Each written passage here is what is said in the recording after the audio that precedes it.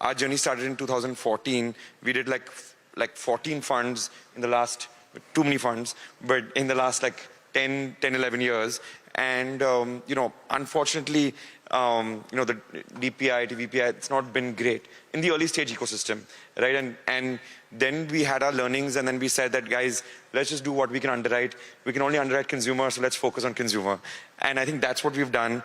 And I think for us personally, that's what's been super exciting, because, the journey, the next decade will be defined by the 400 million aspirational Indian consumer who will pay and with their wallet, and that aspiration is what we are after. And hopefully, if we chase the right entrepreneurs who are betting on the right categories and the right brands, I think those ones will be the winners of tomorrow. Fair enough. Krishna? He's being a little modest. His direct investing included a small company called Nykaa, which he put in 10 crores, which I think when he exited was more than 1,400 crores. So he makes the rest of us look like a little foolish. So it's not only permanent capital, it's smart permanent capital. And you should talk about family offices to Harsh uncle and give it, not your dad, Harsh Goenka. And talk about how good family offices can be. He has a very different view on family offices. But I think that's a different view altogether that he has, where he thinks that family offices just chill and play golf and go on vacations. I think that too. But I think that's different, because those are just investors who just sit and watch. Here, I think, when it's value adding is what you want to do, and you want to truly help entrepreneurs in their journeys, and not just be just be passive investors. So I think that's a different pool of capital, and I think that's also needed, by the way, in the country. But I mean, that's not who we are. We Work India presents CNBC-TV18 The Titans, co-presented by PhonePe. And as on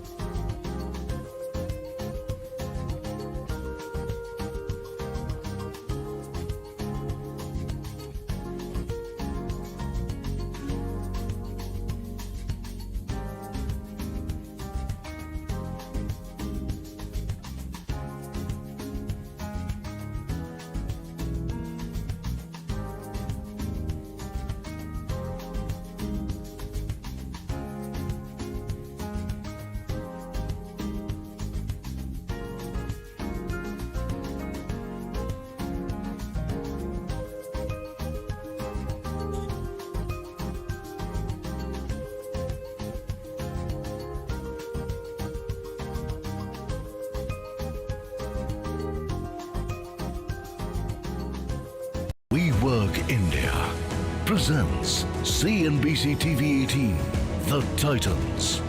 Co-presented by PhonePe. Krishna, you want to comment on at TVS, what's happening and what are you doing, focused on which areas and what kind of, Rishabh mentioned consumer, financial services are the two sort of bedrocks as far as India is concerned in terms of fighting ideas. It has been for the last 20, 25 years. Just give us an overview of what's been happening at TVS. Yeah, we are now in our fourth fund.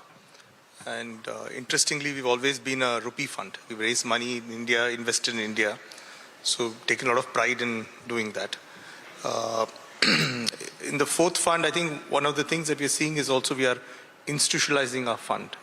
This was started by Gopal, and now you see more people coming in. So like you see in the market as well, families are institutionalizing in terms of family. Gopal Srivasan, yes. Don't give me all the credit. So you see families also putting an institutional setup in family offices, structures and formats in place. And you will see in the market in the next 20 years, significant money is going to move in across generations. You're going to see that quite a bit. There are reports about lakhs of crores going to move in. The second thing that you'll see in the market happening is the PF and NPS money and possibly insurance money, close to 107 lakh crores. A percentage of that will get unleashed into the market. With all that, I think the domestic pool is going to increase quite a bit.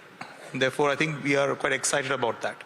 We have, in the first fund, been agnostic of the sector. We've been everywhere.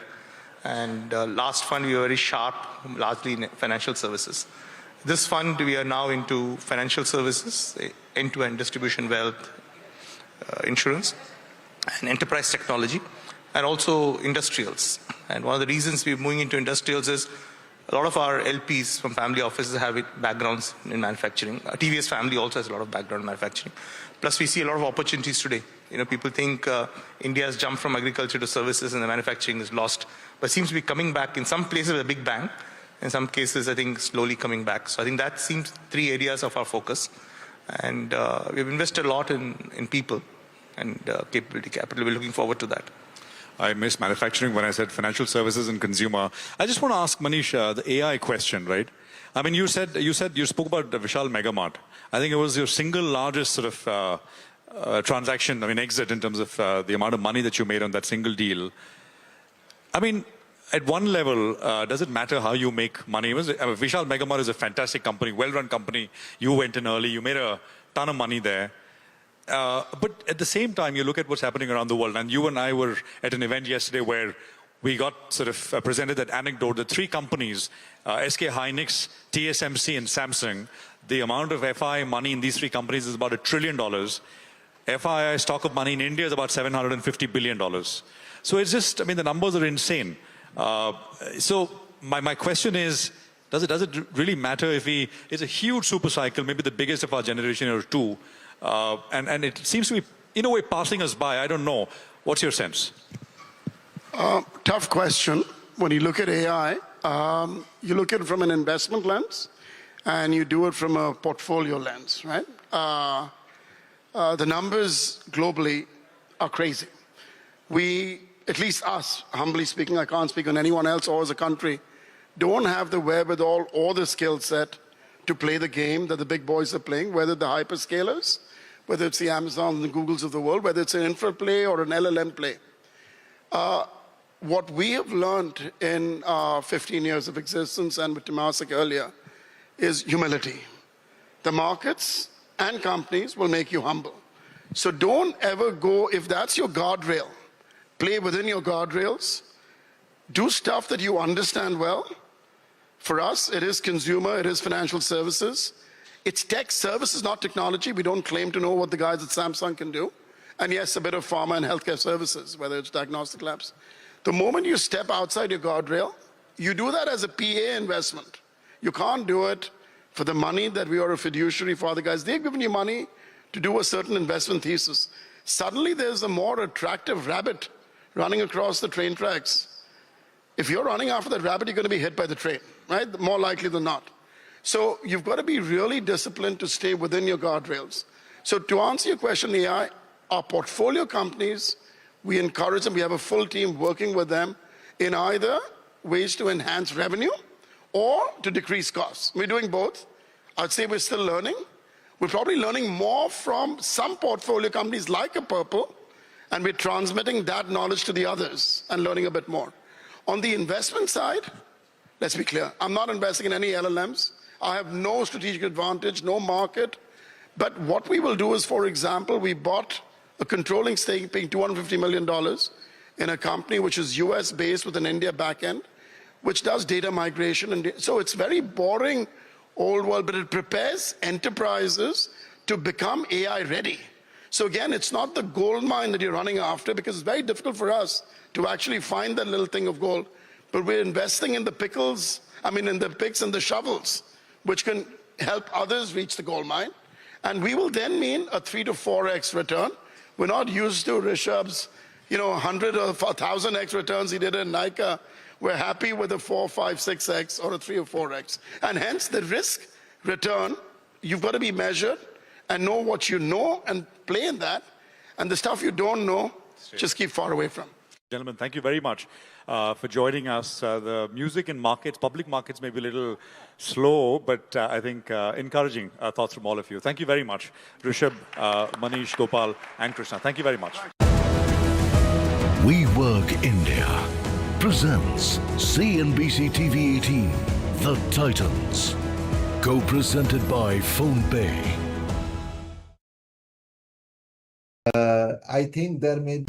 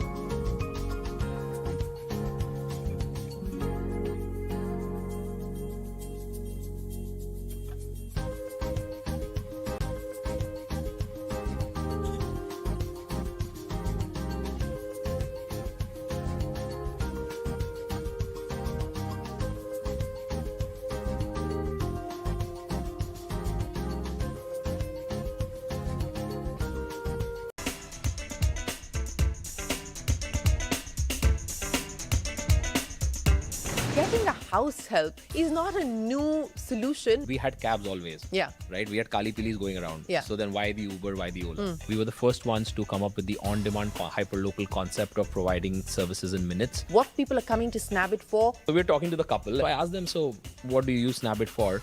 And the husband goes that, my wife asks me to peel the pomegranate every morning. So I've just started outsourcing it to Snabit and I probably get 15 minutes extra of sleep. People feel that they might want to just outsource to someone reliable. Snabit is an answer to that. They make Snabit a habit. Outsourcing your chores to Snabit to keep the marriage equilibrium going. What was that first market experience? We started in my society, which had 500 flats. I basically went down to the security guard and bribed him to send me a lot of house helps. Only 5 of them showed up on day 1. On day 2, it was just 3 people. One of the biggest learnings on day 2 was that time-based pricing works.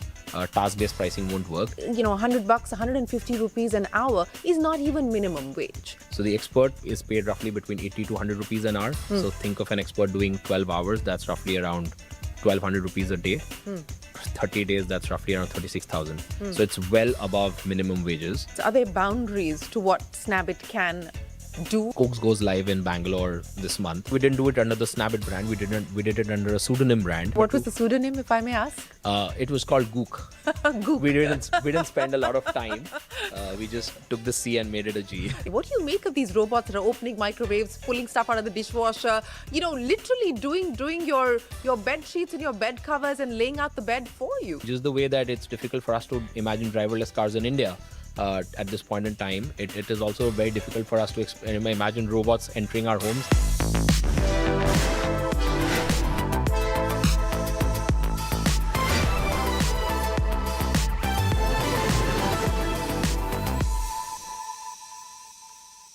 From cleaning to cooking, India's everyday chores have long relied on an informal offline network which is unpredictable, fragmented and hard to scale.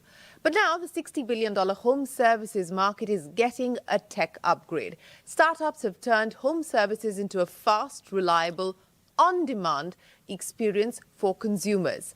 And one of the companies that we speak to today is doing exactly that. Hello and welcome to Young Turks Reloaded. I'm Shireen Bhan. What began as a hyper-local play in Powai in Mumbai in 2024 has quickly scaled into a high-frequency platform and today is looking at bringing cleaning and organizing services to your doorstep in minutes. In under 2 years, the company has grown from clocking over 1 million jobs a month and nearly 50,000 a day across 100+ micro markets in 4 cities. Backed by over 60 million in capital, Snabit is doubling down on its depth-first strategy, driving density, reliability and repeat usage. Now, as competition intensifies and capital flows in, the big question is, can instant home services be India's answer to quick commerce, and could it emerge as the next category disruptor? Joining me to talk about all of that and more is the man who founded Snabit, Ayush Agrawal, the founder and CEO. Ayush, great to have you join us here on Young Turks Reloaded. Thanks very much for joining us. Getting a house help is not a new solution, neither has it been a problem that hasn't found many answers to. It's been different in different parts of the country. Why do you then believe that this is, in your words, the category creator moment of the decade? So look at any of the other categories, right, which you interact with on a daily basis. Groceries, intracity logistics, food, travel and entertainment. You'll probably have to press 2-3 buttons on your mobile phone right now to get an answer or to get a ticket to somewhere, get a cab or get a packet of chips. And compare it with how the house help segment operates, right? Completely informal. If you need another house help, it's probably a month-long journey to find someone reliable, only to find out 6 months later that the person leaves. Even during those 6 months, they take multiple leaves, which are erratic in nature. So this category is basically like, for example, we had cabs always, right? We had Kali Pilis going around. So then why the Uber, why the Ola, right? So the answer is that, the category is operated offline. There's a significant wallet share that exists for every urban household. It's just not been digitized. It's not been made convenient. And that's what we are doing. And we're doing it slightly differently. All the effort that was made before Snabit launched in this category was to either create an agency of sorts, a digital agency of sorts, or to offer subscriptions. I think we were the first ones to come up with the on-demand hyper-local concept of providing services in minutes. And I think that did not just found great acceptance, did not just find great acceptance from the consumers, but I think it as a platform really worked with the supply side as well. I want to go back to your time at Zepto, because that's really, when we're talking about category creation, the 10-minute quick commerce category has seen an explosion in the last few years, and Zepto has been part of that. Now, what was it that you took away from the Zepto experience, and did you actually pitch this idea within Zepto? Yeah, I think so.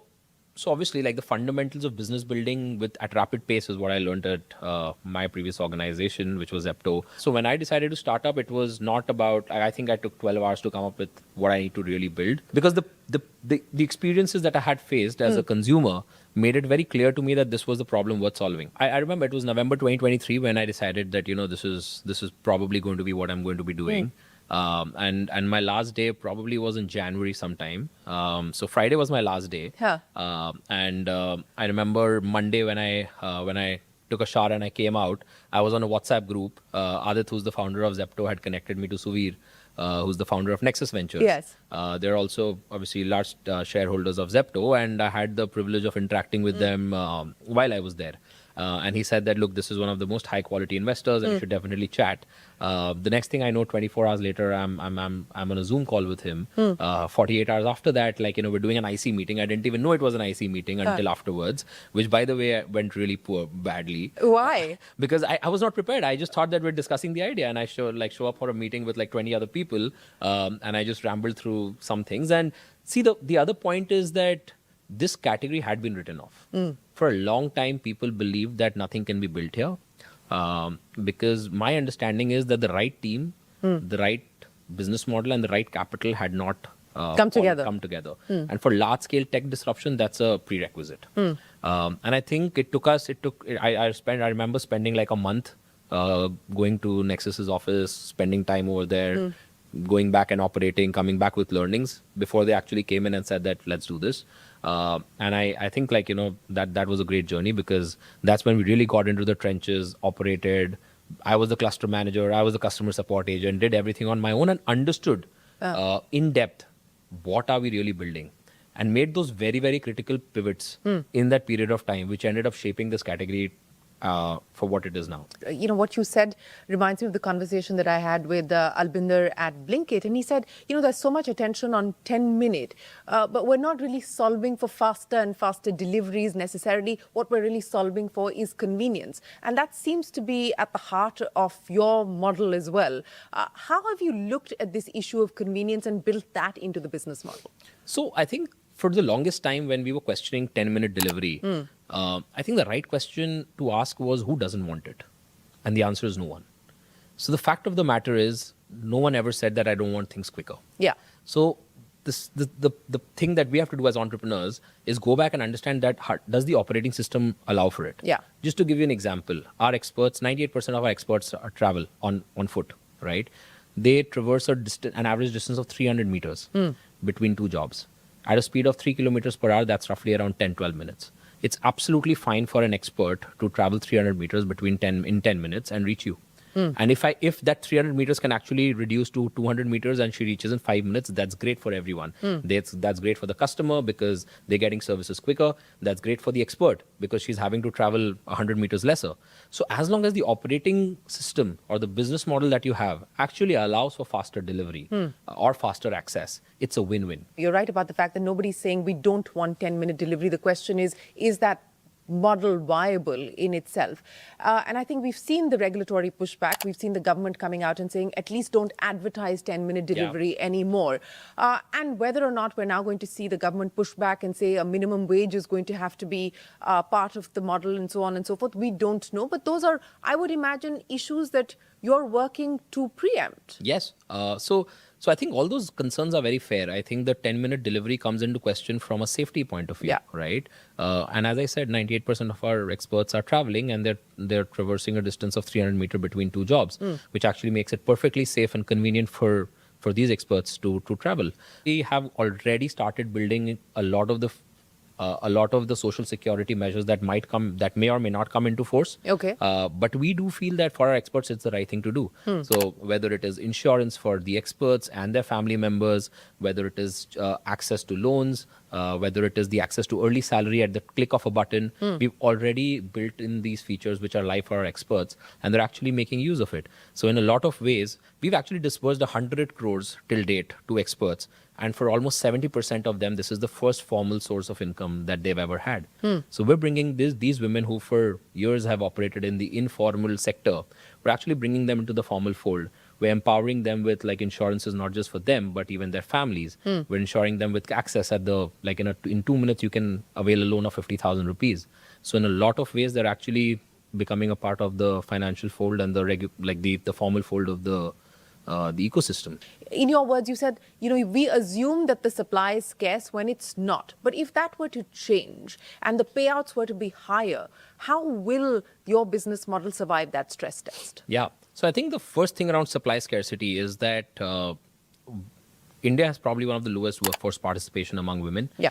These women don't have easy lives, right? They have to take care of the home, they have to take care of the kids, probably in-laws, which means that it's not easy for them to do a 6-day work week anywhere else. So the fact that they can actually be working somewhere where they could do a shift which is as short as 4 hours, or work for and they can decide that. And they can decide that. And they can do days which would be just probably 20 out of 30 and still. But once they're on that shift, if they sign up for whether it's 4 hours or 8 hours or 12 hours, once they sign up for that shift, then they cannot reject work that comes their way. Once they show up and once they're at the location and they've logged in, then they're expected to accept jobs. Even then, they are given certain amount of leeway in the number of jobs that they could reject per week. So we obviously build for exigencies that could happen, but it's not a given that every job that comes to them, they have to accept it. The other part is that they could just show up 20 days a week and still 20 days a month and still it works. So that flexibility in shorter shifts and choosing which days you want to work, it actually allows them to lead a very comfortable life and actually start earning, something they might not have been able to do in the absence of a platform like Snabit. So what is the average earning of an expert on Snabit today? The average earning of an expert depends on the number of hours she works. Yeah. So assuming they do 4 hours. If they're doing 4 hours, it's roughly around 10,000. Okay. If they're doing 12 hours, it could go up as high as 40,000. So let's talk about this volume of work that is going up at this point in time. You've just done a milestone for March where you've done your highest number so far. What is that? That's 1.1 million jobs. 1.1 million jobs. Now, what are the kind of people that are actually using Snabit? Who is coming to Snabit at this point in time? So I will talk about 4 use cases, four different types of people. Our core user that we go after is a mother. She needs to manage 10 things at home. She has a house help. The house help doesn't show up twice or thrice a month.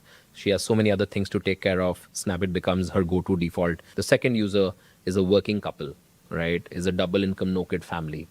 They actually prefer convenience and flexibility more as opposed to predictability and rigidity. The third kind of customer that we're going after has full-time house help, lives in a 3 or a 4 BHK, and has all the means. But even for them, they want to supplement the work that their house help needs to do. So I call it help needs help. That's what they end up using us for. And the fourth and the most interesting part is that for a lot of homes and lower income households, it's not always possible for them to have a house help for the entire month. So that's the fourth kind of cohort which is actually starting to use these services. $100, 150 rupees an hour is not even minimum wage. And that's where I'm pressing you on, that if you were to move down the road of minimum wage, will this be viable for the customer and for you? The maths works out in a way that if you're basically paying 150 rupees, I am able to make profits at a certain utilization number, and the expert's earnings need not be sacrificed. So the expert probably is paid roughly between 80 to 100 rupees an hour. So think of an expert doing 12 hours, that's roughly around 1,200 rupees a day. 30 days, that's roughly around 36,000. So it's well above minimum wages.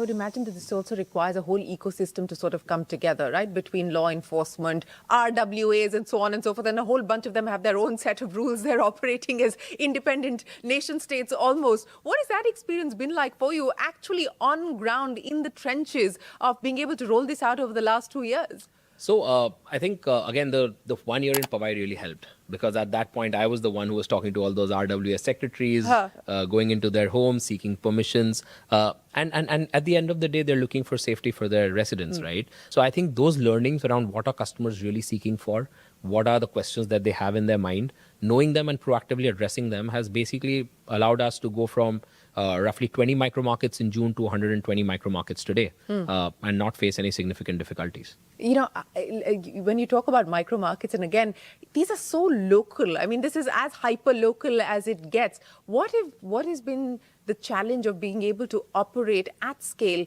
from a Chembur to, you know, a Noida, and what have been some of the differences that you've had to incorporate as you go along, as you've expanded nationwide? There are core playbooks which don't change, which is like, you know, what are we really solving for? How does the operating system work? How does the network design work? And then there are things which change with the kind of customers there are. For example, if you're launching in South Mumbai, you cannot really do RW activities. You have a lot of flatbed over there. So the way in which you reach out to your customer or the way in which you market to your customer is very different in South Mumbai versus what you would do in Noida, where you can probably, like, you know, collaborate with RWAs and actually have activities. We actually divide our micro markets into nano markets, and operate in, like, you know, even what's smaller. the density when we differentiate between a micro market and a nano market? A micro market has 25,000 households at least. A nano market has at least 500 households. So sometimes a nano market could just be a large society. And again, this is important for us because our experts are on foot.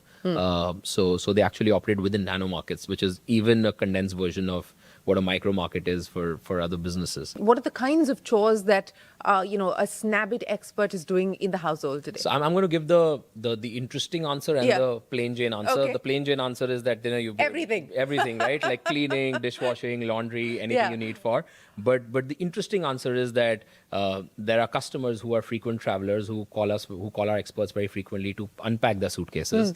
There are a lot of people in NCR who basically call our experts every time the winter's getting over, then they want to peel peas and store it in a container, because that's a tradition of sorts, right? That happens in every household.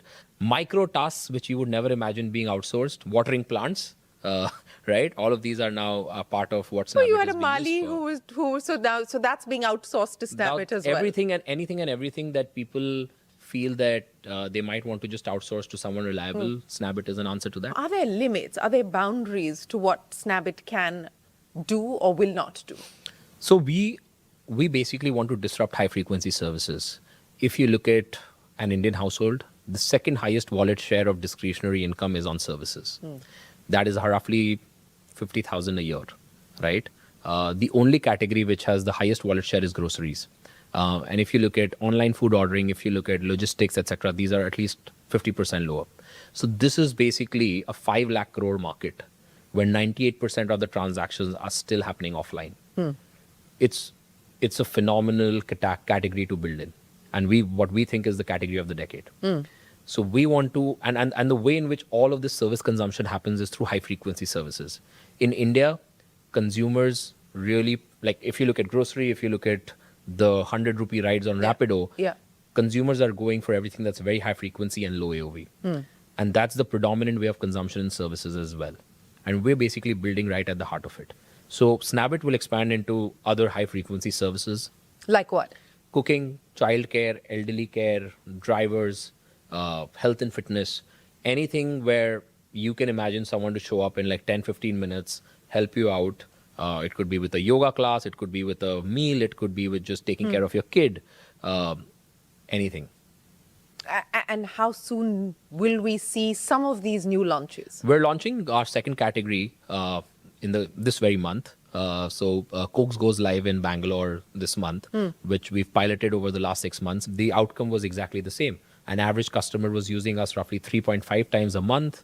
There were primary and secondary cases emerging. Retention was extremely strong. The NPS was very high. We ran it for 6 months within a micro market, scaled it to roughly 200 jobs a day. And now we've decided to fold it into our platform. You've raised raised a significant amount of money. You're in the market looking to raise another round at this point in time. What are you using the money for? So I think, as I said, right, when in January we were doing 100 jobs a day. Today we're doing 40,000 jobs a day. We think that this category can grow from 40,000 jobs to 1 million jobs a day in the next couple of years. And that will mean that, we need to invest in building the right infrastructure, getting the right team, and educating customers, onboarding experts. So you're using the money to on your real line, which is the experts, or are you using it to acquire customers? So I think the part about building a marketplace is acquiring the expert and acquiring the customer. So that's obviously the right investment to make, and that's predominantly where I would say roughly 50% of what we spend every month goes towards. Obviously, a lot of it is to solve for runway and to solve for the fact that we're always incredibly well capitalized. How much runway do you have today? A few years. So yes, it's safe enough. But I think the growth trajectory that we're on, the fact that we want to launch more cities, more categories, we think that it's always good to have enough, a strong balance sheet. And I think that's why we're raising capital. What is the expansion plan now? You said you're in 120 cities. How? 120 micro markets. 120 micro markets, yes. So how many more micro markets do you intend to add? Our plan is to go deep into micro markets as opposed to expanding into more. So while we might continue to increase to 200 by the end of the year, a lot of our focus will be on generating more throughput for every micro market. As I said, driving density within a micro market solves for the customer because they get faster, reliable services. It solves for the expert because they get to earn more because there are more jobs. And it solves for the marketplace because it gets closer to being profitable. So that's where our focus is today. So back to the funding, how much money are you looking to raise, and what's the investor response? So I think, we were the ones who created this category. Back in 2024, the leap of faith that investors had to take was that, is this working? Is this going to work? I think that answer has been answered. So the fact that this really has very, very deep product market fit is something that investors are very clear on. Another thing that investors are extremely clear on is how big this category is. And I think the only question that investors currently have is around the economics of the model. Yeah. Which I think to a large part we've solved for. But yes, having said that, there's a lot more work to do because it's not just about few micro markets. It's about making more and more micro markets profitable as they become mature. And I think that's the one thing that will play out in the next couple of quarters for us. But overall, I think investors really understand this category. They're very excited. Given that I call it urban India's last offline habit, because when it comes to consumer internet, it's most of the large wallet shares have already moved online, and billions of dollars have been created in terms of market cap by internet first companies. Yes. So the kind of opportunity that we're sitting on here with instant high frequency services does not exist in consumer internet, in our opinion. So I think investors are really piqued and interested about it. It's just that as economics get proven out, this category will get more and more interesting. Consolidation. You've just done the pink deal. Do you see more of that? I think this market should consolidate because as we've seen, most of the consumer internet categories have 2 or 3 players. And I think the acqui-hire that we did of Pink has been really helpful. The team has actually folded into the Snabit ecosystem and is helping us massively. I don't know if there'll be any further consolidation given that all players have enough pools of capital, but we do see this as a very execution heavy business and we do see probably a couple of players emerging out of this. What is the moat to your business? What is the moat for Snabit that you're working for? When you think of a moat, you basically, in a marketplace business, one of the biggest strengths is network effects. Those network effects are basically what we term as density, right? If you're a hyperlocal business, you need to win every hyperlocal market that you operate in. And you can only win it by being the most reliable platform, because if you're reliable, that's when customers opt for you first. And that is a function of just driving more and more density.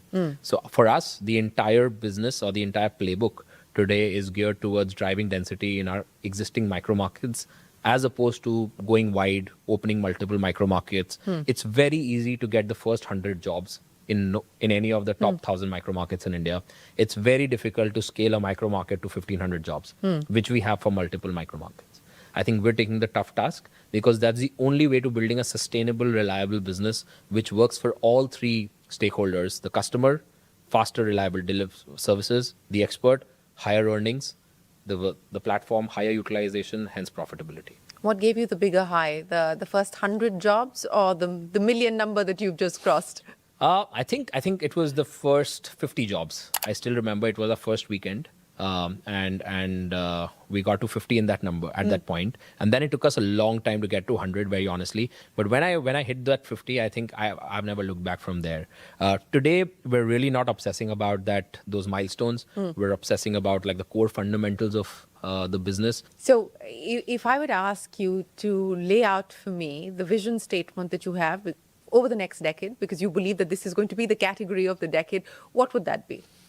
The top 50 million households in India use us every month.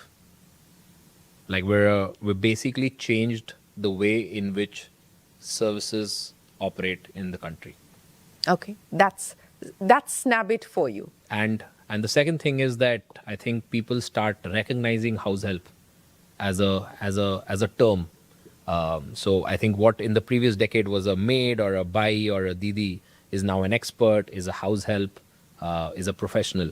I think that's the journey we want to have in this decade. Thanks very much, Ayush, for joining us here on Young Turks Reloaded. We wish you the very best of luck with Snabit, and we look forward to hearing much more from you on your growth plans, as well as making Snabit a habit for a large part of India and Indians. Thanks very much for being here on the podcast.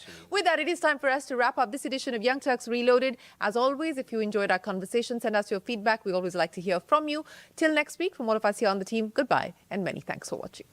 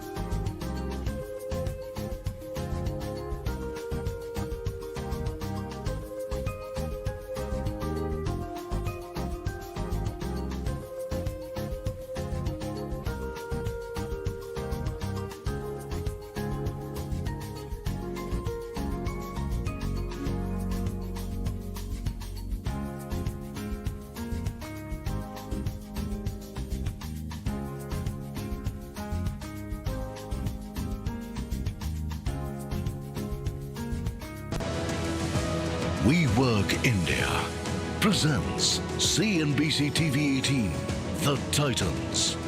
Co-presented by PhonePe. I don't know how to start this without being a fanboy of all the products that you have to offer, be it some of the Ginger hotels because Taj I can't afford. Leela's you see from outside, take pictures of.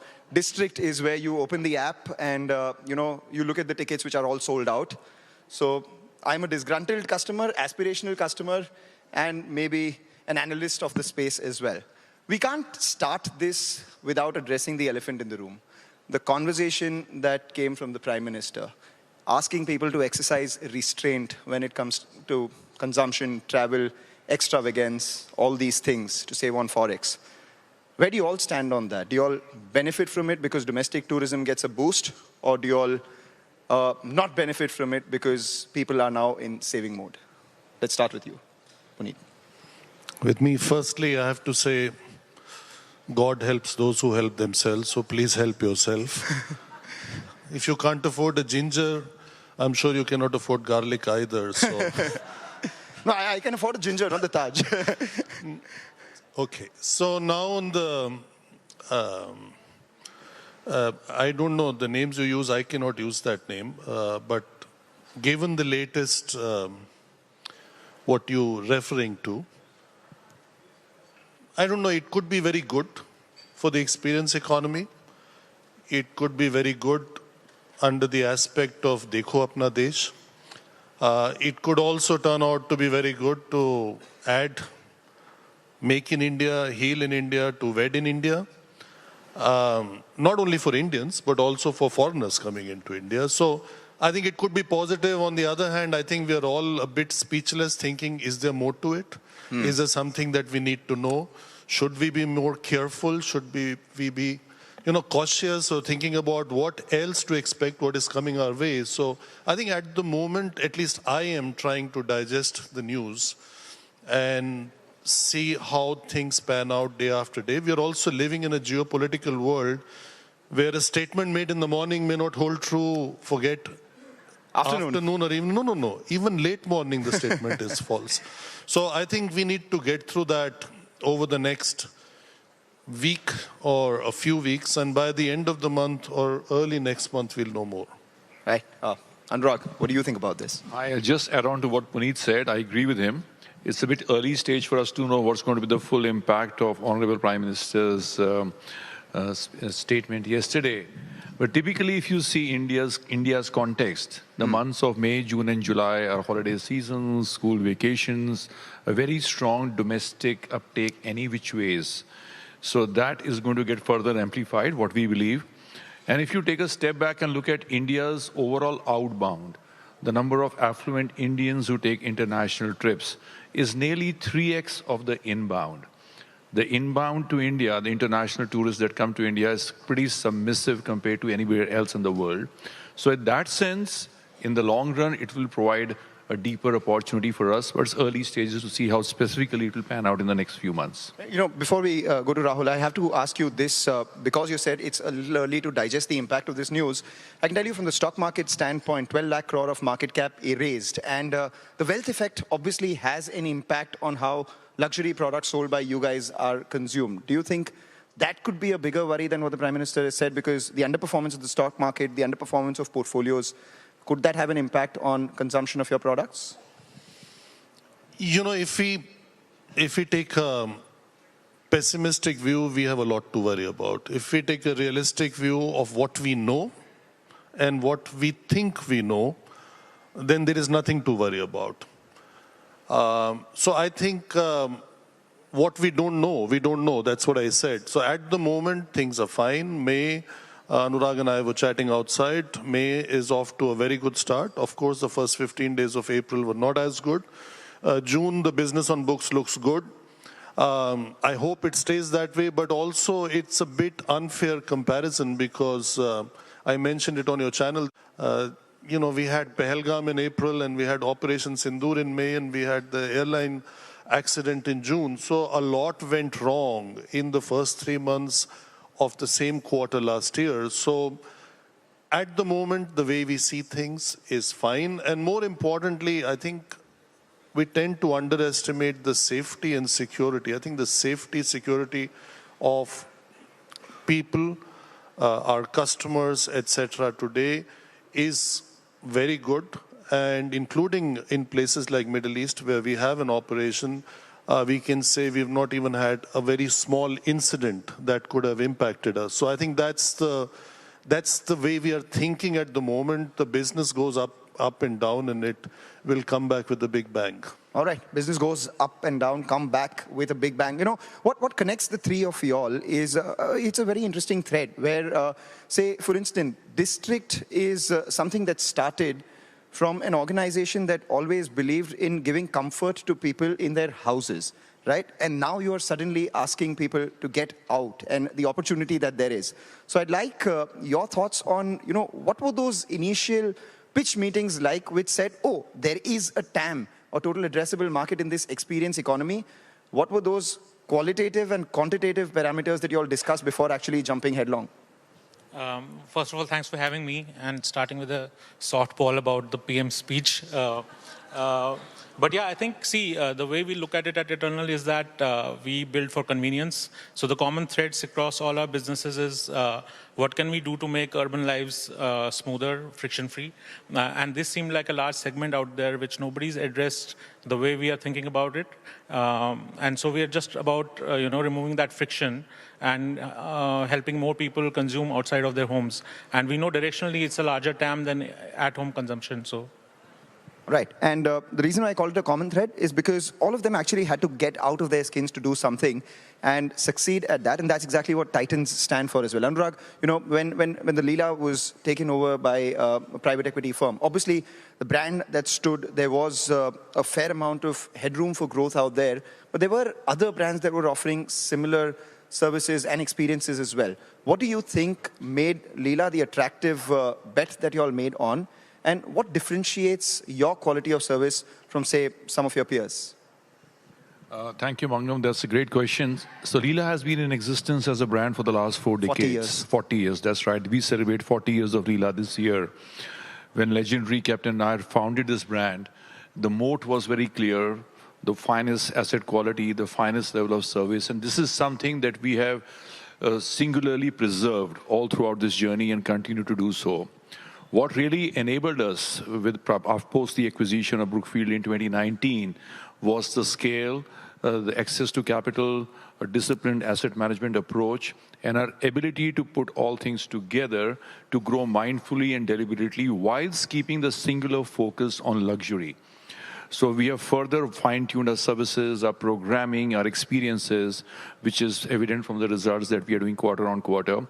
And we believe, because in this particular space, there is a lot of runway ahead, and there are tailwinds at a macroeconomic indicators to support this focus on luxury from experiences, because that's where the new consumer is moving, and that's what they want to experience. Right, and that brings me to Puneet now, because again, something that is not of extreme comfort to a group that was earlier known as the Taj Group and now known as the IHCL Group, largely because you wanted to diversify your revenue coming out from Taj, get into products which are not more luxurious than Taj, but more affordable, accessible to people like me, say something like a Ginger and all these things as well. So what was the call that you took out there when he's saying that there is a lot of headroom for growth in luxury? You're also seeking something at below the luxury pyramid as against above.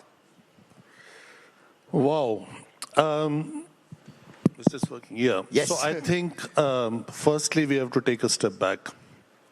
The evolution of the nation was reflected in a group getting called Taj Group, which was never the name.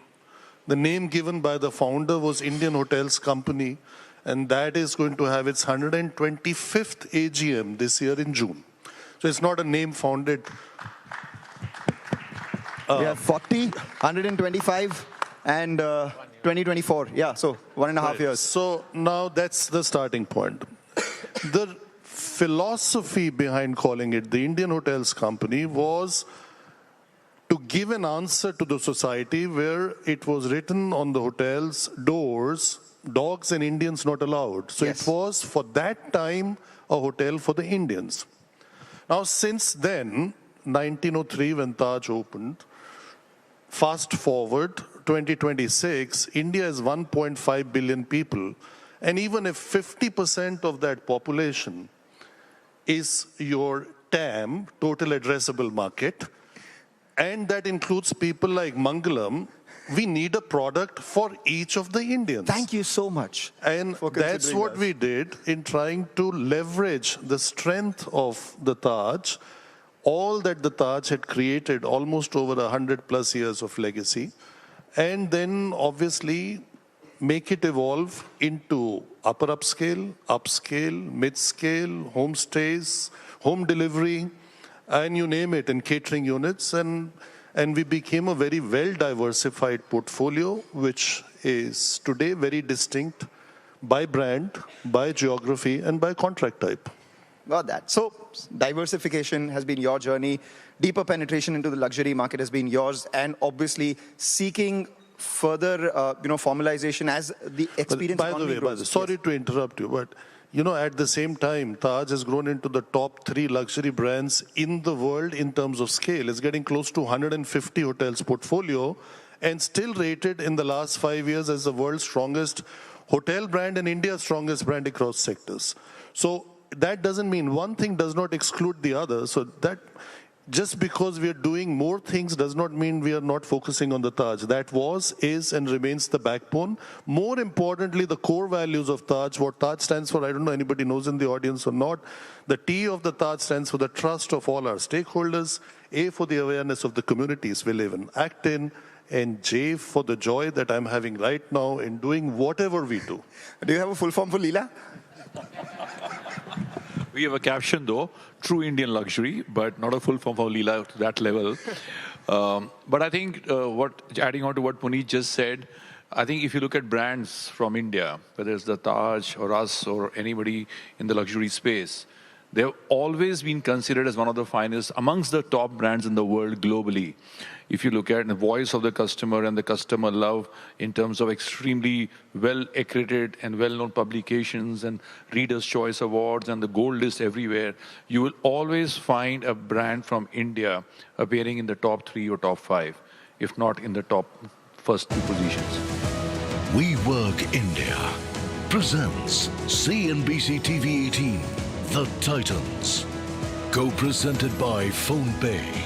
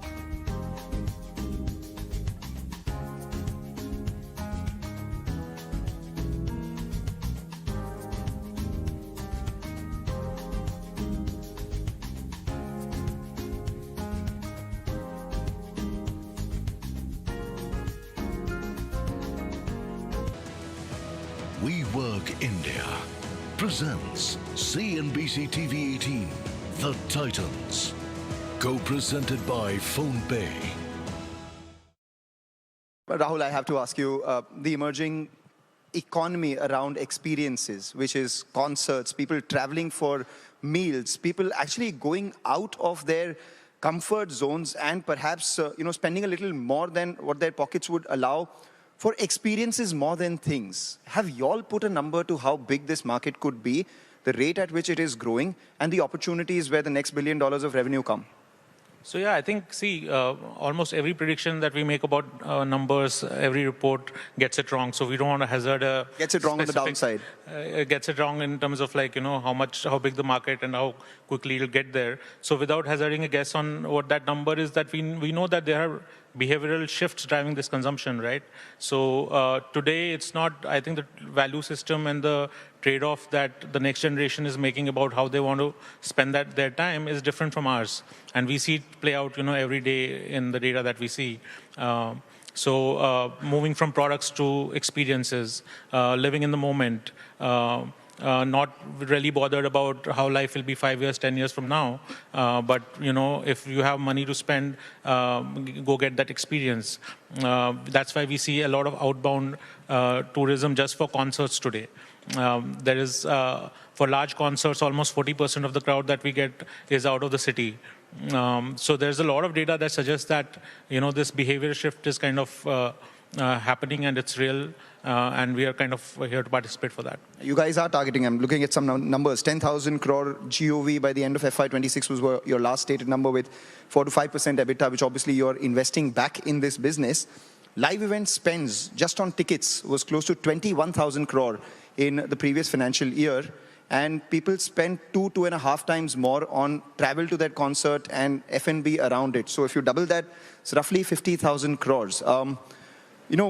What are the challenges? I have to ask you this, because for every great live concert that happens, there are a bunch of disgruntled people who say that we never got tickets because maybe the organizers gate-kept those, or we didn't get a good experience because the road to the concert wasn't as good and all these factors. So what are the challenges while the opportunities are here for us on the numbers? Yeah, that's a good question. I think there are a lot of people are curious about the industry now, and they are looking at the great outcomes. You know, there are concerts that are full, they're selling out, even cricket stadiums are full and so on. But I think for us to be consistently delivering that kind of experience, the limiting factor becomes the physical infrastructure today.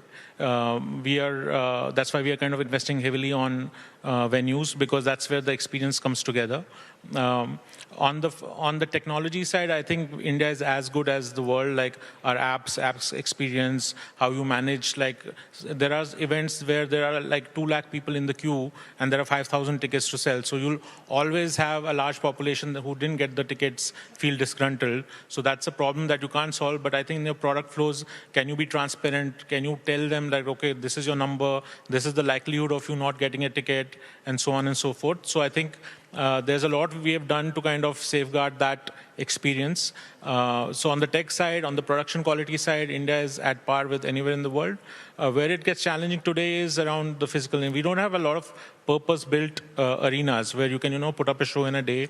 So for the P&Ls also to be viable, that has to happen, because we spend a lot of money and time just building infrastructure for 3 days and then destroying it the next day. So that's where the kind of bottleneck is today. And that's exactly where I believe that perhaps could be a challenge for someone in your industry as well. Because as the average room rates go up, as the overall cost of a holiday in India goes up, immediately you're not comparing it with other Indian destinations, but you're comparing the overall cost of the holiday to nearby destinations from India as well, where the experience for the same amount of money is a lot better, largely because of the infrastructure. So a lot of the experience is outside of the controllable of the hospitality industry. Could that be a challenge? I agree with you. I think as far as the hospitality space is concerned, like I said earlier, we are right at the top in terms of the warm, gracious, Indian style of luxury service that we provide, almost intuitive service that we provide generally in the sector. But outside, you see, your luxury journey is not just about the hotel. It's like about frictionless travel. Exactly. So that's something that needs to be worked upon. Things are improving now on the infrastructure side, but if you look at the whole experience bubble from the time the guest arrives at the airport to the time when he takes off back to his country, the destination management, the key tourism spots, all that can be managed better. So there is a lot of work to be done on that side.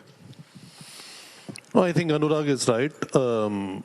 I don't want to repeat what he said, but one thing is there with the train systems improving and the highways improving. I think a lot is changing. I can only say a few sectors like Delhi, Jaipur, or Jaipur, Savai, Madhepur, going to Ranthambore is a highway par excellence. I mean, it's nothing better than that. I did once Lucknow to Agra 6-8 months ago. I think that was also phenomenal.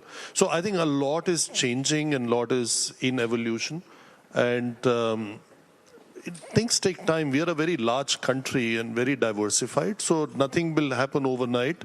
But what has happened in the last 10 years is commendable and just gives us a lot more optimism to build hotels in these new destinations because they are more accessible and easily reachable. Wonderful. Just as we have 2 minutes to wrap, I'll go forward with some of the, ribbing each other sort of questions here. When you go to, say, Leela, what is the first thing that you notice? Wow. Shall we do it in a lighter way? Anurag, is it okay with you? Go ahead. When I first enter, let's say, a Leela in Chanakyapuri in Delhi, I see a combination of Taj Palace and Taj Mansingh. Why would you say that? The architecture is such, the arrival experience is such, but It's twice as good. and because they came 80 years later, so many things are improved upon, like our highways. But then comes the next challenge. I see a lot of people walk up to me, like here in Geo. and it seems all of them have been trained by Taj.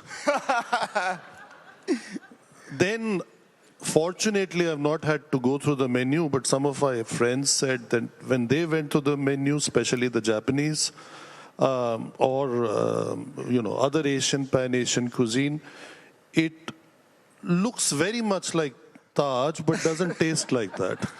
He's not holding anything back. Thanks, Puneet. Hi, thanks, Puneet, for the lovely endorsement. So we've been able to attract some good talent as well. When you go to one of the Taj hotels, what is it that you see? Well, I have to be very careful because my wife spent a very significant part of her life in Taj under Puneet's So next time you go to Leela, you'll also see... No, but I think what really strikes me about Taj is the warmth that comes across, the level of service that every associate is able to take, a decision that every associate in anywhere, and I've stayed in many Taj hotels as a guest. So that really strikes out. I'll just add one sentence to it, but whenever I go to his house, I find the Taj because the wife is there. And if both the Leela and Taj were to list on District, what differentiated user experience would you provide the guys who are looking for that sort of luxury? Oh, wow. I'm making a business deal for you here. No, I think, all the feedback that we get from consumers today is that we are trying to disrupt in category where not a lot of product innovation has happened over the last 20 years. So I think that's a great kind of endorsement for how we've kind of tackled this category. And if these giants of consumer brands in India, they have to list on District, I think the credit would go to CNBC-TV18 for this. Yes, and I think it'll be happening. And a commission. And we already did, right? For Rolling Loud last year, we as I was saying, 40% of people were out of town from Bombay, and we sold hotel packages, and I think they sold out along with the tickets. So I think there's a lot of synergy there. So I'm also doing a sell here. So all right, we'll allow you all to explore the synergies back in the WeWork lounge out there. But this is all about the experience economy, emerging headroom for growth and challenges, and a lot of leg pulling between the legends as well. WeWork India presents CNBC-TV18 The Titans, co-presented by PhonePe.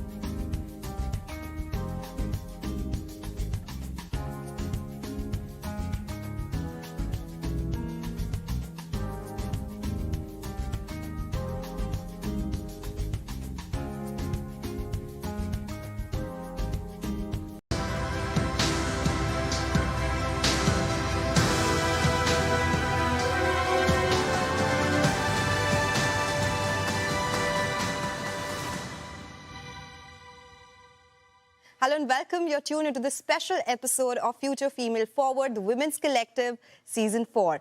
And while we talk about equity and the other aspects of how women can be bigger participants of the economy, of course, finances, how they invest and how they are part of the overall economy makes a very important conversation to talk about.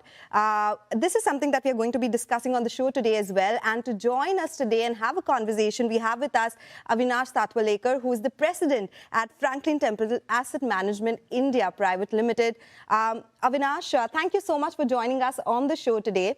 And there's this interesting trip that you took. There's this campaign that Franklin has. Tell us more about that, Change the Soch. You traveled all the way from Kashmir to Kanyakumari. Firstly, Sonal, thank you for having me on the show. And one slight correction. It wasn't Kashmir to Kanyakumari, it was actually the other way around. Oh, sorry. It was Kanyakumari to Kashmir, and it was done with that mind that we wanted to move upwards. So what the campaign was it's called Change the Soch, and it was a investor awareness drive. And the idea was to do investor awareness programs right at the grassroots level in rural India. So we started in Kanyakumari and finished up in Srinagar in 30 days. So did 4,100 kilometers, 21 cities. Wow. And 30 days, like I said. So. Oh, wow. So, you know, something must have prompted this trip. It's a long one. Did you look at some data? Did you find some sort of inequality or inequity which led you to take this long trip? So I'll tell you where it started, right? So in March 2023, for Women's Day, we had a gathering of all our employees in the Mumbai office, and I asked this what I thought at the time, a very innocent question that, okay, how many of you are investing in mutual funds? And pretty much everybody's hand went up. So I said, how many of you are actually deciding the investments in those funds? No one. Barely any, right? And so I was like, okay, well, I mean, so who's doing the investing for you?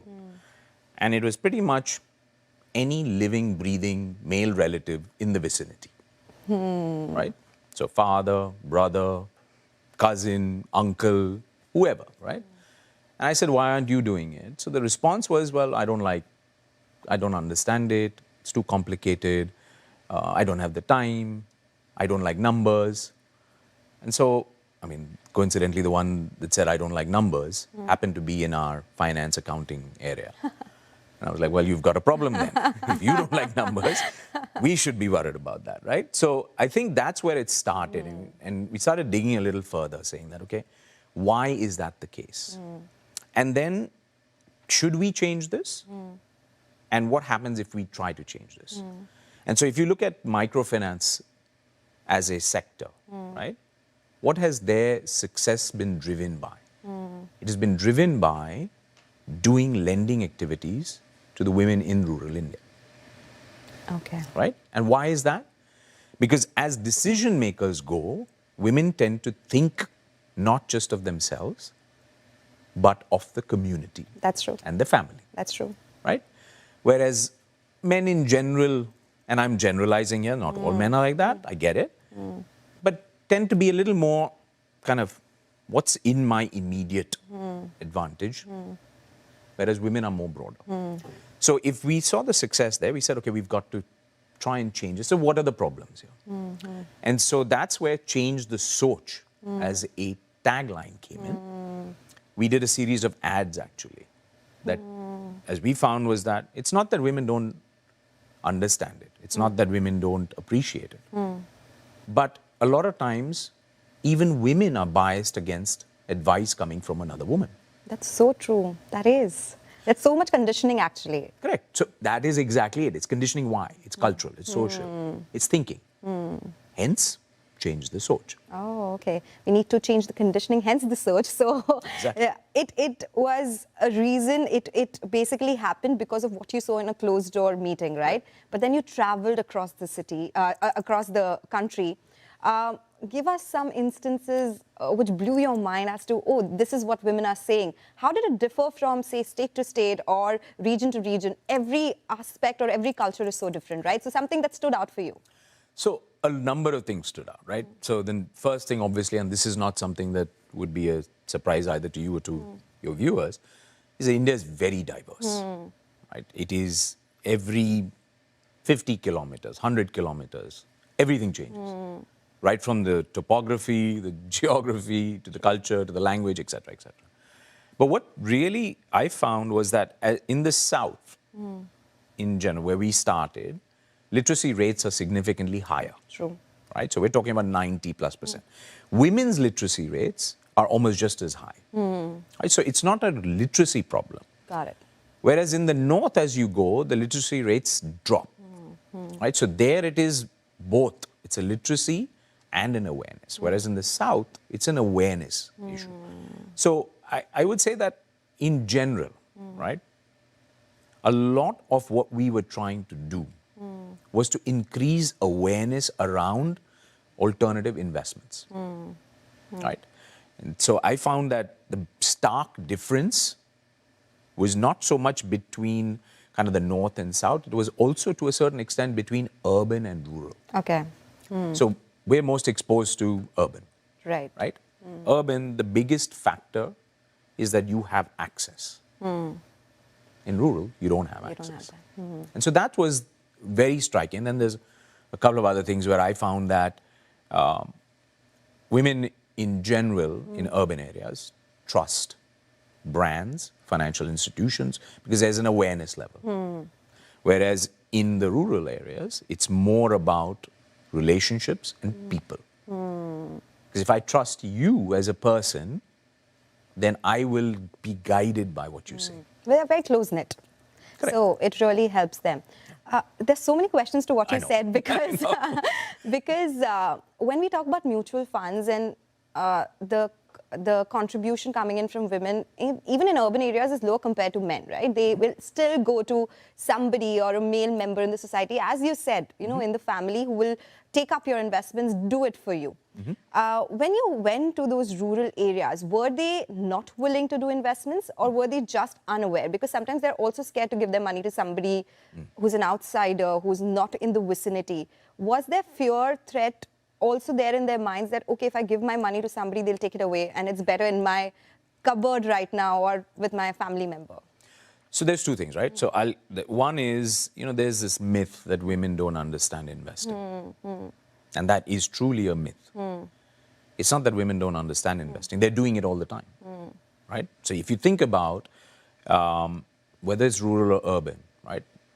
How many women and mothers run the house? All of them. All of them. Yeah. What are they doing? They're doing it on a budget. So what are the decisions they're taking? Those are asset allocation decisions. True. Right? I'm allocating to education, I'm allocating to food, I'm allocating to clothing. And in spite of all of that, I'm also allocating to saving because they managed to save out of that. True. What we're saying is you're already doing it. What you're doing on the saving side, you need to start converting into investing. True. Right? So that investing is now restricted to your point, what can I see, feel, touch, understand? And what do I know? Gold, money, Gold. cash. Right? Cash. Bank accounts now, because Jan Dhan has done an amazing job, so everybody has bank accounts and deposits. And then chit funds. Yes, that is the biggest one in rural areas. It's so true. So it's not that, so that's why I don't buy the argument that they're averse to risk.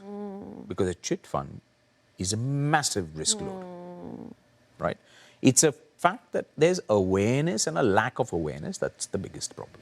So do you think, so how do you fix that first up? How do institutions like yourself, you did it. Yep. We need more participation from institutions coming by. How do we go about fixing this problem? Because maybe a 30-day trip that you took did put it in their minds, but we need a continuous conversation around it, right? How do we go about getting into the rural areas where maybe literacy is also low and so is the awareness? So I'll tell you what, I think after the second or third stop, so I think I realized very quickly that what we're doing, I mean, it was to a certain extent, we have a hypothesis. And by the third city, we had proof of concept done. So this is needed. This is impactful. So then it becomes a bigger challenge. Okay, now we can't just do this once. It's not one and done. You're going to have to think of a way to continuously engage. Because once, I mean, one of the things that we found is that as you start talking to women about, so in Kanyakumari, we had 500 women farmers. Not one of them had heard of a mutual fund, right? I mean, we pat ourselves as an industry saying mutual funds sahi hai, and we've done it. But the numbers are the numbers, right? I mean, we only have 5-6% penetration. So obviously there's a big chunk of the country. So it's not a surprise. But when you sit in a room and you're looking at 500 women and none of them has heard of it, right? By the end of the session, they felt confident enough to say, okay, what's the next step? So exactly to your point, what do we need to do? We have to increase awareness. And it's not just something that we're saying because the industry needs to grow, etc., etc. It is something that is important from a social structure standpoint. If you look at, I mean, those are the conversations we had. Very few of them have a retirement plan, have a retirement corpus. So right now, India is benefiting. Why?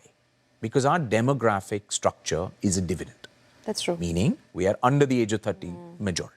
True. What happens when that goes over the edge like most of the other countries in the world? Japan. Where is that social net? We don't have it. We don't have it. Doesn't have it, yeah. So you have to create it. This is not about, I think you need to try and solve the problem when it isn't a problem. And that's what has to happen. So is product placement not a problem? I'm not talking from a mutual fund perspective because a lot of products, there was a study which I read earlier that a lot of products are not constructed in a way which benefits women. A lot of them, a lot of financial products. Do you agree with that thesis? So I'll tell you what, products are not structured for a gender, right? Products are structured based on your understanding of investing and your sophistication around it. Let's take just simple things, mutual funds to AIFs. That's true. The difference is not in whether it's male versus female. The difference is in my ability to understand an AIF complicated structure versus a straightforward, simple, transparent mutual fund. So it has nothing to do with gender. It has to do with the fact that in general, we have tried to, as an industry, constantly innovate. And that's what we need to do. But we do need to take a step back, I feel, and create a basket of solutions that are simple, that are straightforward, and are solving certain problems for women. Now, before you get there, right, what are we talking about, right? There's not, the issues you would want to solve for are no different than the issues I'm trying to solve for when it comes to financials. But the method in which you go about doing it and the method that and I'm saying I as in male versus female, are different. Women in general, we have found, are goal-oriented, which to me is the absolute correct starting point for any investor. Start with what your goal is, right? And then fill in the blanks. Work backwards from there. Your product discussion is the last discussion. Your fund selection is the absolute last thing. Because that is just a tool to get you to your goal. So there is no male versus female there. The only difference is women are far more goal-oriented, which means in our current structure, can we create goal-oriented solutions? And how do we do that? So I think the most recent one, the lifestyle funds, right? That SEBI has introduced a new category. Brilliant. Absolutely brilliant. Because then you have a certain target. Now, is it going to fit for everybody? No, it's not. Really. But you have multiple options in there, so you can find a fit. If that's not enough, we as an industry and we as a fund house also are looking at things to say, how do we kind of put these solutions together that will help? That's true. We are reaching, I know we are at 80 lakh crore rupees in terms of AUM. We should be reaching 100 very soon in this fiscal itself. So we need more participation from women, for sure. It's quite low right now.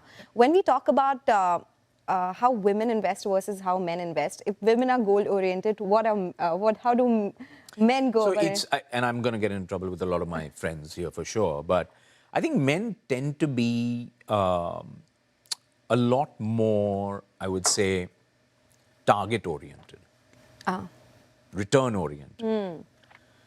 And and I think some of my friends have already heard me talk about this, but I'll tell you, it's the Saturday night problem. Because when you're sitting among friends on a Saturday night, when you have a conversation, we're not very broad-minded in the sense that we don't have variety of discussion topics. It's either politics or it's the markets. That is so... Right? That is true. So when you're talking about the markets, what are you going to talk about? You're going to say, well, oh, you know what? I just invested in something, it doubled. This game, yeah. Yes. It doubled, right? That is so true. Now, if I don't have anything to contribute, and my answer is, well, I'm doing an SIP in a mutual fund and it's steady Eddie, I don't get invited next Saturday. Right? So that's the challenge. Whereas for women, they're not talking about that. I'm solving for a problem that I want to go on a vacation, or I want to go buy a house, or I'm solving for my child's education. 9 times out of 10, you're not even talking about that.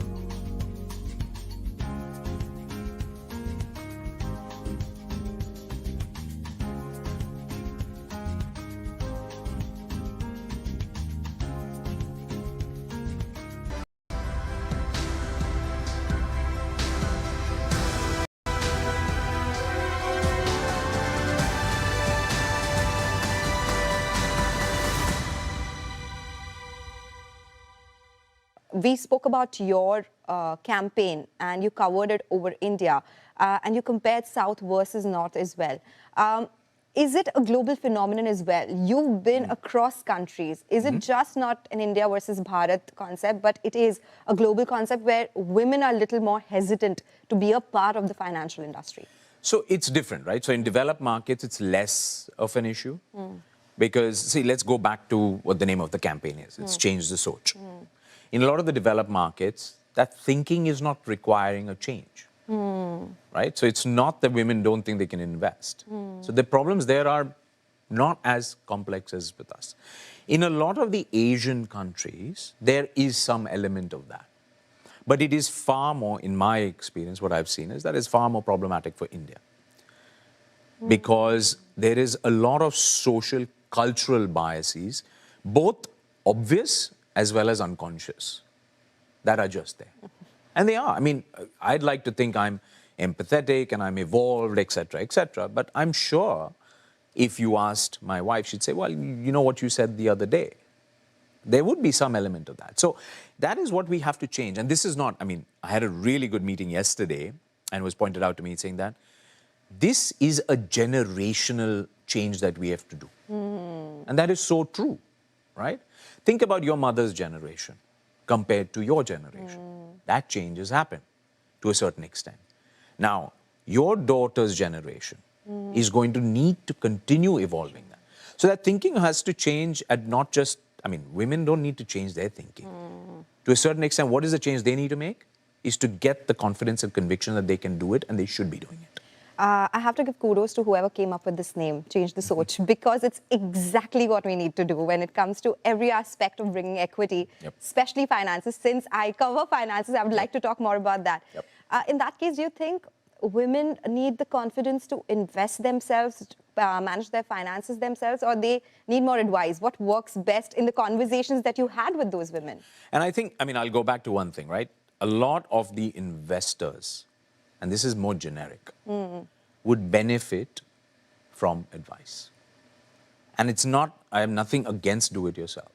It is do-it-yourself if you have the time and you've gained the expertise and you've spent time understanding it, by all means do it, right?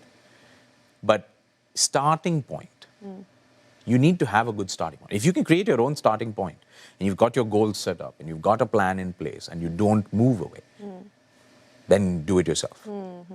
The benefit of advice comes in when starting that plan, putting that plan together, and then adhering to that plan, especially when we're going through a period like this, where the markets seem to be just going nowhere. If it's up one day, it's down the next day, and for the last 15 months, it has gone essentially nowhere, right? So then you start, if you're doing it yourself, who are you debating that with? With yourself. That's not a good debate to have. It's a hard debate. It's not a good debate. It's a hard debate to have, right? That's true. Whereas, if I'm debating it with an advisor, well, one, I have an opportunity to vent my frustration. And then the advisor's job is to make sure that I stay on track and point out what my goal is and what are we trying to achieve and remind you of that. That's all.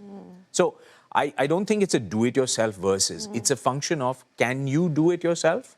And are you going to be able to resist making the mistakes? And if the answer is yes, by all means. I'm a part of a lot of these financial groups which are run by women. And I think the first question they all ask about is, which is a very good thing, how do we start our mutual fund investments? They're confused. They ask for advice. And they listen to many people. They have a counter question. They do not really agree with whatever advice they get. So I get what you're saying. It's best to have that conversation or debate with somebody who's giving you that advice, because you just can't go along with it the way it's been given. It has been such a great conversation. So I'll wrap up with another interesting question for you. This is about Change the Soch only. What is the next plan for Franklin here? And one big takeaway from your 30-day trip that you had, and something that you think should change the next time you visit the different cities or maybe the same people again. Okay, wow. That was 3 questions rolled into one, right? So what is the big takeaway? Right? Is that I think the journey that we started needs to continue and get amplified in scale, in size, in reach. So that is something that, like I said, it's not one and done. That is definitely a big takeaway.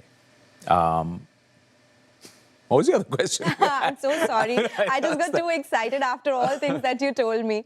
So you'll continue the journey, but what was one of the other big takeaway that you think needs to be worked on the next time that you meet them? So the next time, so it's actually not so much the next time I meet them, right? It is making sure that they've moved further along in that journey. Yeah, how do we do that, right? So that's exactly what we're working on right now. How do we help them take that next step? Is that working with partners? Is that working with distribution partners? Is that working with our bank partners? Is that working with... Because you can't do this on your own. No individual fund house is going to be doing this on their own. It is going to be a collective that has to work. It is going to be a partnership across. So how do we do that? So we've now put together a plan of saying, okay, what are the different steps that are required, right? If you've all got bank accounts, that means you've all got Aadhaar, right? Do you have a PAN account? You have a PAN number. If you don't have a PAN, then making investments is a challenge. So how do we then help you get there? If once you've done that, how do you get? So it's a series of steps that needs to happen. The end objective is, if we can move that 5-6% penetration to 10%. That's big. It's huge. That's huge. And if we can move women's participation from below 20% to at least 50%. That'll be big. That will be big. And this, it's not like it's impossible, right? If we move, I mean, you're already seeing B30 is much faster growing. That is true, but then T30. Right. Low growth rates, so of course that will. So it's law of small numbers lots right more, now. Yeah. But that growth rate, if it stays at the same level, it will become a sizable chunk. And that's what we need to do. All the best to you for this amazing initiative that you have. And of course, CNBC-TV18 will help you go forward with that in whatever way we can get more women investors. There are a lot of financial products, even by the government, right? So in any way they can be made aware about them and do the process that you've been talking about. Such a pleasure to have you with us on the show today, Avinash. Thank you so much for tuning in. Thank you very much. Enjoyed it. With that, we'll take your leave on this edition of Future Female Forward. But stay tuned to CNBC-TV18 for more news and updates.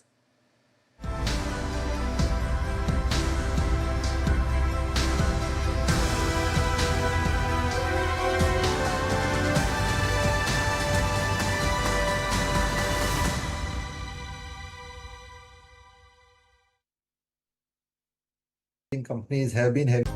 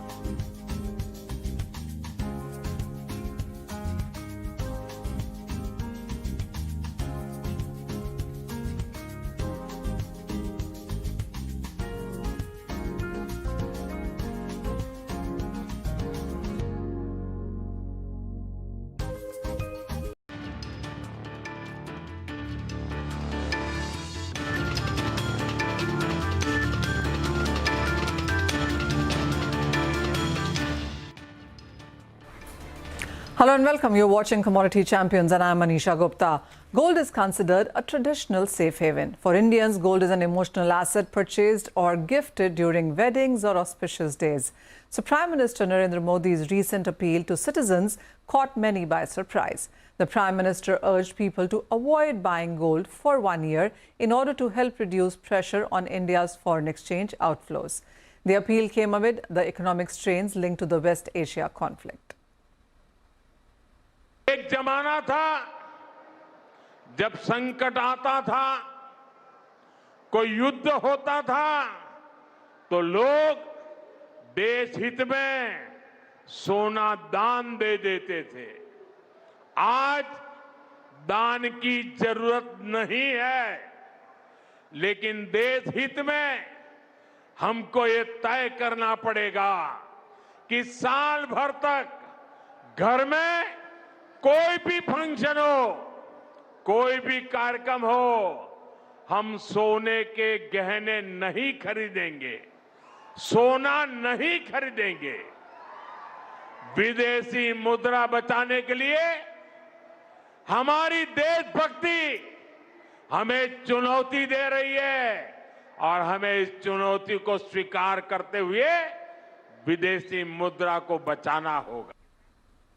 If you look at the overall numbers in FY26, India imported about $72 billion worth of gold, accounting for nearly 10% of the country's total import bill. In the 2 years, the gold import bill almost doubled from $35 billion in 2022-23. However, India's gold imports in 2026 are expected to fall below the typical 700 to 800 tons annual average. This is as record high prices have dampened demands. If Indians reduce gold purchases sharply for 1 year, the dollar outflow will reduce and rupee could strengthen and current account deficit will go down. But what will it mean for the Indian jewelers as an industry? That is what we are looking to read at this point in time. Soumya Khurana is joining us now, and after the PM Modi's meal to buy less gold, could silver see an uptick in case of demand? That is something that we also would be looking at. But Soumya, to you first and to the gold first, how are you reacting as an Indian and then as an industry to what the PM said? Hi Manisha, first of all, thank you for having me here. And I think the statement that was made by our Prime Minister Modi ji was not against gold, but it was in alignment with protecting the national interest of our economy during such uncertain times. As you'd already mentioned, that when we end up importing gold, what tends to happen is that the dollar goes out. And right now, with such economically sensitive times, considering the crude oil prices are also spiking and the pressure on the foreign exchange reserves is building up, I think we just have to take smarter decisions and make them in alignment with the national interest. So if we consider the data itself, as you mentioned, that in the financial year of 2026 itself, India ended up importing $72 billion worth of gold. That makes it the second largest category of imports after crude oil. And within a span of 2.5 to 3 months, by the end of February, till the 1st of May, we've already spent around $32.7 billion of foreign exchange. That puts a huge pressure on the economy.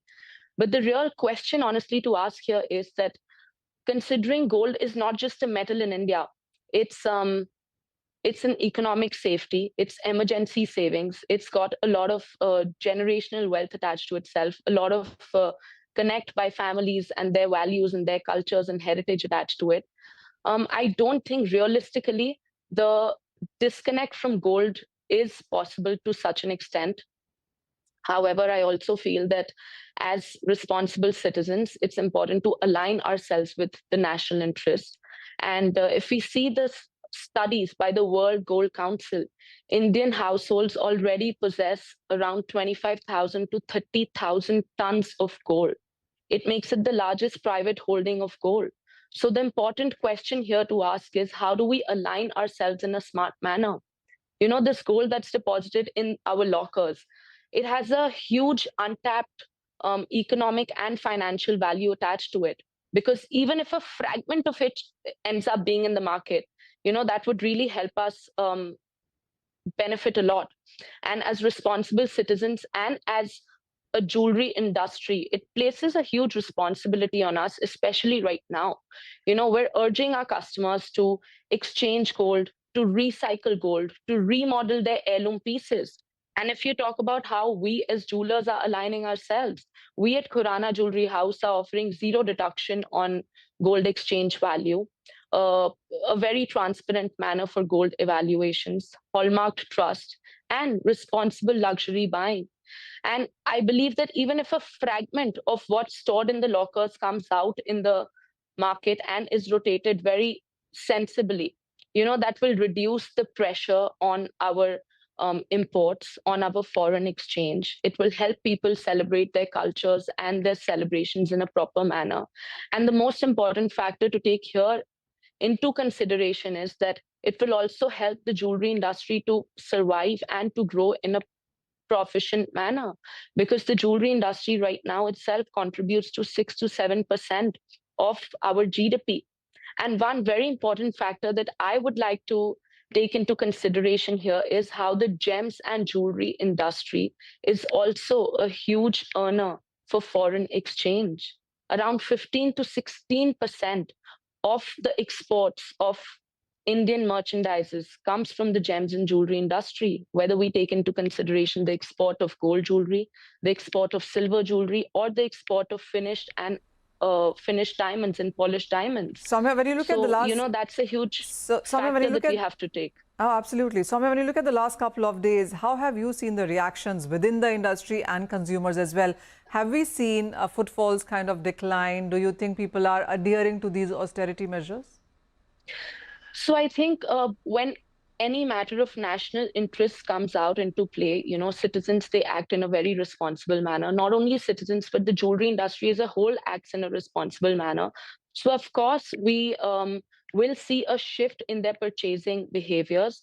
However, if we as a jewelry industry see this as a collective measure of a solution, I think we can come together and responsibly act towards it and make the consumers more aware as to how gold rotation, even in the markets, can do us a huge favor.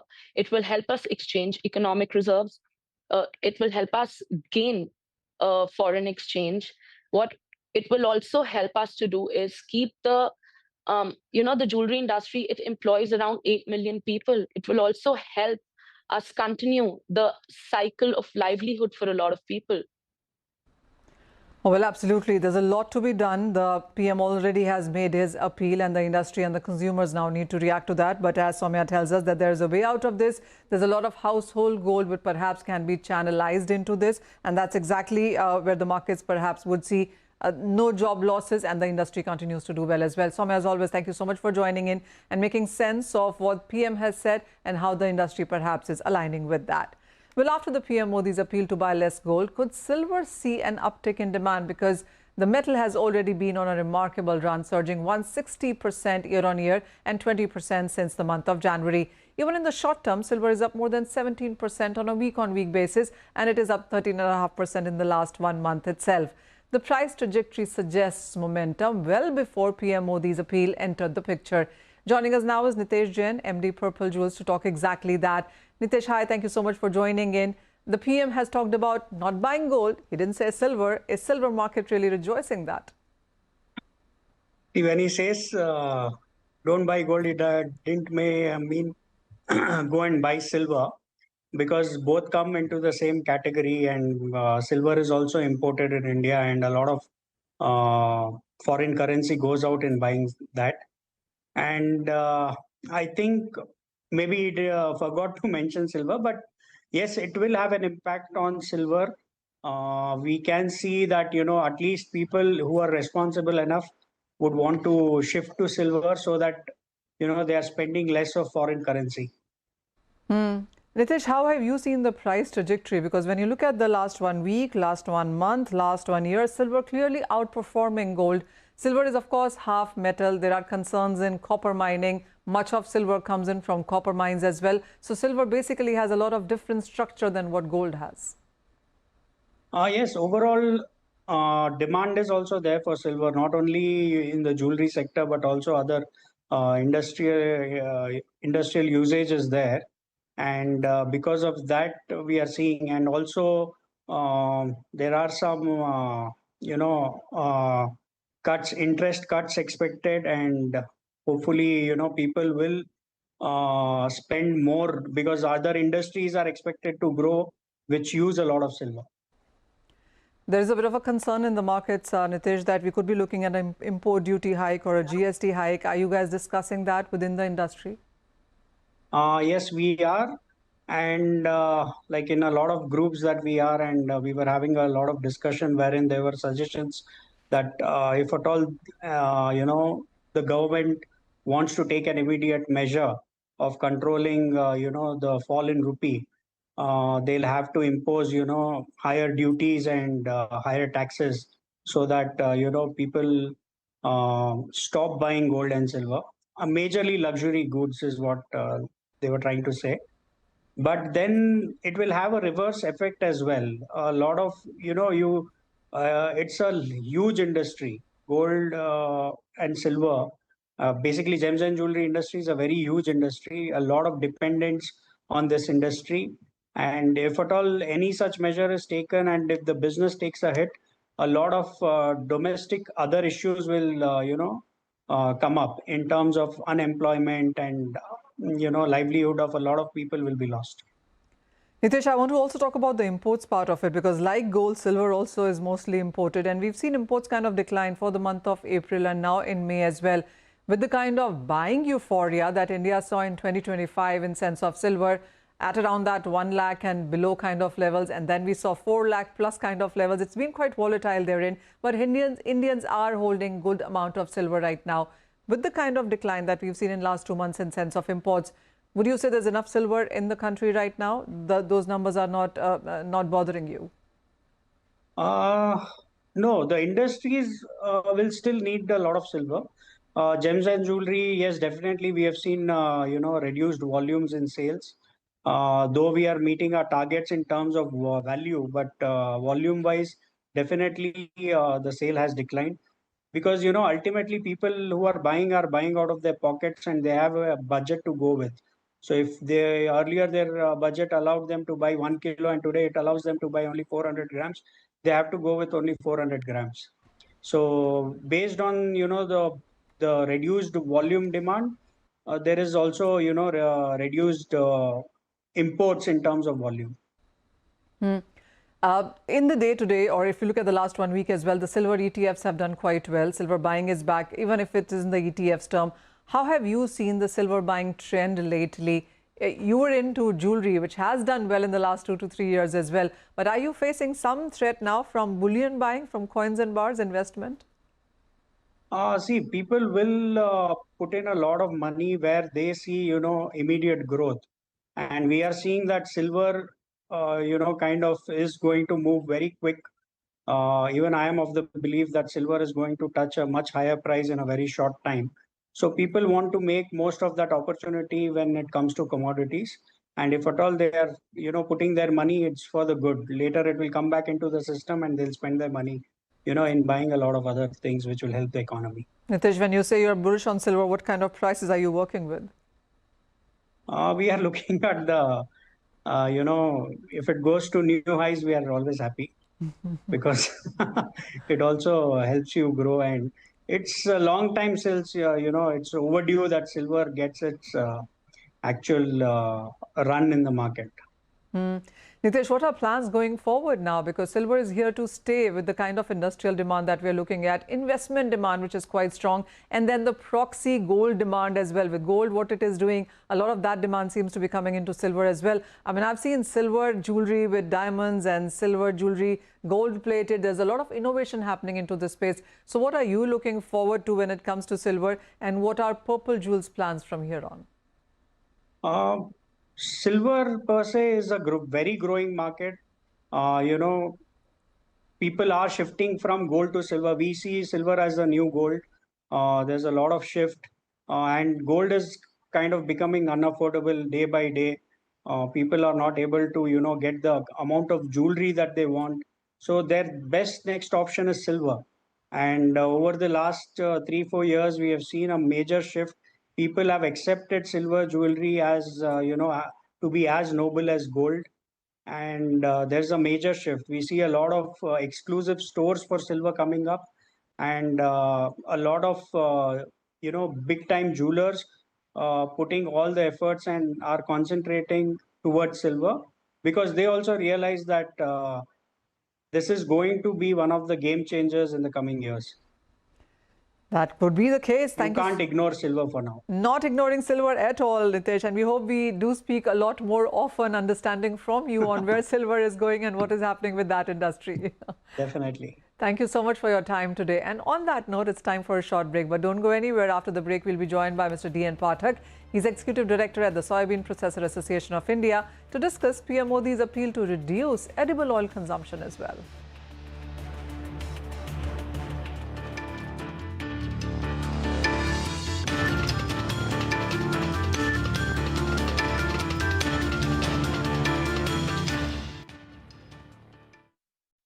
Several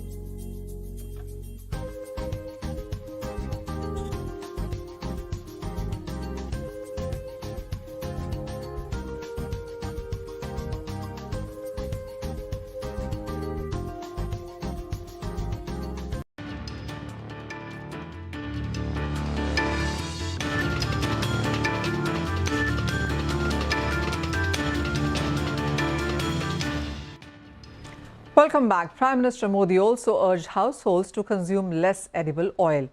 India is one of the largest edible oil consumers and it imports about 65%. Total import bill of $775 billion in FY26, vegetable oils made up for $19.5 billion or about 2.5%. Well, per capita consumption is about 19 to 20 kilos per year, which is nearly double the recommended safe upper limit. The Prime Minister also asked farmers to replace diesel-powered pumps with solar alternatives and cut chemical fertilizers use by 50%. Fertilizer imports in FY26 jumped 77% to $14.6 billion worth. To understand what this means for the agriculture industry, joining us is now Mr. D.N. Pathak. He's Executive Director at the Soybean Processor Association of India. Mr. Pathak, hi, thank you so much for joining in. This is not the first time that PM has made this appeal. In earlier conversations as well, he has said that it is not good for health and this is over dependence on imports. But this time, he named a list of commodities where we need to go slow, and edible oil yet again finds a mention. Well, I'm so glad that he took time to mention edible oil once again. I've been crying hoarse saying that we use more oil than is recommended by anybody in the world, whether it's a scientist here or a doctor there or a European agency or an American agency or our own NIN. So we've been using more oil than recommended. And when the PMS said this, I'm so happy because now it is being noticed. And you are doing a program on this is something to be happy about because I'm sure it will be heard. It has been heard by many people. And the discussions and talks have started. So if the household consumption of edible oil goes down, I'll be very happy because then we will be less dependent on imports, which is a huge drain on our foreign exchange. And it also affects the health of people, including mine. So we eat less oil, less fat, more healthy, and less foreign exchange. So I'm happy. All right. Mr. Pathak, even if we start consuming less edible oil with the kind of population growth, with the kind of people who step out and eat, I'm assuming HoReCa is the biggest industry which consumes the max edible oil, not so much in the households, but more in hotels and restaurants, etc. Even if there is an austerity measure, how much of a decline are we really talking about? Now, it's very difficult to put a number on the decline because it depends on how strongly or how seriously the people take this advice from the Prime Minister and in their own interest.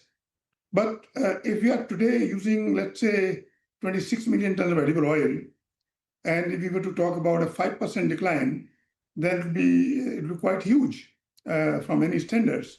And when we talk of increasing oilseed productivity, so more oilseeds from India, more edible oil available from the Indian sources, and reduction in consumption.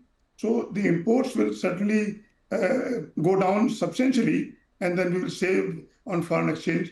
So I think a 5% reduction should be immediately possible, maybe even 10%. The problem is the skewed use of the edible oil. In the cities, urban areas, in the affluent class, we eat a lot of oil, we eat out. But in the rural areas and other places, what is required. So that also has to be looked at, that the distribution of the edible oil should be evenly used by the people who require it in that quantity, like 15 kgs a year, I would say the right quantity, 14 to 15 kgs. We are using now 20 kgs, and some industry champions, some stalwarts are saying that we are much less than the world average. It should be 28 kgs, without realizing that it's a hot country. We do not need that much oil. So I guess if a 5% decline or diminishing the demand should be immediately possible, maybe even 10%. Mr. Pathak, I get your point. One, it's not healthy. Two, most of this is getting imported. And three, the import dependence just about to continues to just about increase. How are we looking at the year ahead now after PM saying, and I get your point about 5 to 10% of a decline is possible if people actually start working on this. We also are looking at an El Nino year. Are you concerned with that for India? Are we still looking to import as what we do right now? I think that's a very important question. The population increase is, of course, less than 1%, so that's not too big. But the El Nino is certainly worrying. And if we have a real El Nino and the rains are less, so it is not going to affect only the Kharif crops. It's also going to affect the Rabi crops, which is a major, like mustard, is a major oil seed. So we have to keep our fingers crossed. I am worried about soy in a sense. If the El Nino comes in and the rain distribution is not the way it is required, then we will have a lesser crop, even though we will have a larger area this year, because there will be a shift from corn to soybean, certainly, but that may be offset by the crop loss. But with the measures of increasing productivity and better use of technology, I don't know, but I think the El Nino is going to affect us, and edible oil certainly is going to be affected. So overall, if there's a 5% decrease in decline in demand, maybe we will see some increase in some decrease in the crop also, both mustard and soybean. So it will be even out. Maybe we will have some gain, but this is for long term. It's not for 1 year only. if in the long term, if we reduce edible oil consumption by 5 to 10%, we are in a good shape. Oh, well, all right. Well, as far as crude oil goes, we import 85% of our requirement. Gold, 90% of our requirement is imported. As far as edible oil is concerned, 65% of our requirement. And some of these are very, very essential commodities, but not something that we can't do without in sense of some austerity push as the Prime Minister has pushed for. Mr. Pathak, as always, thank you so much for joining in and making a sense. So nearly 5 to 10% of austerity measures, if we put in, is a bit of a possibility there. But that's all the time that we have on this show. Thank you so much for watching.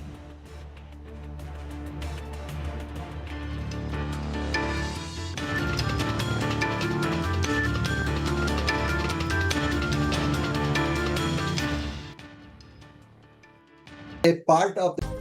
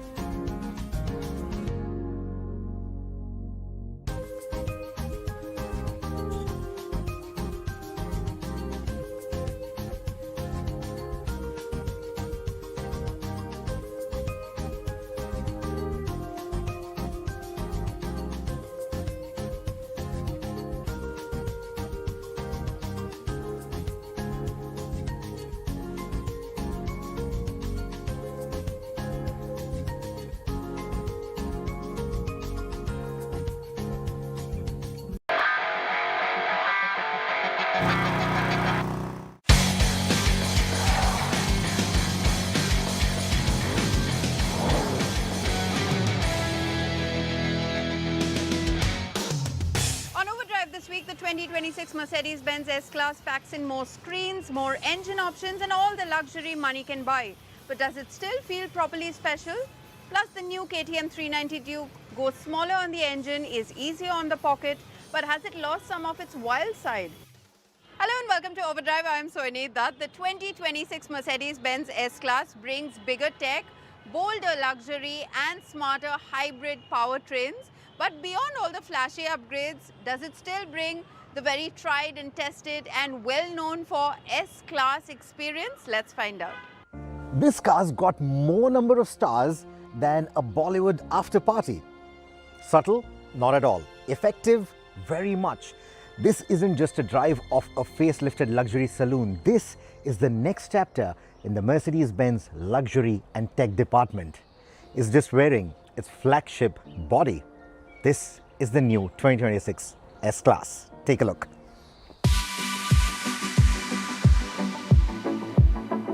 Mercedes-Benz calls this the most comprehensive update within a single S-Class generation, with more than 50% of the car newly developed or refined. The sheet metal may be familiar, but the S-Class has been heavily reworked where it matters. Software, powertrains, lighting, assistance systems, interior tech and comfort logic. Let's get the obvious bit out of the way first. This S-Class is no longer trying to whisper its status. The grille is larger, it can be illuminated, the upright bonnet star can also glow, and there are enough three-pointed star motifs to challenge Van Gogh. The new light setup uses micro-LED technology, and Mercedes claims the high-resolution illumination field is around 40% larger than before.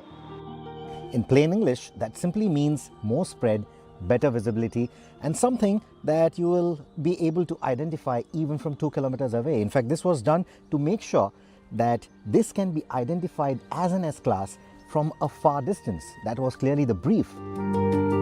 The rear gets the same treatment. Not subtle, no. But modern luxury clearly wants to be seen before it arrives. Inside, the biggest change is the move from the old vertical screen to the new horizontal MBUX super screen. And it makes sense. The S-Class now has to manage navigation, apps, video conferencing, passenger entertainment, and rear seat productivity. A wider screen simply suits that job better. The cabin of the S-Class never feels overwhelming, no matter which seat you're seated in. Of course, you're always surrounded by a lot of screens, but it doesn't feel like it's some kind of a tech expo on a leather upholstery rolling on 4 wheels. It doesn't feel like that. Everything has a sense of calm, a sense of friendliness to it. The new MBOS with the new hardware, it just feels so easy, so slick. The menus are easy to read even while on the go. Most of the functions are easy to use even while on the go. So even though you don't have too many physical buttons, it's still very intuitive.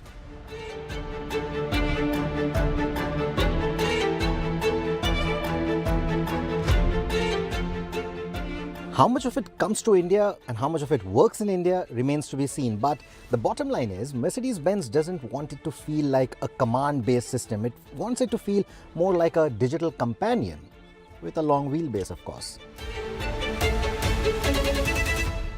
Navigation felt genuinely richer around Hamburg, especially with map data, assistance views, and augmented prompts working together. Whether it can make equal sense of Indian road chaos remains the big question. And speaking of screens, there's also a passenger screen in the front seats. So in case you have someone who is sitting in the front seat and they're getting bored, you have entertainment and you have some productivity stuff as well. So like I said, it's the kind of luxury that you don't really need every day, but it's good to have on one of those odd Mondays.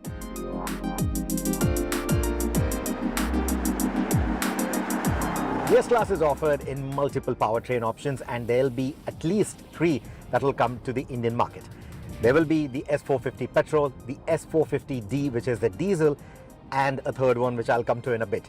Let's first talk about the diesel that I'm driving right now. This is obviously the one that gives you more practicality. It's a popular choice back home in India as well because of the kind of fuel economy it gives you, the range that it gives you, It's got great power and torque, and that continues even with the facelift. Nothing really changes there.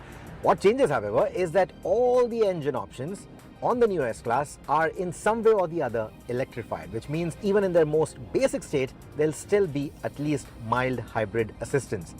Now, the one that I'm driving right now is the S450D. And as you would expect in typical Mercedes-Benz and S-Class terms, the engine just doesn't feel like a diesel until you actually experience it and probably glance at the ref counter, because that gravelly note is not there. All the sounds are very nicely muted, so it really feels very, very calm in here, even if you choose the diesel. And of course, being a diesel, you get a meaty mid-range torque as well. And in typical S-Class fashion, it just doesn't come in a sudden surge. It's nice and progressive. The S450 petrol uses the updated M256 Evo inline-6 petrol engine, helped by a 48-volt mild hybrid system. The torque has improved noticeably, with up to 640 Newton meters available in certain scenarios, thanks to changes such as a more powerful electric auxiliary compressor, revised intake and exhaust ports, and a new intake camshaft. Even the S450 petrol performs exactly how you expect an S-Class petrol to work. It is deceptively quick, smooth, and refined. It's not trying to put up an act and be sporty. It is genuinely sporty, but it's not made for an audience. The power buildup, the power delivery is linear, it's progressive, so it never really feels overwhelming. Even in the back, it never really feels uncomfortable, but at the same time, it's got that proper refinement to it, which you expect out of an S-Class. The mild hybrid system does its best work quietly, smoothing stop-start, filling in the low rev response, and helping the petrol engine feel polished rather than dramatic. There is so much to tell you about the S-Class. We'll take a very quick break here on the show, but don't go anywhere, because on the other side, we'll tell you all about the hybrid technology, and we'll also talk about the luxury aspect. Stay with us, you're watching Overdrive.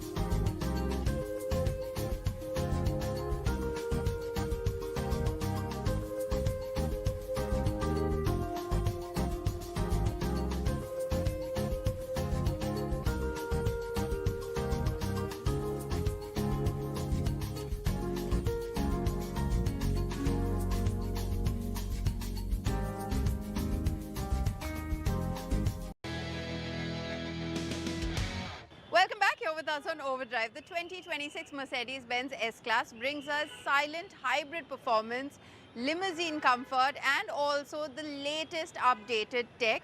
And all of this in a very refined package. So what is it that makes the Mercedes-Benz S-Class stand out in terms of everything in front of its competition? Let's find out. The mild hybrid assistance on both the cars, the 450D as well as the S450 petrol, it doesn't feel like a sudden electric shove or too much of an electric assistance. It's there, it's discreetly working, it's discreetly providing all that assistance without ever getting noticed. If technology gets noticed in an S-Class, that means someone has to attend some extra meetings in Stuttgart. At highway speeds, the S450 settles into a near silent cruise. It has enough performance when you ask for it, but the real luxury is how little it asks of you. It does not demand revs, attention, or approval. It simply moves a very large, very luxurious saloon with quiet confidence. At launch, you will be able to choose the plug-in hybrid. Yes, the plug-in hybrid is coming to India, and that is a big news. We drove the more powerful S580e, while India is expected to get the S450e. The numbers will differ, but the character remains pretty consistent. Getting even 100 kilometers of pure electric range from a full charge of that battery pack, even on the lower S450E. That essentially means that you will be able to get from home to office and back at least for 2 days in typical Indian driving scenarios, even if you are talking about slightly extra urban conditions. It is unreal how smooth and refined the S hybrid feels. I mean, on one end, it is just as smooth and silent as an EQS, and once you're out on the highway, it adds a little bit more drama. You put it in sport mode, it amplifies the engine sound and all of that, and makes it a more involving drive. So whether you're sitting here or in the boss seat, there's always that bit of that character that will suit the personality of the S-Class. And that is something that I really like, because the hybrid essentially amplifies one of the greatest qualities of the S-Class, which is that properly luxurious silent cabin. When the petrol engine joins in, the handover is beautifully smooth. You notice it more from the faint engine growl than from any real disturbance inside the cabin. Over North Germany's roads, the S-Class felt superbly isolated. The India spec car's standard double-glazed glasshouse should help preserve that sense of calm back home. At speed, the kind of agility that you get from this vehicle is unbelievable for a vehicle that's 5.3 meters long. Of course, it doesn't turn into an AMG, but it feels agile, it feels light on its feet, and that is something that you will enjoy. It still puts comfort first, but there is discipline under the softness. It settles quickly, resists float better than expected, and feels impressively composed for a long wheelbase luxury saloon. The 10-degree rear axle steering is a proper help. It cuts the turning circle and makes this large car feel far easier to place in tight streets and parking spaces. The rear seat remains the S-Class's strongest point. The comfort levels back here are outstanding. The recline angle, the cushioning, the feel of the materials inside, it's just too good. In fact, the quilted pattern is what I would choose if I was speccing an S-Class for myself. There is no 7 Series kind of television screen in the rear, but 2 individual screens still work better for personalized infotainment, and they now integrate cameras as well. These phone-like devices, vertical at that, are now letting me use them like a pointing device for the infotainment back here, and MBOS also has Zoom meetings now. What works best is that the tech feels baked in, not plastered on. The tech and safety also follows a similar brief. For example, there are 5 radars, 10 cameras, 12 ultrasonic sensors, all coming together to work with the MBOS-based assistance package and also NVIDIA Orion chipset, all coming together to make sure that this is one of the safest cars on the road as well. So level 2++ ADAS is what they're offering with the car. We've heard that before with the CLA BEV as well. How much of it comes to India depends on different regulations. In fact, that's the same story all across the globe.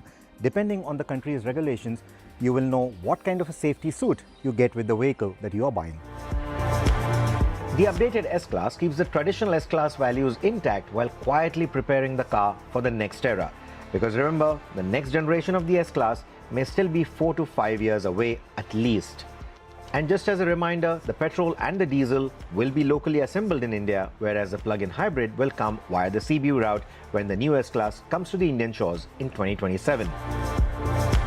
The best S-Class hasn't been the one that merely feels expensive. It's always been the one that can make the entire competition feel like they are a generation behind. And the new S-Class continues to do that. Well, we'll be shifting gears soon after this very short break to take you from 4 wheels to 2 wheels, from S-Class to the KTM 390 Duke, which now comes with a downsized engine.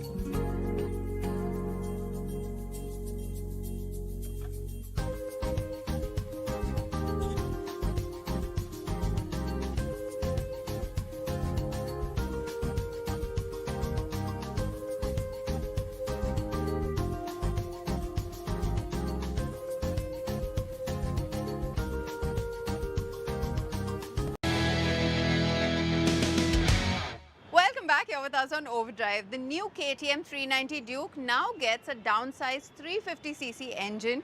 It also is more approachable and with an affordable price tag. But does it deliver the punch that KTM fans expect? Let's find out.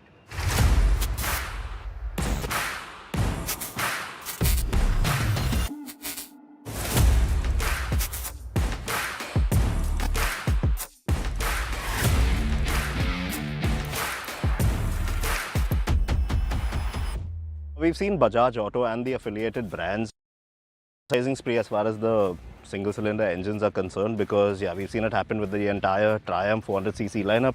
We've seen it with the Bajaj Dominar, and now in effect we see it with the KTM brand as well. No more 399cc's, because that model is known as the Duke R.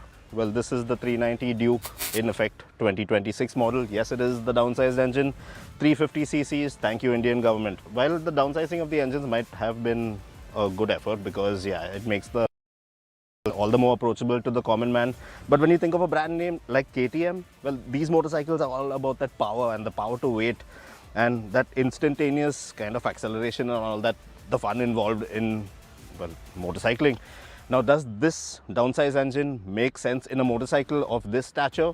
You're about to find out. Now, the original 390 Gen 3 bike powered by the 399cc engine will continue to sit alongside this new variant for riders who still want the biggest cc orange pie. So you could think of this downsized 350cc version as the aggressively styled Street Fighter, just with a slightly lighter serving in size and a friendlier price tag for India. Everything remains the same between the models apart from the engine capacity, and obviously some internal bits too. Now, the LC4C engine on this motorcycle is the only thing that KTM have actually tinkered with, because that in essence is what essentially brings down the price and makes this motorcycle all the more affordable. Visually, you have a blacked out mainframe to basically visually identify that this is the 350cc model. Nothing else beyond that, honestly, because you still have the LC4C badging on the engine casing out there. Now, yes, there is a reduction in power and torque, obviously, because now it puts down a maximum of around 41.5 PS of max power, and in terms of torque delivery, a maximum of around 33.5 Nm. So, in terms of power and torque delivery, now this engine always had that lovely characteristic. It always loved to be revved, and it always felt a little more comfortable higher up the power band. Not so much so lower down the power band. And this engine, well, it kind of emphasizes that, because it still is rather uncomfortable lower down the power band. From around 2000 to 3000 RPM is where it kind of stammers a bit. 3000 to 6000 RPM, that's where you really feel the reduction in power. If you're used to something like the 399cc engine, you do feel that this motorcycle takes a little bit more of effort to actually reach that exciting kind of stage and level. That kind of feel that you want from a KTM 390cc motorcycle like the Duke. In terms of your mileage, well, that is going to be a lot more docile and a lot more easier to manage, but unfortunately we don't have that much time to actually check out how far it is more efficient compared to the 399cc engine. But from what KTM and Bajaj tell us, that they have tried to basically mimic that what you got with the 399cc engine. So it should be pretty much on par, maybe around the 25 to 30 km per litre kind of area. So what KTM have done with this downsized 390 Duke is try to give you the max bang for your buck. But is it exciting enough for me? Well, no, it really isn't. But that's simply because I know just how brilliantly active and enjoyable the 399cc motor is. So, if you ask me, is this diluting the overall experience in a way? Well, yes it is. But is it boring? Strangely, no it isn't. It's just less exciting. It's the same presence, the right dynamics of what the now 390 Duke R is, just with some of the orange Austrian ferocity dialed down a bit. You still have the aggressive but not so tiresome rider triangle to deal with. You still have the agility to change direction quickly. You can manage tight spaces really well because the turning radius is quite nice. You can still brake late, the riding aids, all are in place to keep you safe and manageable. It still maintains that nice balance of sportiness and comfort when you get aboard. And like the R, this one comes with a good amount of features on there as well. In terms of design and features, it is pretty much the same motorcycle that we've seen before because, yeah, nothing really tinkered with by the KTM Bajaj Alliance. You still have the same setup as before on what you get, what is now called the 390 Duke R, which is basically the same motorcycle but with the 399cc engine. So you still have the nice alloy wheels at both ends, draped in the Apollo, the Alpha H1s at both ends, really nice tires on there. You have the same suspension setup, fully adjustable WP setup at both ends. You have a slip and assist clutch, you have a bi-directional quick shifter, you have a ride-by-wire throttle, so you have ride modes, you have 3 ride modes in fact. You have rain, street and yeah, on this one you have track, so you have a lap timer on there as well. You have the IMU, which opens the doorway for something like cornering ABS, cornering traction control as well. So as a package, it offers you a lot. Yeah, you have the 15-liter tank on there. In terms of seat height, that still is a very approachable or very accommodating 800 meters off the ground. So yeah, shorties out there really won't find that to be an issue as well. Getting your feet planted on the ground, no biggie out there. So yeah, nothing to really write home about, but yeah, the only visual differentiation with this motorcycle from the 399cc model, or which is called the 390 Duke R now, is that mainframe, because now as you can see it's kind of blacked out. But on the higher spec version or the bigger capacity model, slightly bigger capacity model, well, your mainframe is in KTM orange. The main reason for all this engine downsizing business has to be because of the pricing factor. Now this motorcycle with the 350cc engine on there, it is around 60,000 less expensive than something like the 390 Duke R, which is basically the same motorcycle with the 399cc engine on there. We started off with questioning whether this motorcycle dilutes, well, the excitement that the Duke 390 is supposed to give you. In a way it does, but if you're not really looking for that exciting performance, well, you won't really miss it with this one. But yeah, there is a reason that KTM still has both these motorcycles on offer. There is a reason why they are still exporting the 399cc motorcycles to markets abroad, because that kind of performance, that excitement is still there with that engine. It does still have that KTM kind of performance to it, but with a dollop of vanilla, I'd kind of like to think. It is a lot more sobered down, it is a lot more docile in that kind of respect. But yeah, overall, not too bad. It still is a very exciting package. It does feel like it does lack a bit of punch and excitement because it takes you a bit to actually reach that level of outstanding that this motorcycle was originally meant to exude. Well, with that, it's a wrap on this week's edition of Overdrive. But remember, you can stay in touch with the team through our various social media platforms. You can write to us on YouTube as well. We'll see you next week. Until then, drive and ride safe.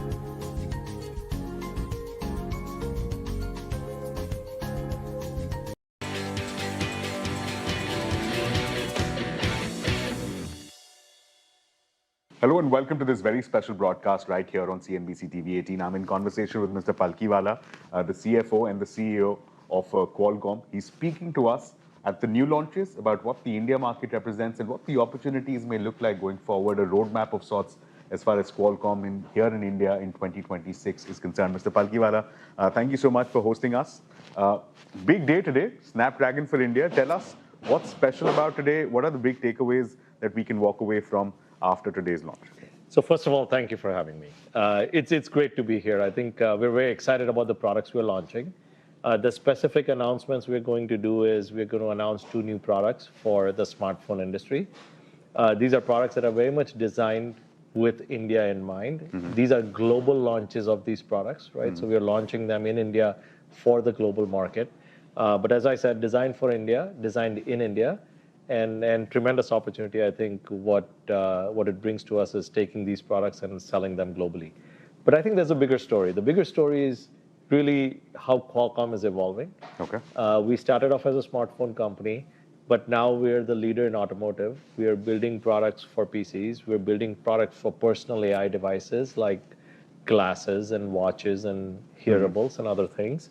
We are also entering robotics now. I think that's going to be one of the largest markets in the world going forward. All kinds of robotics is happening, personal robotics, manufacturing robotics, industrial robotics, and so Qualcomm aspires to be a leader in that.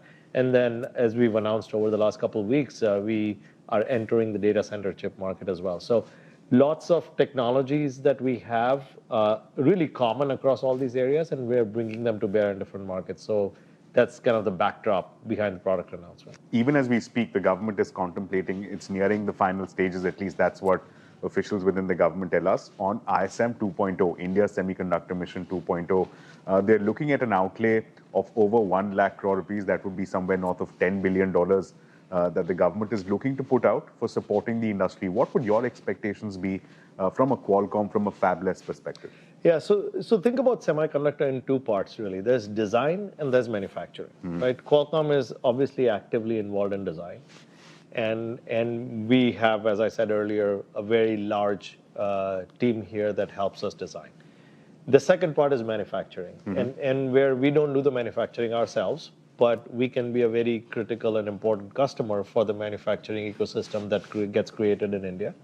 And we've been already doing that for a while, right? So very close relationship with the Tata Group. There are other companies that we'll be working with as they grow as well. But as soon as the technologies that we need are available in India, we're going to use the ecosystem that gets created. We've also been very closely partnering with the government of India, right? Giving input as the policies get finalized. Because I really do think that Qualcomm will become one of the largest customers for the manufacturing ecosystem in India, and we're just at the beginning of that process. You mentioned Qualcomm being a fabulous company, partnering with players like Tata's. Can you tell us when can we expect the first made in India Qualcomm chip to perhaps roll out? Any indication, timelines you would want to share?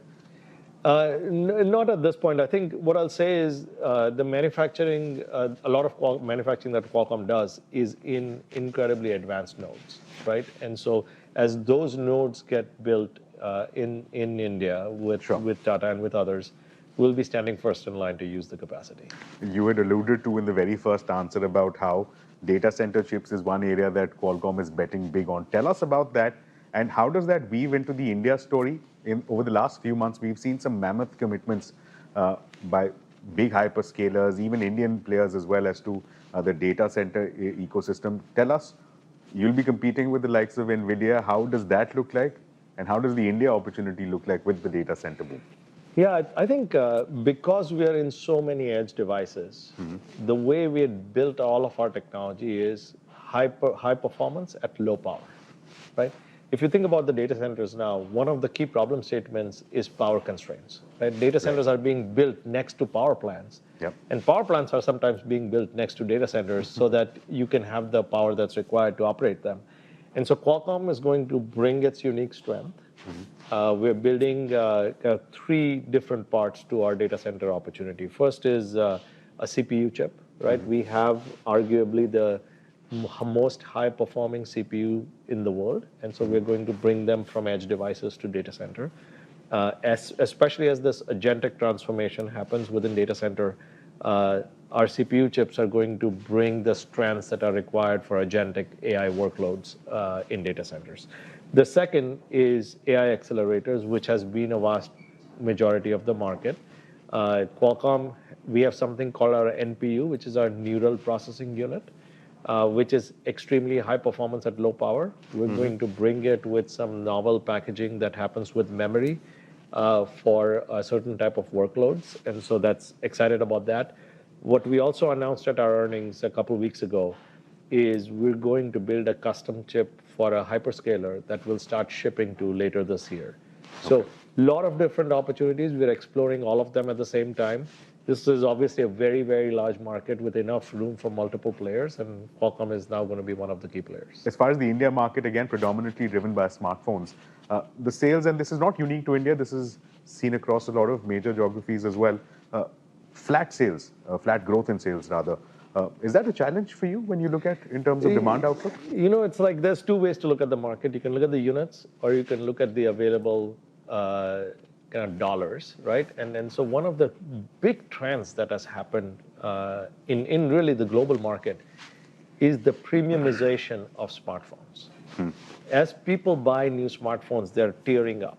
It is becoming, if you could even imagine, it's going to become an even more important device to people's lives than it has been in the past. And so there's been consistent mix shift up within the global unit framework. And so while the total units have not grown, the amount of dollars that are available to Qualcomm has grown very significantly as a part of that process. And so we've seen the benefit of that. Our business, our revenue stream has grown a lot within phones. And so we are very strong at the top of the roadmap, premium chips. Qualcomm is by far the leader in Android. And so we're seeing the benefit of that show up. One of the metrics that I'll always remember is over the last year, there's 24% growth in India for phones over $400, right? And so that's a pretty powerful number. I mean, that's in a flat market, when you see that kind of growth in premium devices, it shows you what the opportunity is. Speaking of, again, the smartphone market, I want to get a sense as to the dynamic that high memory costs brings to the table. Sure. How does that impact you? What is the impact that you're seeing now?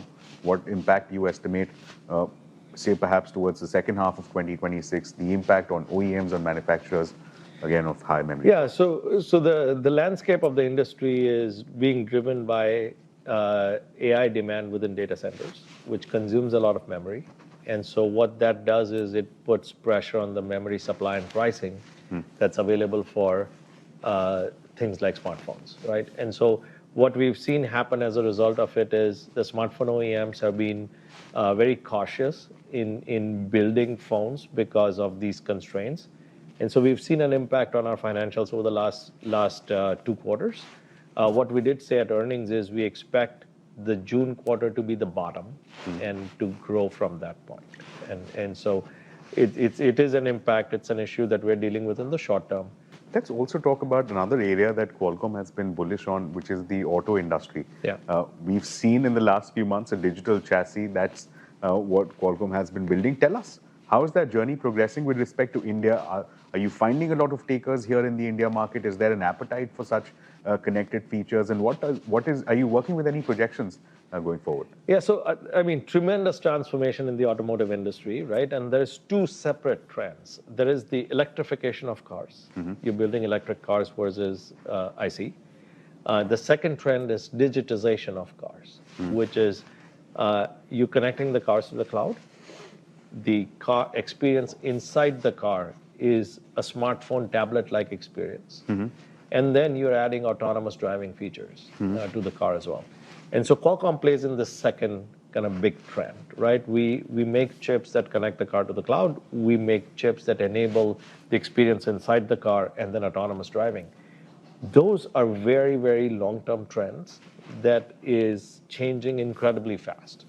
And so it's not just in cars. I think you're going to see it in two-wheelers as well. And Qualcomm is participating, really working with all the leaders in the Indian automotive industry on all kinds of chips, right? For these transformations. So very excited. I think we're going to become one of the key players, if we are not already one of the key players, key suppliers of technology into the automotive industry as the industry transforms. And then I think I'd add robotics as kind of an extension of automotive industry. In some ways, a robot is a car standing up, right? And just like you have autonomous driving, autonomous movement for robotics is an extension of that as well. And so we're going to take our digital chassis products and extend them into robotics. And so super excited about that as really an expansion of our automotive opportunity.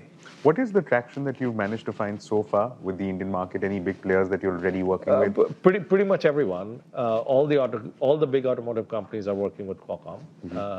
They're using our chips to connect to the cloud. The inside experience within the cars, I mean, the new cars are being launched are tremendous, right? Very, very interesting stuff. So they're all big customers now, and I think it's going to be the case for a long period of time. And I'll just end with one forward-looking question on one aspect that, in fact, has managed to hit the headlines across the world, and this is about frontier AI models, the likes of Mythos, the likes of GPT 5.5. There are concerns being expressed by stakeholders, whether that's in the banking sector, whether that's regulators, whether that's governments, on what this means. We're learning about capabilities of these models, which are vastly superior to what we have today, extremely efficient at finding vulnerabilities. How much of a concern is that? How are you looking at it? Yeah, so, all of these technology transformations always come with risks beyond the opportunities, right? And the role of the technology industry is to harvest the opportunities to protect against the risk. And so I think the entire ecosystem very focused on that. Of course, with these new models coming in, that is a great way to know the vulnerabilities in the products that we are making. And so what we would want to do is run those models on our own products, find the vulnerabilities, fix them. There is a risk that comes with it, but to me, that's kind of something you protect against, but focus on the opportunity, the innovation that these models are going to bring. Do you see Qualcomm being a part of something like a Project Glasswing to understand what this technology can unpack in the days, weeks, months to come? I mean, all of these frontier models, we're at the front end of testing them, using them, creating products with them, creating products for them. And so that's not going to change. I think we're going to continue to do that. Well, we're clearly in the midst of exciting times. Mr. Palkiwala, thank you once again for having us. Thank you so much.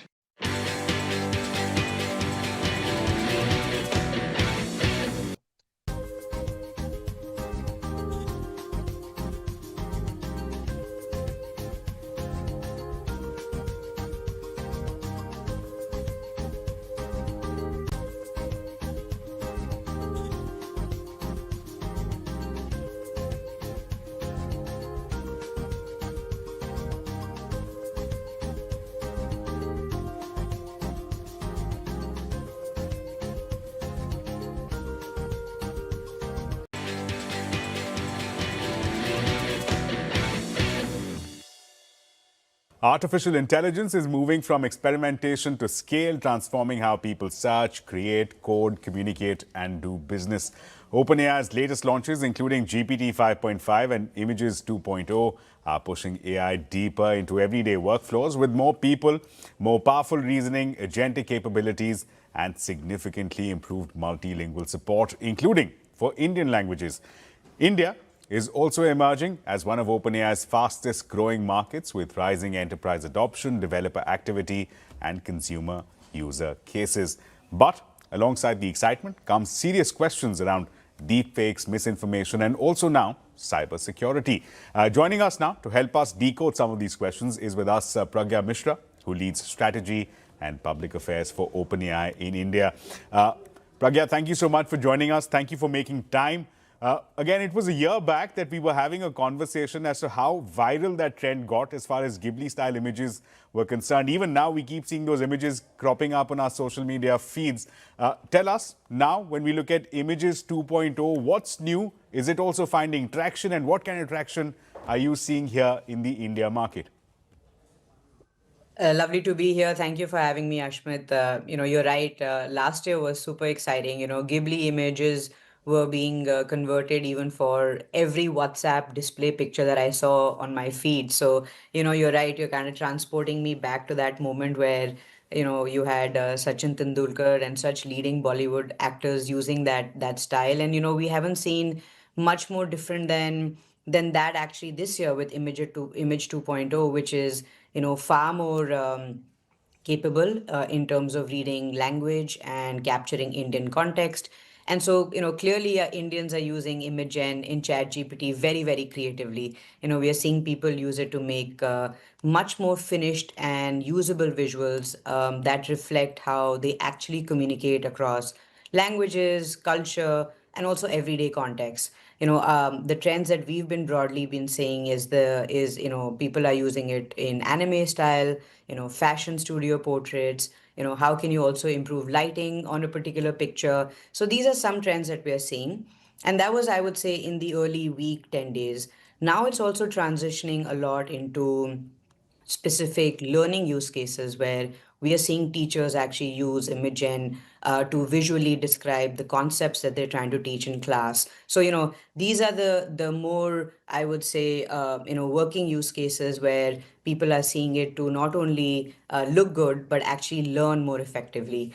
Fantastic. That's a lot to unpack that you've given us. Let's take it step by step. Let's first talk about the India focus. Can you tell us how big is the user base here, or if India is one of the largest adopters as far as OpenAI is concerned? Some indications, some numbers that you could throw just to establish the role that India is playing for OpenAI. Yeah, we announced earlier this year at the India AI Summit that India is our rather second largest ChatGPT, user. So, we're hoping sooner than later it's going to become the largest, and I think that's not very far away. But more broadly, the way India uses, ChatGPT, we had released a capability gap report more recently, and India actually ranks amongst the world's most advanced AI markets. When it particularly comes to coding, data analysis, and also complex reasoning. But this capability is not, I would say, evenly distributed, and so we see AI usage in India remains very, very highly concentrated in a handful of cities, with advanced uses being even more unevenly spread. And so, for us, the real goal is how can we really drive AI diffusion and adoption at scale in a very even manner so that tier 2, tier 3 cities also have the ability to participate, in the AI wave. The government has rolled out a draft proposal to further tighten the AI labeling norms. The government now says that there needs to be clear and continuous labels identifying synthetic content.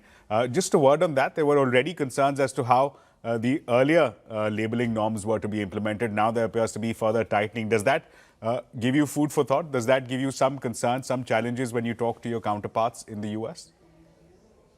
Look, I think for us, it's very, very important that, safety is kept in mind with everything that we do. And so, AI content should get more powerful, but it should also have a lot of transparency. And so our view has been pretty simple, where people deserve clearer signals about what was made with AI, where it came from, and whether it's authentic. And so we continue to invest in provenance tools and safeguard while also working towards broader standards with platforms and policymakers. Because this is not just going to happen with our models putting in the right labels on the content that's generated from ChatGPT or OpenAI models, right? I'll just labor on that point for one more question. As far as the implementation is also something I was meaning to ask you on, that when you have guidelines, rules, which clearly say that there needs to be clear and continuous labels identifying synthetic content, what is clear, what is continuous? We were talking about the voice spot. Will the output from that require certain coded messages at regular intervals? Any challenges in terms of implementing some of these proposed rules? Yeah, I think, look, we're talking continuously and engaging, with the government to understand all of what you just said, because it's not as straightforward. It needs to be unpacked. Think about you using our models to improve, a picture or a passport size picture to make it look better, which you then want to use, in all other documents. And suddenly that passport size picture comes up with a big label. Now you can't use it anymore, right? So there are legitimate use cases where, very obvious labeling will become a little bit challenging. But I think, this is an open conversation, and the government has been very cooperative. They've been willing to listen and been very flexible. And so we are having those conversations on what is the right balance between making sure that they can go out and catch hold of bad actors if our models or if other technology platforms are also misused, and at the same time, it doesn't take away from the fun and joy of the models. Fair enough. That brings me to my final question. There was a recent advisory that was put out by Restraint, which essentially flagged security challenges with respect to frontier models. It specifically named GPT 5.5 as well. The core concern that was put out as a part of this is that these tools are so powerful, so efficient at finding vulnerabilities that it's time essentially for the industry here to pull their socks up. That's the message that Restraint was giving out. With these concerns being dealt with these concerns now being addressed at a sovereign, at a national level, is there need for further engagement for companies like OpenAI to work with Indian partners? And how do we address these challenges with extremely efficient and very powerful frontier models? No, certainly, engagement is always, the first step. As you learn more about how these models are being trained and what are the safety guardrails that we are putting in place, then trust builds, right? And so I think for us, as AI becomes more and more capable, the real focus has to be on how it's deployed safely and responsibly. And these are very, very valid and important concerns. And so as we think about, 5.5 becoming more capable, the focus naturally shifts from, the capability of how they are being deployed, but also how they're being used in a far more responsible way. I think the first, or I would say the three key principles, that we are really looking at so that our models can be deployed safely while we still accelerate, intelligence, is that first we believe in, democratized access. And we are seeing that with 5.5 broadly, that most of the way we've deployed it is that the safety stack is fairly robust. Second, we're committed to really iterative deployment and learning over time. That's been a value of OpenAI from the get-go. Even when we released ChatGPT into the world, the idea was that as these models get more and more capable, do we want to bring in the masses and the community more broadly when it's like, at this stage? Can you imagine if 5.5 was the first AI model you actually interacted with? It would have just been so unnerving for everyone. And so that's why we, have taken users and governments and everyone along this journey from ChatGPT 2 to all the way 5.5. And so this is the way we really deploy so that we can get feedback and we make sure that we are working with governments and communities along the way. And I think third is like we will continue to invest in accelerating, the defenders that help find, I would say, and build resilient software ecosystems across, right? So we work with across, trusted access programs. And we're also making sure that enterprises can come in, understand the capabilities, help make sure that our financial sector can be really strong and robust. So we are engaging with government, with enterprises to really talk about the capabilities and make sure that we can be seen as a really trusted partner in this journey, because the models are only going to get more intelligent. Well, Pragya, always interesting speaking to you, getting more insight on which direction the technology seems to be headed in. I'd like to thank you once again for taking out time on a clearly busy day, and we appreciate this interaction with you, and we hope to stay connected to learn more on this journey, exciting journey going forward ahead in 2026. Thank you once again.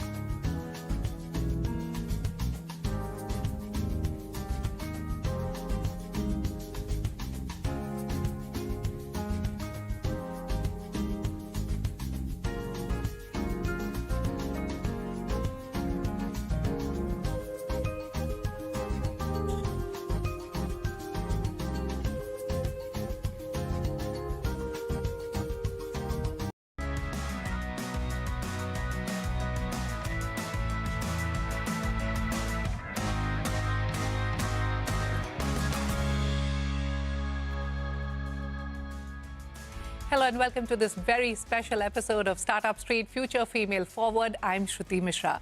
As India builds the next chapter of growth, innovation and entrepreneurship, one thing is becoming increasingly clear. The future cannot be built without women leading from the front, because the power of equity lies in building new India equitably. We are back with HSBC Presents Future Female Forward, co-presented by Cognizant, now in Season 4.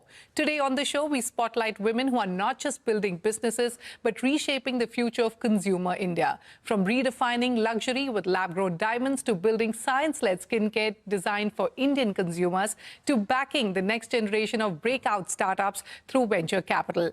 Today's guests are leading a powerful new wave of women-led entrepreneurship. 3 women, 3 very different journeys, one common theme: building the future of consumer brands in India. So let's get going. They say diamonds are a woman's best friend, but today the conversation around luxury, aspiration and ownership is changing rapidly, led increasingly by women consumers and women entrepreneurs. My first guest is looking to ride that shift with her lab-grown diamond brand, Limelight Lab-Grown Diamonds. Set to launch 25 new stores in the first quarter of FY26, Limelight Lab-Grown Diamonds is taking its retail footprint to over 85 stores nationwide as demand for sustainable and more affordable luxury picks up across both metros and Tier 2 markets. Founded as an early mover in the category, the company is now betting big on consumer education, omni-channel expansion and a wider push towards what it calls future-forward luxury. Joining me now is Pooja Madhavan, the founder and MD of Limelight Lab-Grown Diamonds. Pooja, welcome to Startup Street. We're seeing rapid consumer adoption of lab-grown diamonds across India. Like I mentioned earlier, you're opening 25 stores in just the first quarter of FY26 and targeting 200 stores by 2027. Which markets are driving this demand? Metros or Tier 2? And how are you buying, how are you seeing the buying patterns evolving across geographies? Thank you so much for having me today. Yes, indeed. In fact, India has been a very surprising market when it comes to the adoption of lab-grown diamonds. We clearly did not expect the adoption to happen so quickly in our country. But it is the metros and the Tier 2 cities combined that are, sort of picking up in terms of consumer demand. Particularly Tier 2 cities is where we see a lot of strength. Of course, metros is where the confidence comes from. Consumers in the metros are building the confidence for the category. But Tier 2 cities is where we see the consumption, the spending power, and the excitement to buy diamonds. And, we as India, as a market, we have been, consuming diamonds. Only less than 4% of Indian women have actually adorned diamonds so far. So we are a market that has been extremely aspirational for diamonds, and lab-grown diamond is a category that's enabling women across the country to fulfill their diamond dreams and buy as much as they like for utility purposes and not for the lockers. Absolutely. And one of the biggest challenges that has remained in this category has been consumer trust and education. And even today, many buyers still compare lab-grown diamonds with natural diamonds. How difficult has it really been to build awareness and change mindsets in India?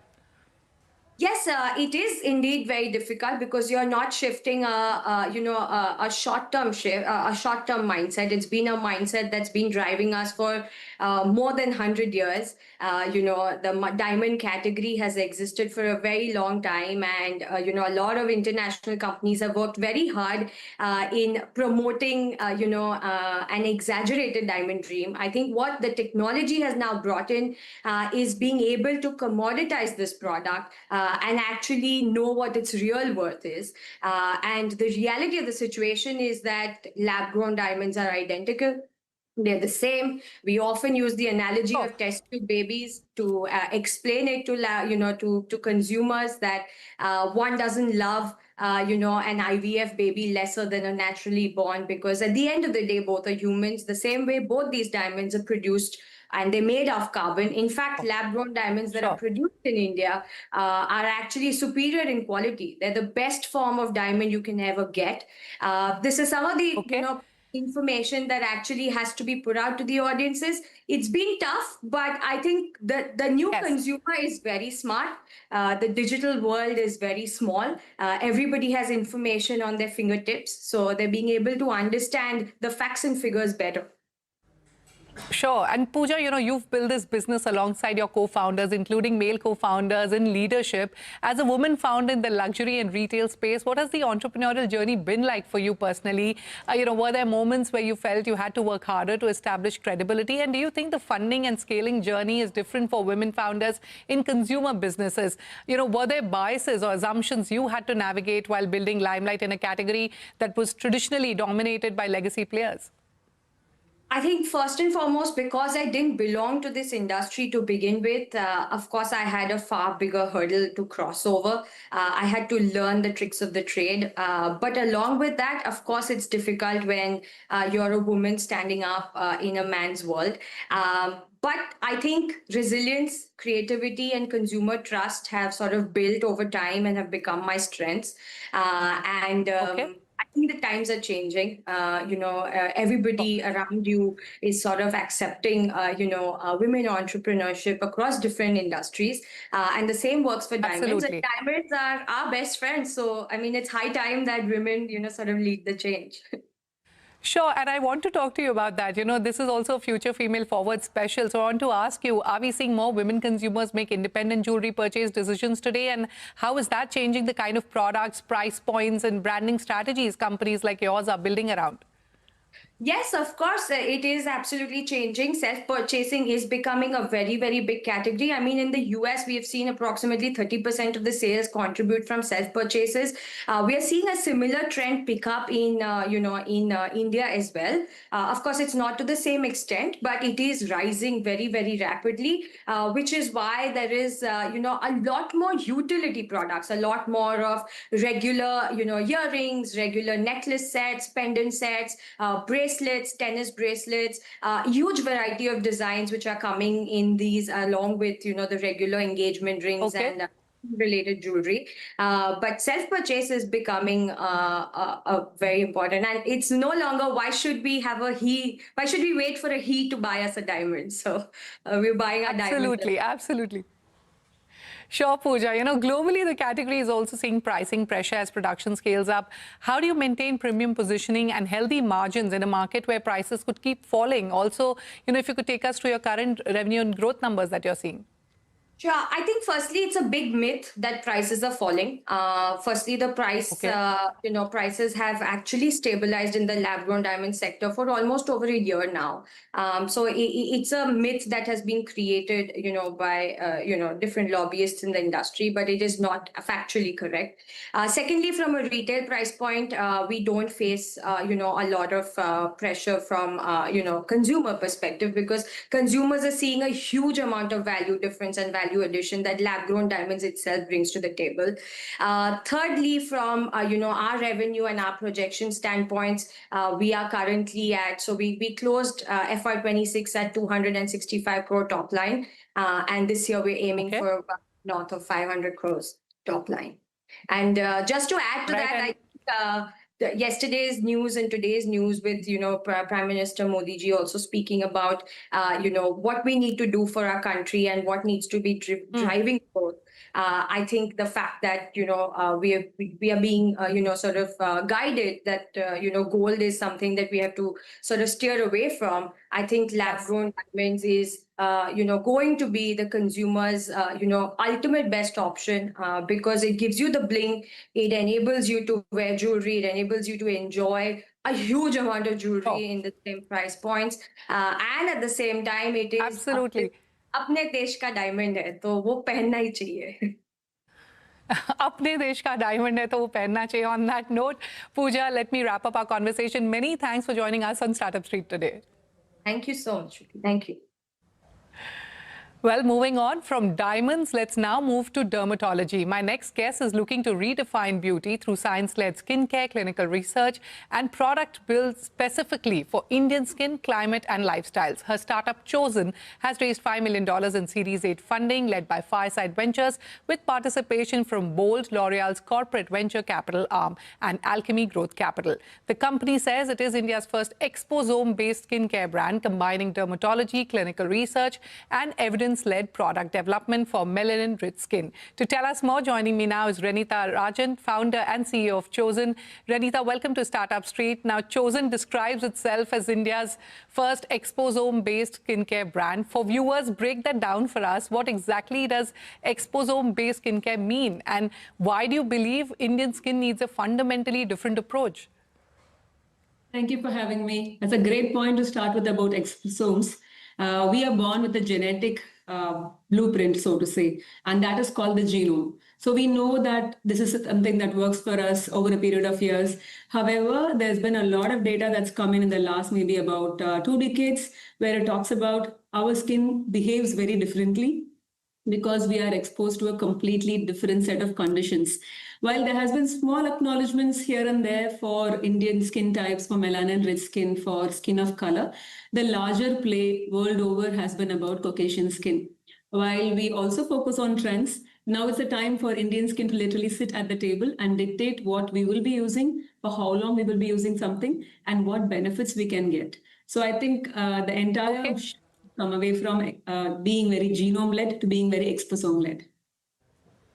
All right, picking up from what you just said, you're focusing on 4 key domains: pigmentation, texture, contour, and hair aging, specifically for melanin-rich skin. How underserved, Renita, is this segment globally? And do you believe India can then emerge as a major innovation hub for skin of color science?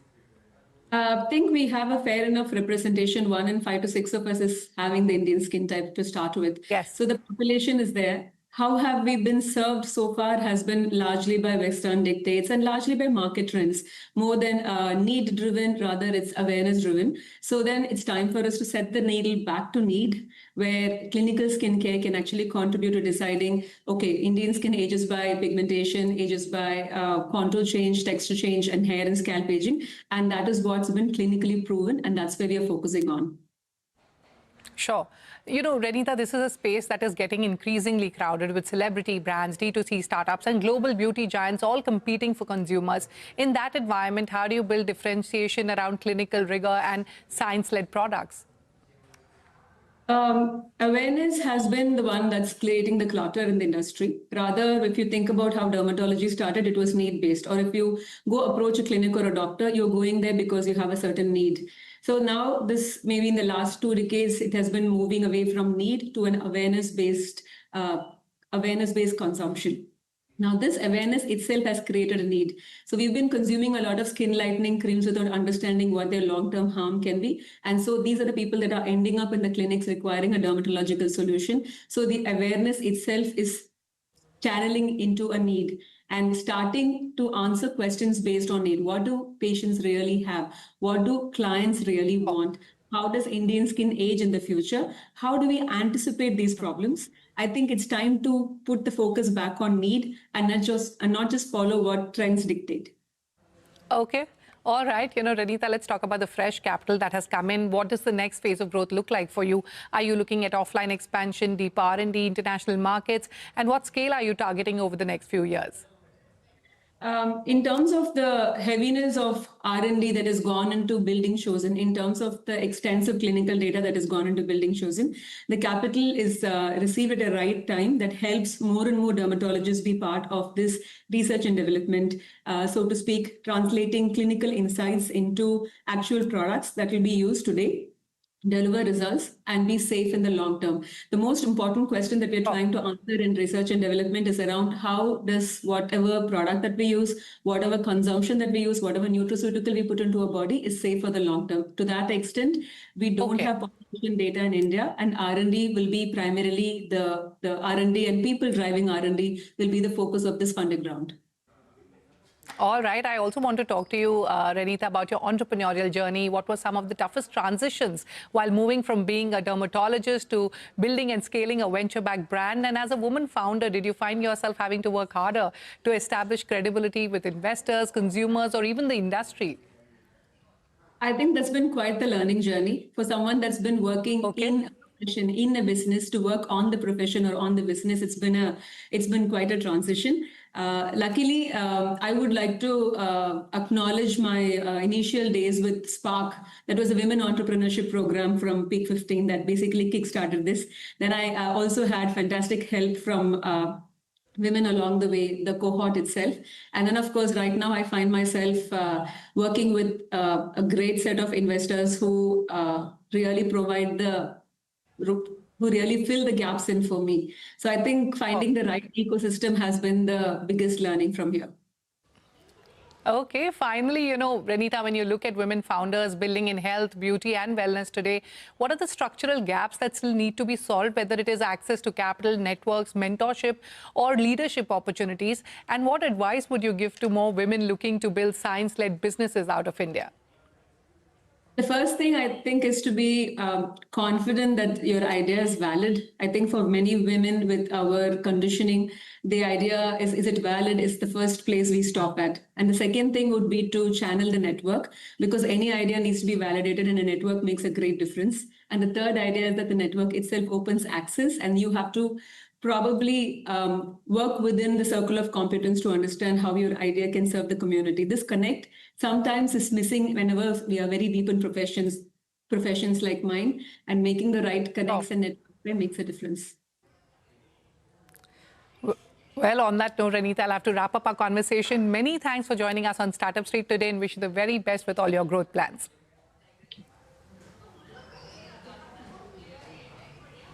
Well, on that note, it's time for us to head into a short break. We've spoken about building new age consumer brands and creating differentiated products for Indian consumers. But what does it really take to scale these businesses in today's funding environment? And are enough women founders getting access to capital and mentorship? We find out on the other side. Stay tuned. We'll be right back.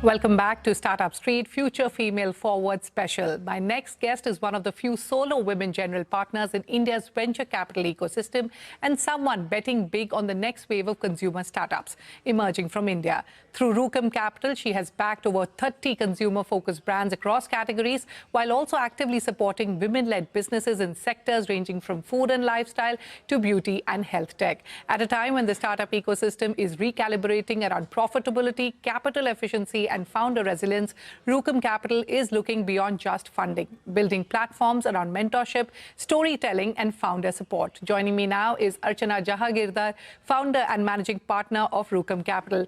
Archana, welcome to Startup Street. You entered venture capital from a journalism and a storytelling background, very different from the traditional finance-heavy VC playbook. How has that shaped the way you evaluate founders and build conviction in businesses? I think as a woman GP, one of the most important things is that you have to get a foot in the door, and a lot of women don't really go into finance. And if they do go into finance, they don't really go through the entire journey. But having said all this, I want to point out that Mike Moritz, who was one of the key partners at Sequoia in the Silicon Valley, was also a journalist and led some of their most successful investments, including in Google. So I don't think it's so unique. It's unique in India. But I think, as a VC ecosystem gets sort of set out and it's really, really nascent still in India, I think we need people from different backgrounds to be able to assess businesses from different viewpoints. Early stage businesses are a lot less about numbers. It's a lot more about being able to see with very fuzzy sort of information, data. It's much more about being able to see vision. The data, the numbers, sort of kick in after post investment. It's not a pre-investment sort of requirement often. Where we come in. Yes. Archana, like I mentioned earlier, Rukam Capital has built a portfolio of over 30 consumer-focused startups across categories. What are the big shifts you're currently seeing in India's consumer landscape? Which themes or sectors excite you the most over the next few years? I think it's a consumer cohort that India is seeing, which is really one of its, it's our biggest trend. It's a Gen Z cohort that is coming. India has almost 43% of its population is there, whereas if you compare it to China, China has only 13% of their population, which is Gen Z.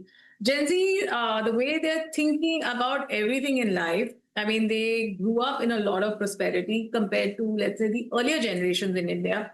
I'm obviously talking about Gen Z who grew up in middle-class families. There has been a lot of abundance. They are far more secure about jobs, having seen two great disruptions, first with COVID and now, of course, with the war. But I think there is a lot of belief that, they want to buy made in India. So we did a report on the Gen Z cohort behavior. And I think it's really heartening that they are proud of their heritage, of their being Indian, and they want to buy made in India products, which is why it's such a boom in consumer businesses in India. Sure. All right. Archana, you've backed several women-led startups, including Go Desi, the Indus Valley Anti-Norm, and, Fraganote. As one of the few solo women GPs in India, do you think women founders still face a different set of challenges while raising capital? And what structural changes are still needed within the investment ecosystem? Let me start by what I do. Like, even I have to raise capital, right? We raise money from limited partners and then we deploy it through a blind pool.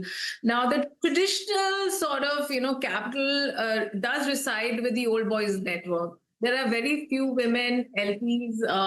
There are very few women who are on the decision-making side as to how to allocate to GPs. So the bias actually starts from that point itself. Now, having said that, when I come to women founders, there's no two ways about it. It is much harder. I think there are a handful of funds. There's us, there's Fireside, where we've, actively gone out to invest in women founders. And of course, women founders are very competent. I don't think, we need to make concessions necessarily. I think they're competent. I think their voice needs to be heard. They need to be given a fair chance. And I think women need to be given a fair chance. But is it hard? Yes, definitely it's hard. Harder for women founders because they also come up against the same issue that I talked about, the old boys network. Yes. The old boys network, it's a crazy gatekeeping that happens over there. So there's a lot of things, how men sort of interact, socialize, where deals get done. It's very male dominated. Absolutely. So yeah, it's tougher. There's no two ways. Okay. Beyond funding, Archana, you seem deeply involved in mentoring and founder building through initiatives like Startup Table with AJ and Women in Action. Why was it important for you to create these platforms? And do you think the startup ecosystem still romanticizes success while underplaying, founder struggles? Look, I think the ecosystem has to be built for something larger, bigger to emerge. There is nowhere in the world. If you look at different countries where startups have become a movement, not just a occasional, sporadic sort of a success story here and there. What does that mean? It means that you've got to support founders, whether you invest in them or not, because all of us have a certain limitation as to how many companies that we can back because of the amount of capital that we are deploying. So, but it's important that how do people get some of those well-meaning interventions from a point of perspective, investor perspective, because the entire VC, this capital is very, very new in the Indian ecosystem. And there's still a lot of scarcity of this capital available. So therefore, it's important Absolutely. to sort of educate and be available as a voice of reason for founders who are trying to build. You know, this binary that gets created, bootstrap versus funded, I think is all really not a very sensible way of talking, because money makes money. So unless and until you have access to risk capital, you can't build large businesses. If you don't build large businesses, you are under threat of being irrelevant, you know, like what... Yes, absolutely. AI. I mean, SaaS was super hot, just a few years ago. You know, if you invest in a SaaS company, you know, you were golden as an investor, you were golden as a founder. Today, the same SaaS companies are thinking about their future because AI has disrupted it. In the startup ecosystem, quick. Speed is important. All right, Archana, very quickly, one final question. You know, Rupee Capital is currently investing through Fund 2. What does the next phase of growth look like for the firm? Are you looking at larger check sizes, new sectors, or even expanding beyond India? So larger check sizes and definitely newer sectors. I think that excites us. I think for businesses, India is a golden market because there are very few homogenized markets like India. And I think, you know, an Indian founder will understand the Indian consumer better. I think it is highly risky to get into a market where you don't understand the consumer. It's also very expensive to enter a new market. I was recently in Palo Alto and in New York, and, you know, even American investors agree that entering the American market, especially for consumer businesses, is extremely expensive. But if you had the money, the nuances of the American consumer is not so visible and apparent to us. So I think we should be sensible to our advantage with the kind of capital that Indian consumer companies are raising. At a certain point in their journey, maybe there'll be an opportunity to go. And that's how, I mean, you build businesses. You first dominate in your home market. And then, of course, you look out for newer markets, because that's how you get newer growth, and you do grow at a really, really healthy rate of growth. So I think it's sensible to focus on Archana. what we have. Yeah, we're pressed for time. Thank you so much for joining us on Startup Street today, and wish you the very best with Fund 2. Thank you so much for having me. Well, with that, it's a wrap on this special edition of Startup Street, Future Female Forward. More news and updates coming up on the other side. Stay tuned.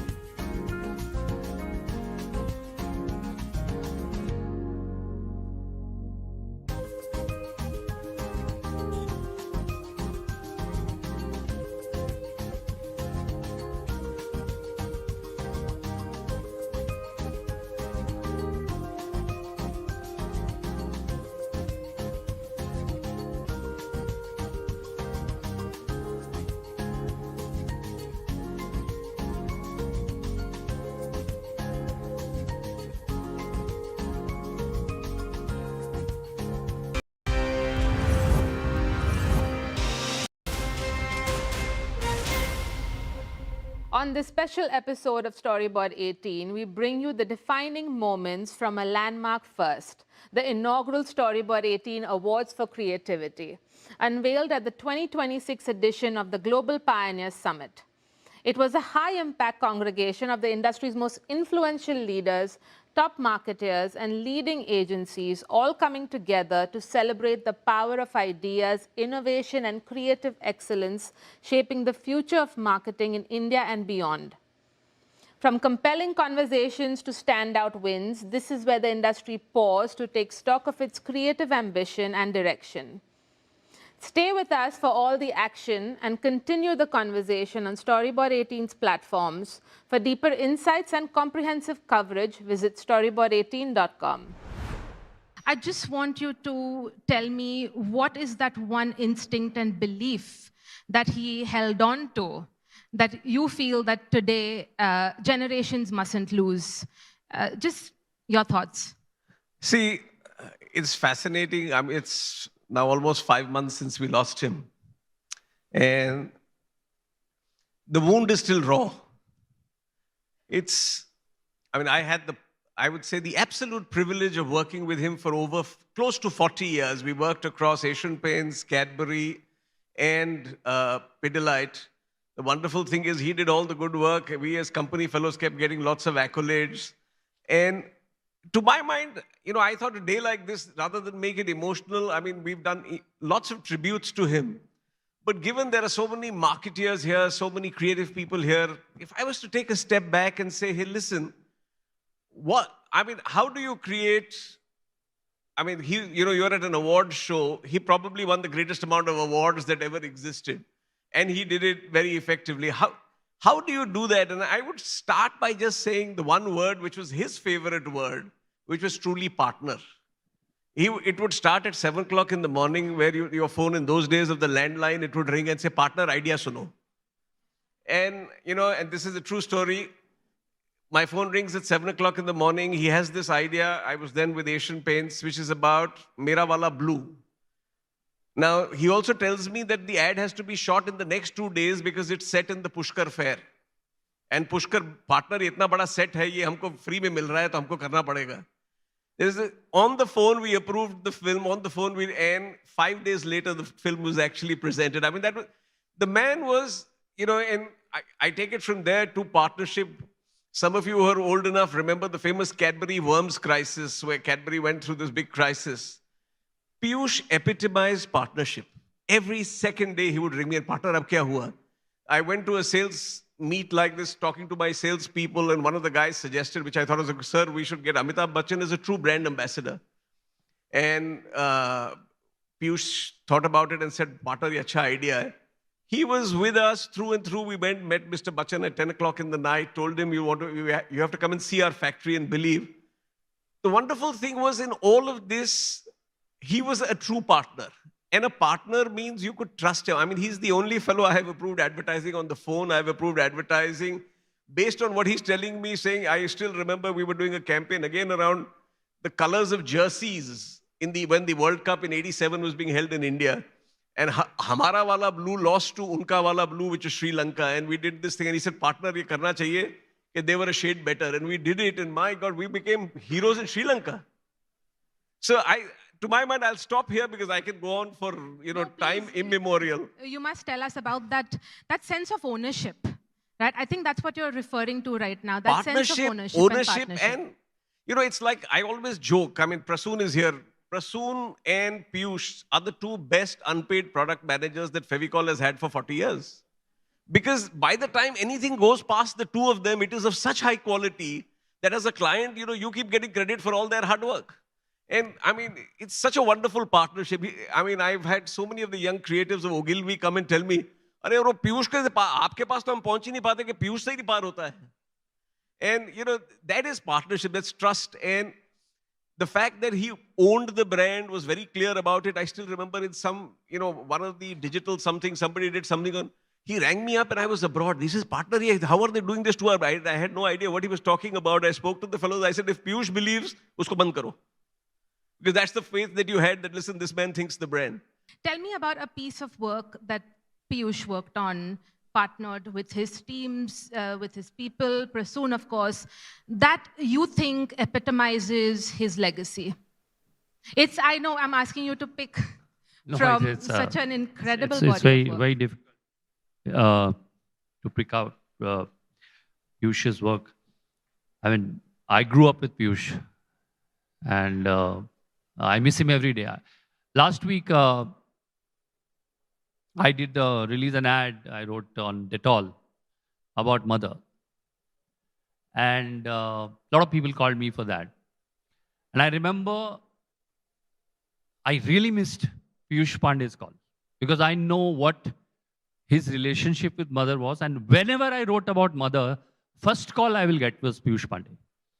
Prasoon is sitting here. First film I wrote in advertising was Nokia on mother. And is his Piyush's insistence that was the radio spot which he gave voice for, finally we made into a film. Then I remember when I wrote Tare Zameen Par Tujhe Sab Hai Pata, Piyush was the first one to call. Partner rula diya. It kept on always in his head whenever he heard about some, and his relationship with his mother was genuine. In today's world, when we are, talking about so much of data and stuff, there is one relationship which stays always there, and which, anybody who knew Piyush knows how much it meant for Piyush when his mother was around. How much it meant for him. He cried openly when we talked about moms. And I think that his belief in the relationships, the other day when we were paying tribute to him, I talked about his infectious laughter. And today I was thinking I will probably talk about his laughter. But what was raw in my head is that on this ad of Dettol, Piyush would have been the first one to call me. Because he always cared about moms. And so wherever Piyush you are, we miss you.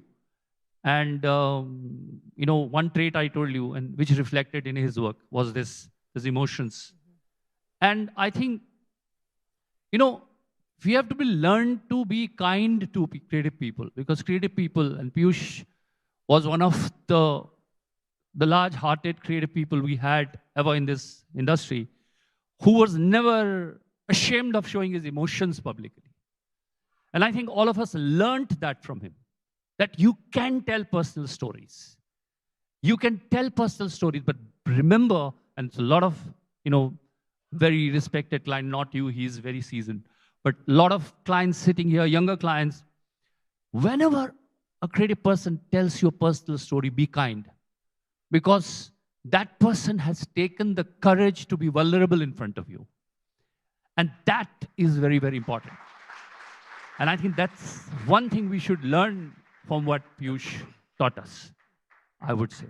He wasn't afraid to, wear his emotions, his feelings on his sleeve.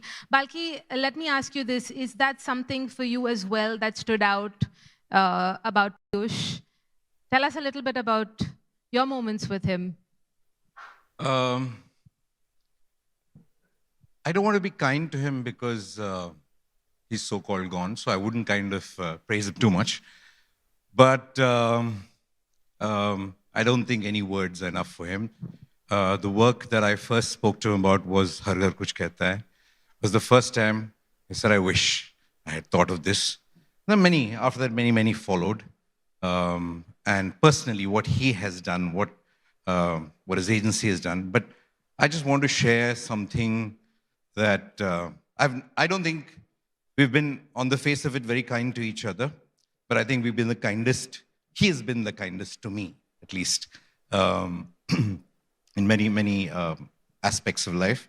And I'll tell you what happened. The last time I met him was at an award show like this. And normally he would ask me, what are you doing here? Because he knows that I don't kind of go for a lot of award shows. But he didn't ask me that because he had invited me for it. Because he was getting the Hall of Fame or something like that. I'm curious, whatever. That was the last time I met him. And I was sitting with him after the show. I think all of us were there together. sitting, he told me one thing, partner, like this. He said, we've stopped celebrating stuff. We really have stopped celebrating. We move on so fast. We don't talk about it enough. We don't celebrate the people enough. So just to start with, I want to just, as I'm sure he'll agree with this because he and I shared this together once upon a time. And there was a very dear friend of mine and a creative director, Faz, who passed away, a young chap, a couple of weeks back. His name is Anand Saspi. And he was possibly the purest artist I know. And why I'm saying this is he wrote a couple of books besides a lot of wonderful campaigns. And those books are like on par with whatever R.K. Narayan's written or whatever. Those who haven't read it, it's like half pants, full pants, and The Bookseller of Moga has those two books. And I remember reading out a chapter of that to Piyush. And he told me a very simple thing. He said, this boy, his childhood is his weapon. Since we're all talking about weapons these days. His childhood is his weapon. What a fantastic thing to kind of say. Your ammunition that you have inside you is his childhood. And you should just read those books to see what this boy has just brought it forward. And I wish Piyush was there today. He would have kind of really understood what I'm trying to say. And for a man like that, for a man who understood the sensitivity of people, for a man who understood the weapons of life, weapons of experience, every experience is a weapon for an artist. We look at it as something like, but it is. It's our only weapon. We don't have anything else. It's only what we've kind of seen, heard, felt, this thing. And if you read this, you'll know that. I've always felt that whenever I come to a tribute like this, everything else, I don't think Piyush needs a tribute. I think Piyush needs a lot more. I don't think we should just remember Piyush. There's no point in us kind of paying tribute to a man like this if he's not part of our lives every day, if he doesn't affect our lives every day. So my suggestion is, advertising people who are so good at branding things and everything else, why just don't give an award in the name of Piyush Pandey? Why don't you make the gold, you have bronze, silver, gold, platinum, tungsten, white titanium, whatever shit that we have. Why don't we have the highest award as the Piyush Award? Why doesn't Piyush become a phrase? You've Piyushed it. You've done this. This is our Piyush man. Why doesn't he become a phrase in our vocabulary? Why doesn't he become the gold standard what we kind of try to achieve? If he does, can you imagine somebody kind of giving that award to some piece of trash? You wouldn't, right? That you would really aspire for it. No, you'd be scared he'll come out there and whack the shit out of you. But I think we need to do that. We need to do this for this man so that he is not a memory. We don't need to kind of keep back, look at his work and his past and everything else. He has to affect our present. We don't need to do anything for him. He has to do a lot for us even now. So if we kind of if we brand him, we are great branders. We pride ourselves in kind of branding things and building brands and things like that. Let's build Piyush's brand so that it stays on for generations who've never kind of seen him. Wow. Okay, I think that's really, really important. And I've said this only once to somebody about Jasprit Bumrah. I just believe that we all kind of brand bats and everything else. How would you brand Jasprit Bumrah? Why does the ball need to be called a Duke's ball? Why can't it be called the Bumrah ball? Wow. Why can't you brand a ball like Bumrah? I think advertising needs to brand Piyush Pandey. It should not pay tribute to Piyush Pandey. He's that kind of a guy. We'll take a short break now. On the other side, more highlights from the first ever Storyboard 18 Awards for Creativity at the Global Pioneer Summit 2026. Stay with us. I think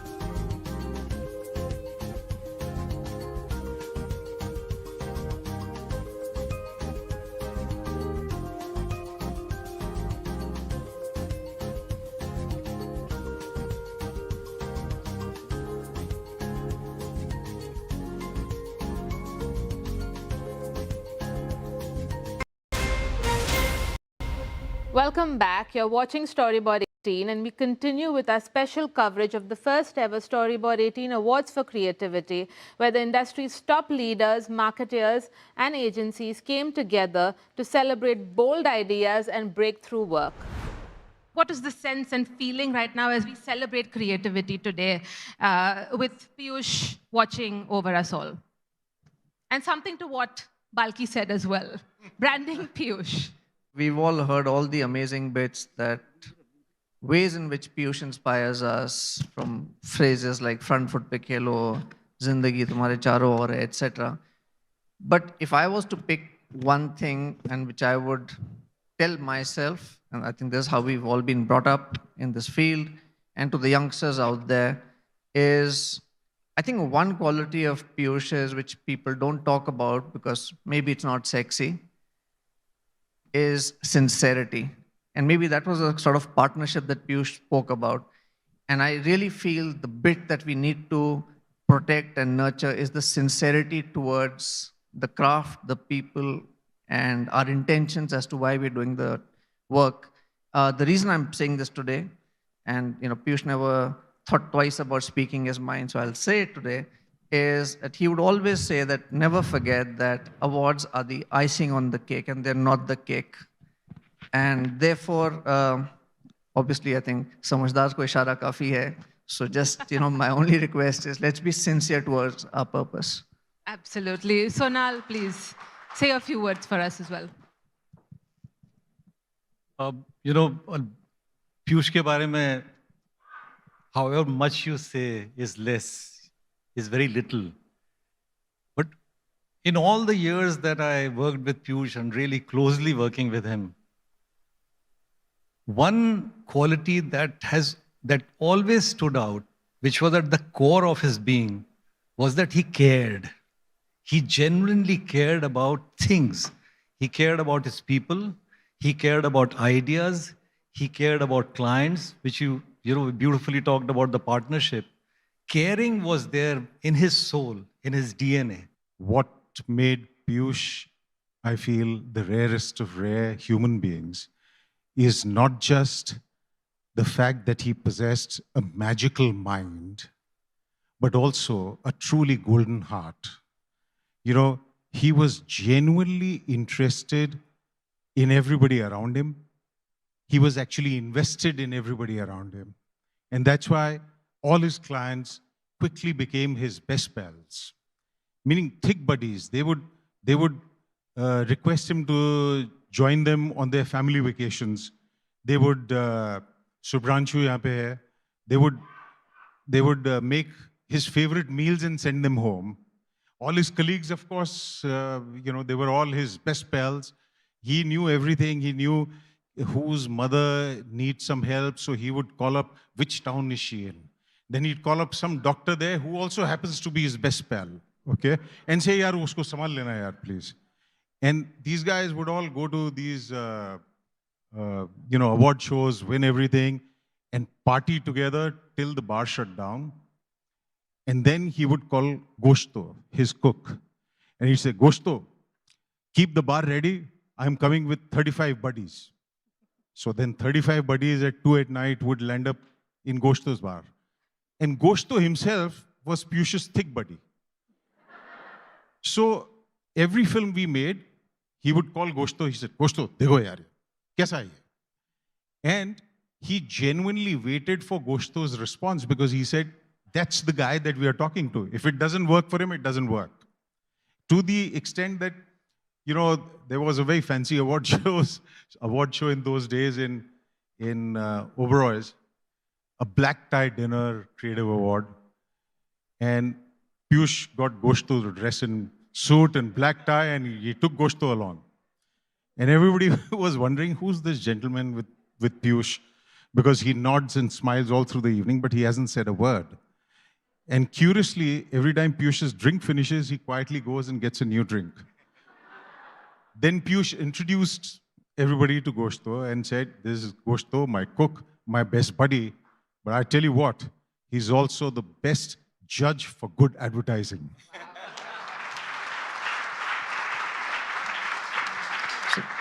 Just to complete that, the Goshta episode is obviously being around Piyush, he also learned so much and he became so much of almost like a part of the industry. There would be times, and Prasoon and I have been in the room, Piyush would show him a film and Goshta would say like this, Bhaiya, ise award milega magar mal nahi bikega. He would say that.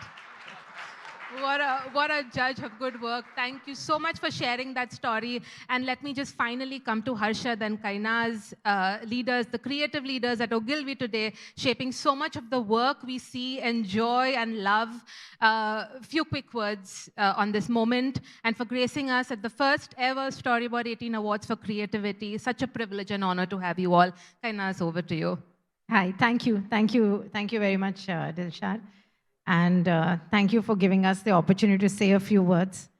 The way you, me, a lot of us here binge watch shows on Netflix or Hotstar or wherever it may be, Piyush binge watched life. He was a binge watcher of life. The observations that Piyush had on life were just amazing. And because of this unique thing that he stuck to from day one of his career to the last day, Piyush could simplify, clarify, and solve anything for you. So, like Bharat started off saying, it's been 5.5 months now. And of course, we haven't talked to Piyush, but that doesn't mean that Piyush is not with us. His presence is felt every day.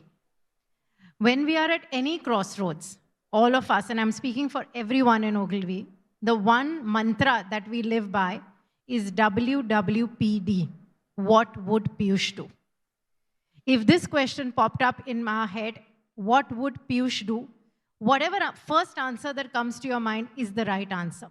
One such huge cyclone hit the western coast of India in 2021. Piyush happened to be residing in his Goa residence then. And he observed something about the storm and wrote the sweetest, most innocent sounding poem. It is childishly simple, but the depth that it holds for all of us. I would just like to read it out over here. I have it here in Piyush's own handwriting. The title of the poem, it's in Hindi. It says, Mera Nariyal Ka Ped. And the poem goes on to say, Kabhi idhar jhuka, kabhi udhar jhuka, तूफान के डर से नहीं रुका, अपनी जिद पर ये अड़ा रहा, सब टूट गए ये खड़ा रहा, ये नारियल का पेड़ कुछ सिखाता है, जीने की राह दिखाता है. Piyush Pandey, post cyclone, May 2021. Wow. So, in uncertain times, as many storms, as many uncertainties gather all of us, our beloved industry, just know that Piyush has somewhere left this mantra for us. Be like Piyush's Nariyal Ka Ped, and you will weather every storm.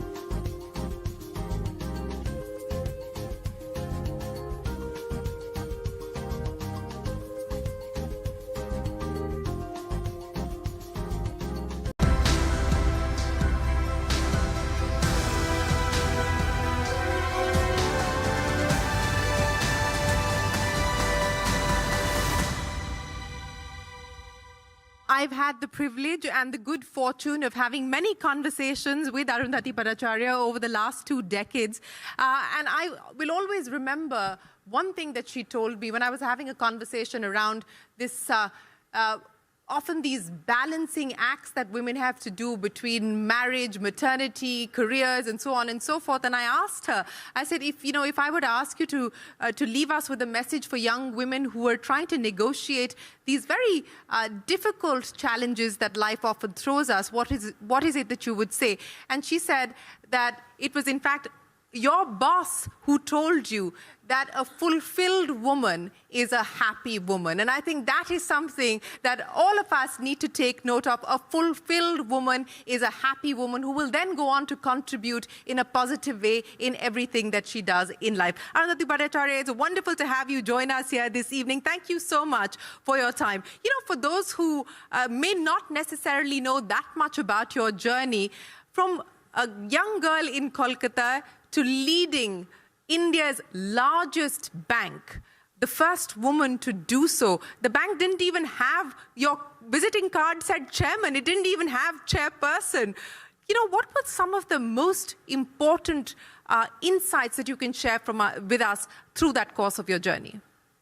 That was a very long journey, in fact. And just the other day, I was telling a colleague of mine that now it's 49 years in corporate life that I've been there, which is much more than the age of most of the people in my current organization. And once in a while, I wonder, this long journey, how I made it here. It seems almost, like a dream, I would say. Because actually speaking, when we joined the bank, we had no idea where we were going, how we are going to head there. There was no plan. There was nothing, in my mind that, I'm going to land up where I did. It was all a question of putting one foot before the other and ensuring that you keep doing that consistently and as well as you can. So a long journey starts with that. And if you keep at it, if you don't give up, if you keep ensuring that you are giving your best, then, you will get somewhere. I suppose, that's the best way to put it. But in that journey, though, what is very important is you do need people that will support you.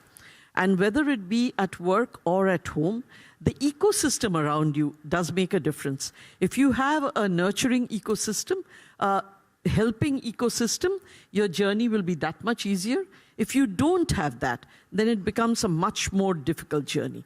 And therefore, I think one of the very deliberate attempts that I did was to create an ecosystem that would be supportive.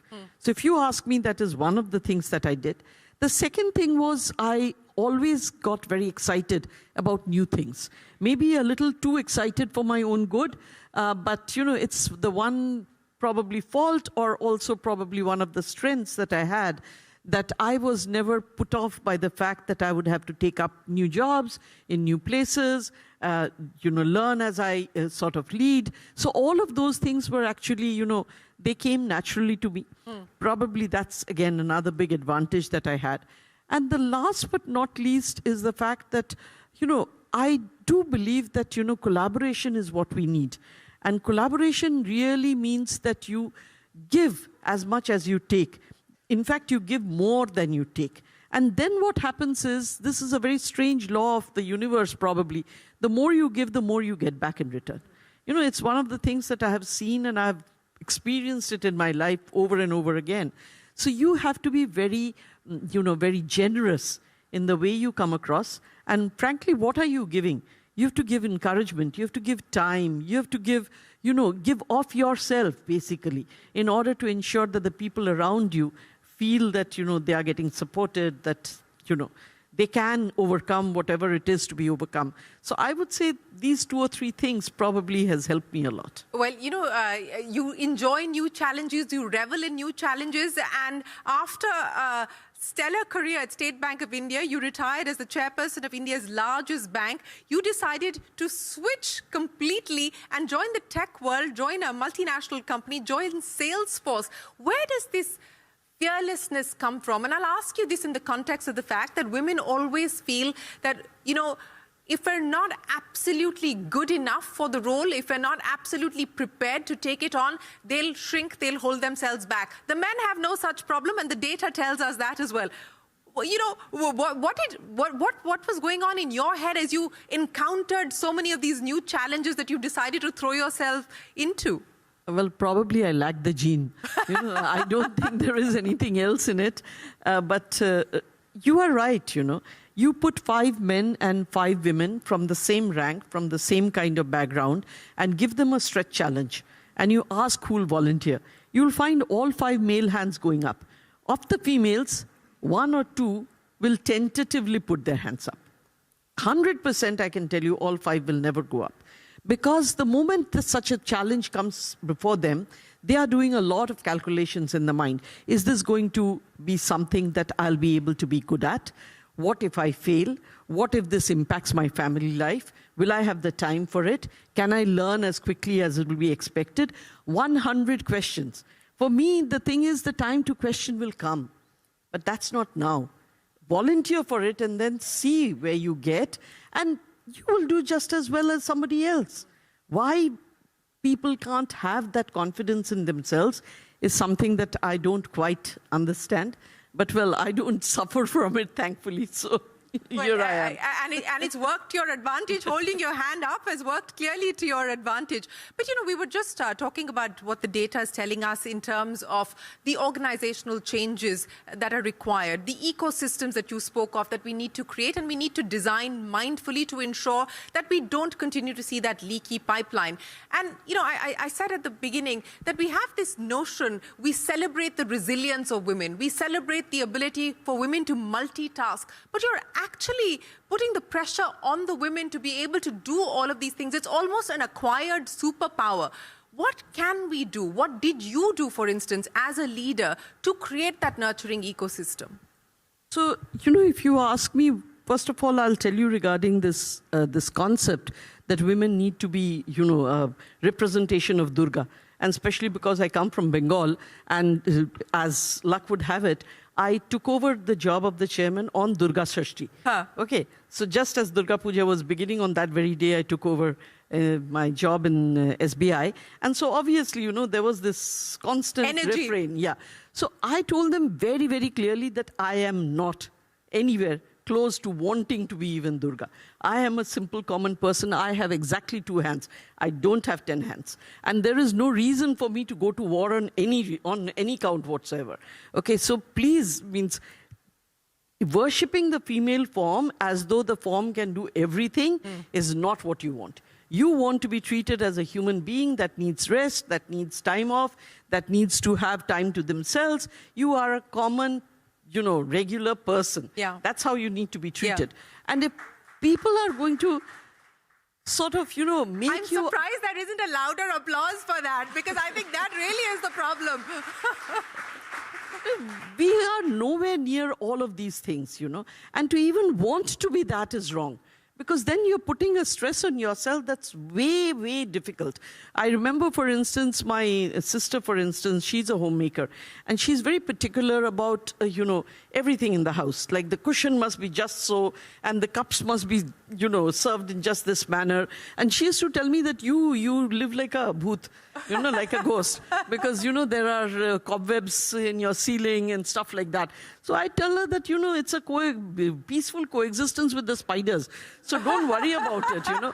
I am not so bothered about cobwebs. I am bothered about the fact that I get home and I have a comfortable home, and that's it. I don't have to have the cushions at a particular angle. I don't have to have everything, you know, spick and span. Yes, I'm also a proud, you know, homeowner, but that doesn't mean that I have to have everything exactly in its place. And it's true in the office as well. Sometimes your presentations will not be that beautiful. Sometimes you'll just put up, you know, what we call quip or a Canva, you know, sheet. We'll just put that up because I haven't yet had chance to create a dashboard. So be it. As long as there is material there, people shouldn't bother about the, you know, about the optics of it so much. So that is one. But creating the ecosystem, I think, the one simple way of doing that is reach out to people whenever you can.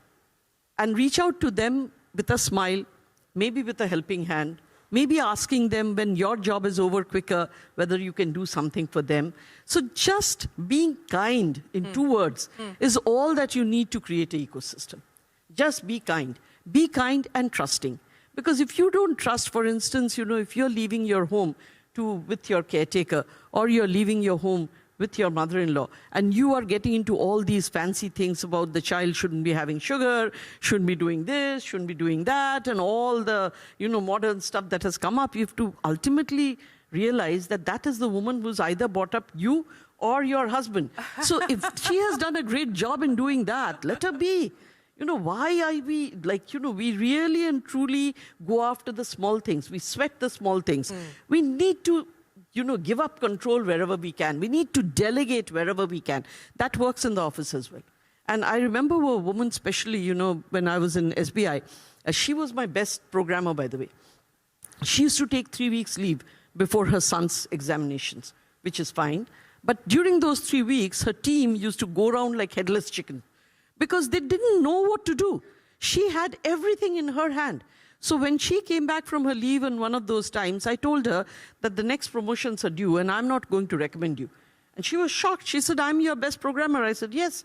And that's the very reason why I'm not going to recommend, because you do not share with your team. You are not a good team leader. You're an individual contributor. Stay that.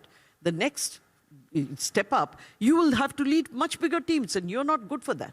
So unless and until I see a change in you, you're not getting recommended. She obviously changed and she went ahead and got promoted. But the fact is, there are a lot of women who can't give up control.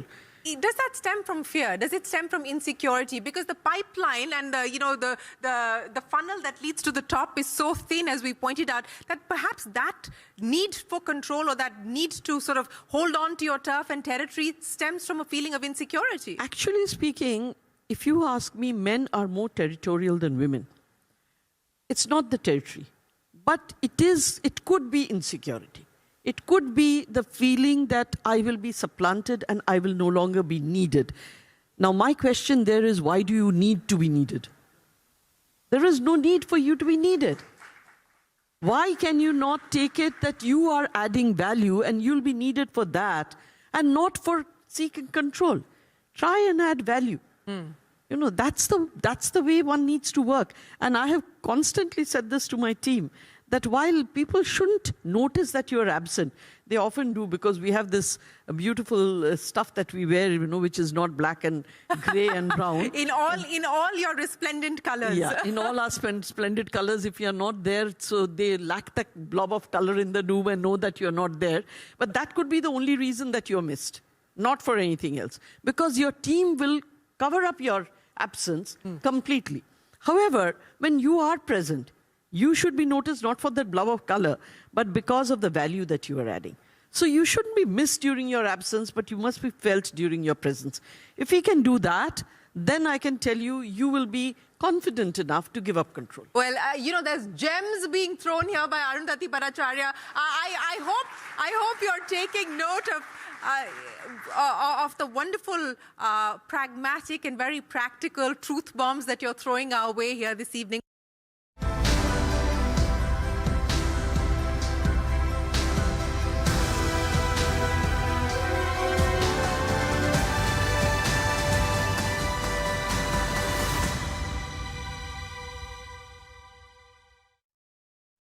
The total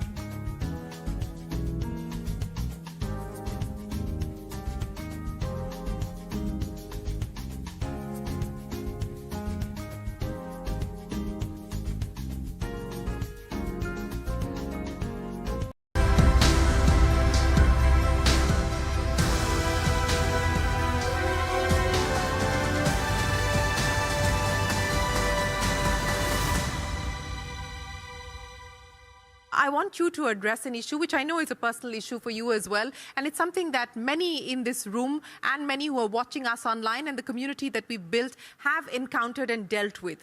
Maternity.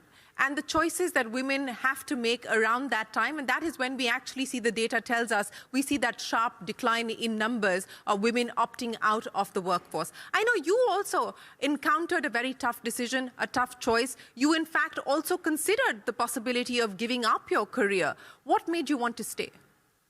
And how did you then navigate your way through that? Yes, so of course, mine wasn't during maternity. Mine was a little later on, when I was wondering whether I would find in those days, in a place like Lucknow, a proper school, which my daughter needed. And what Mr. Verma, who I used to look upon as a mentor, what he told me was very simple, that, giving up is a 30-second job. Okay, so it's 2 lines that you email and it's done. So that should be absolutely your last recourse. So it's like the nuclear option, and you never use it. Okay, you never use the nuclear option unless you really want to self-annihilate. Even President Trump is hesitant. So unless you have a death wish, you don't do it. Okay, so you need to explore every single way prior to that. And to my surprise of surprises, I found an excellent school over there. And I had not even thought about going there and exploring this before taking a call about giving up. And in fact, I told him, you can be so naive. One can be so naive. I think about it now. I told him I'm going to move my entire family over there, and then I'll find there is no school, and then I'll have to come back, and all this, disruptions. Why cause it? And he said, why do you need to take your family? You can't leave her behind for 2 weeks. Leave her behind for 2 weeks. Go there. Actually have a look at the situation. See if there is a school. Go talk to it. And then if there is something, at that point of time, move your family. You don't need to move with everybody. And that's exactly what I did. And I found, a school good enough for her to be in. And, I could continue with my career. What will it take for us to get more women? I mean, there was a period of time in India, and I think we were the highest number of women heading banks in India globally as well. What will it take for us to be able to make that the norm and not the exception? That's a tough one. It really is a tough one. Because I don't think we have put those metrics in place, okay? But if you saw the boards had very few women, right? And SEBI put in the norm that there has to be a woman on the board. Immediately what happened, women came on the board. And by the way, most of the women were women related to the families, okay? Now, I'm not saying that they are not competent. Most of them are extremely competent, but they're related. Okay, and if you are related, then you really can't speak your, whatever is on your mind. So then SEBI came in and specifically said it has to be an independent woman. Okay, that also is done. But you look at the number of government companies or PSUs that still doesn't have an independent director on the board, woman director on the board. Why are we not holding this up and telling the government that you need to walk the talk? You need to be an example of ensuring that there are enough women on the board. At least during my time there wasn't. I don't know whether now it's different. If it's different, congratulations to the government for doing it. But the fact is, again, because it says only one independent woman. You'll only have that one. You'll have that one. Why is it? Because again, you're ticking the box. You're not really internalizing it's compliance. It's compliance. Exactly. You are ticking the box. You're not really going in deep. Why not go in deeper? To find out why there should be only one woman. And again, I come across this quite often. A lot of people ask me for names of women who could come on the board, but they want women who have only been in the C-suite. Now, what happens is, not that many women are still in the C-suite. So I don't have that many names. The C-suite women all have 6 to 7 listed companies. Okay? They are inundated with offers. But there are amply good women below that. They don't get offers, and they are willing. They are willing, they'll do a good job, they will read up the papers, they will come with suggestions. Give them a chance. It's a question of taking a chance on them. But it's very difficult for us to get across this that even though this woman wasn't in the C-suite, she's still very good. Some of them take my word for it because they believe in me. Most of them don't. But I would really make a request, that for all the companies that are over here, it's important for them to please recognize that there is a lot of talent out there. They just need to give it a space for it to, show up. This is not just a problem in India. It's a universal problem. It's a universal challenge. How is the tech world dealing with this now that you're part of the tech world and now that you're part of a global corporation? How different is it? I think it is very different because one of the things that I was very impressed with, at least in Salesforce, is that before I could even interview somebody, I was asked to take a training on unconscious bias. And I said, well, I've been a woman and I've been a woman who's risen from the ranks. I'm sure, 100% sure I don't have bias. Why do I need to take a training for it?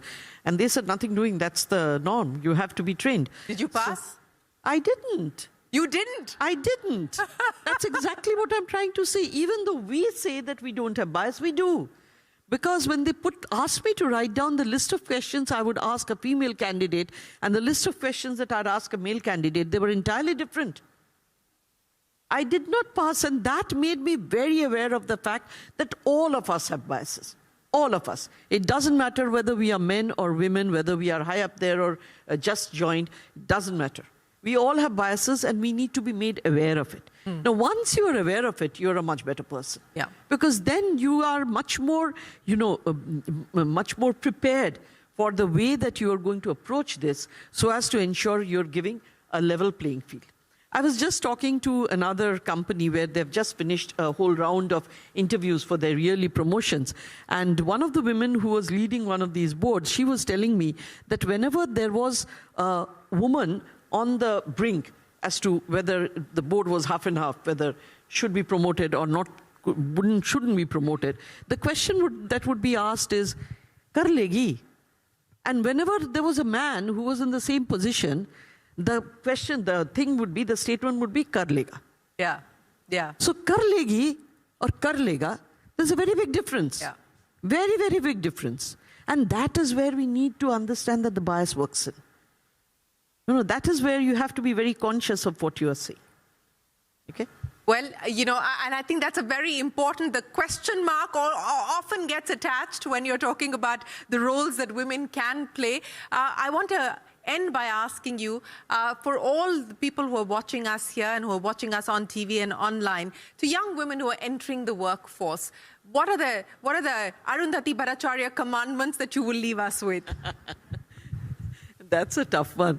The only commandment that I have is that today it's a very different world from the world that we came into. Okay, it's far more competitive, but more than competitive, it's a very uncertain world.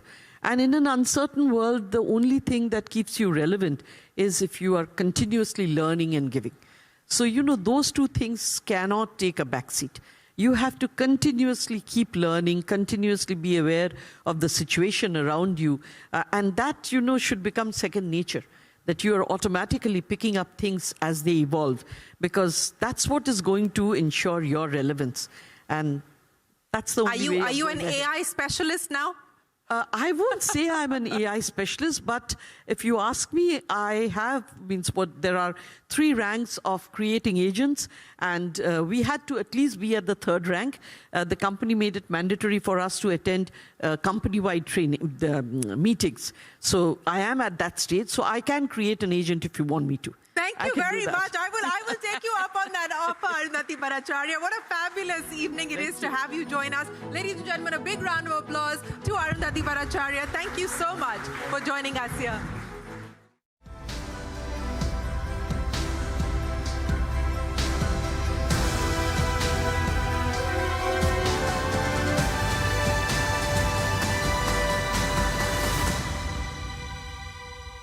This is on a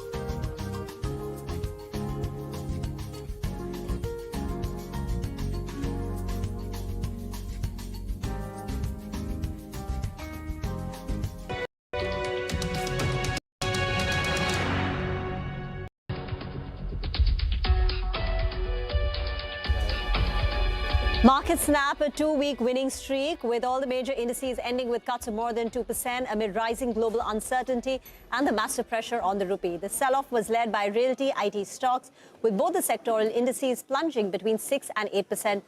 The Nifty banking stocks, generally the banking stocks also under pressure, dragging the Nifty bank down nearly 3% for the week. Meanwhile, the Indian rupee weakened past the 96 mark against the dollar for the first time ever. So hello and welcome to Editors Roundtable, your weekly market digest. I am Reema Tendulkar.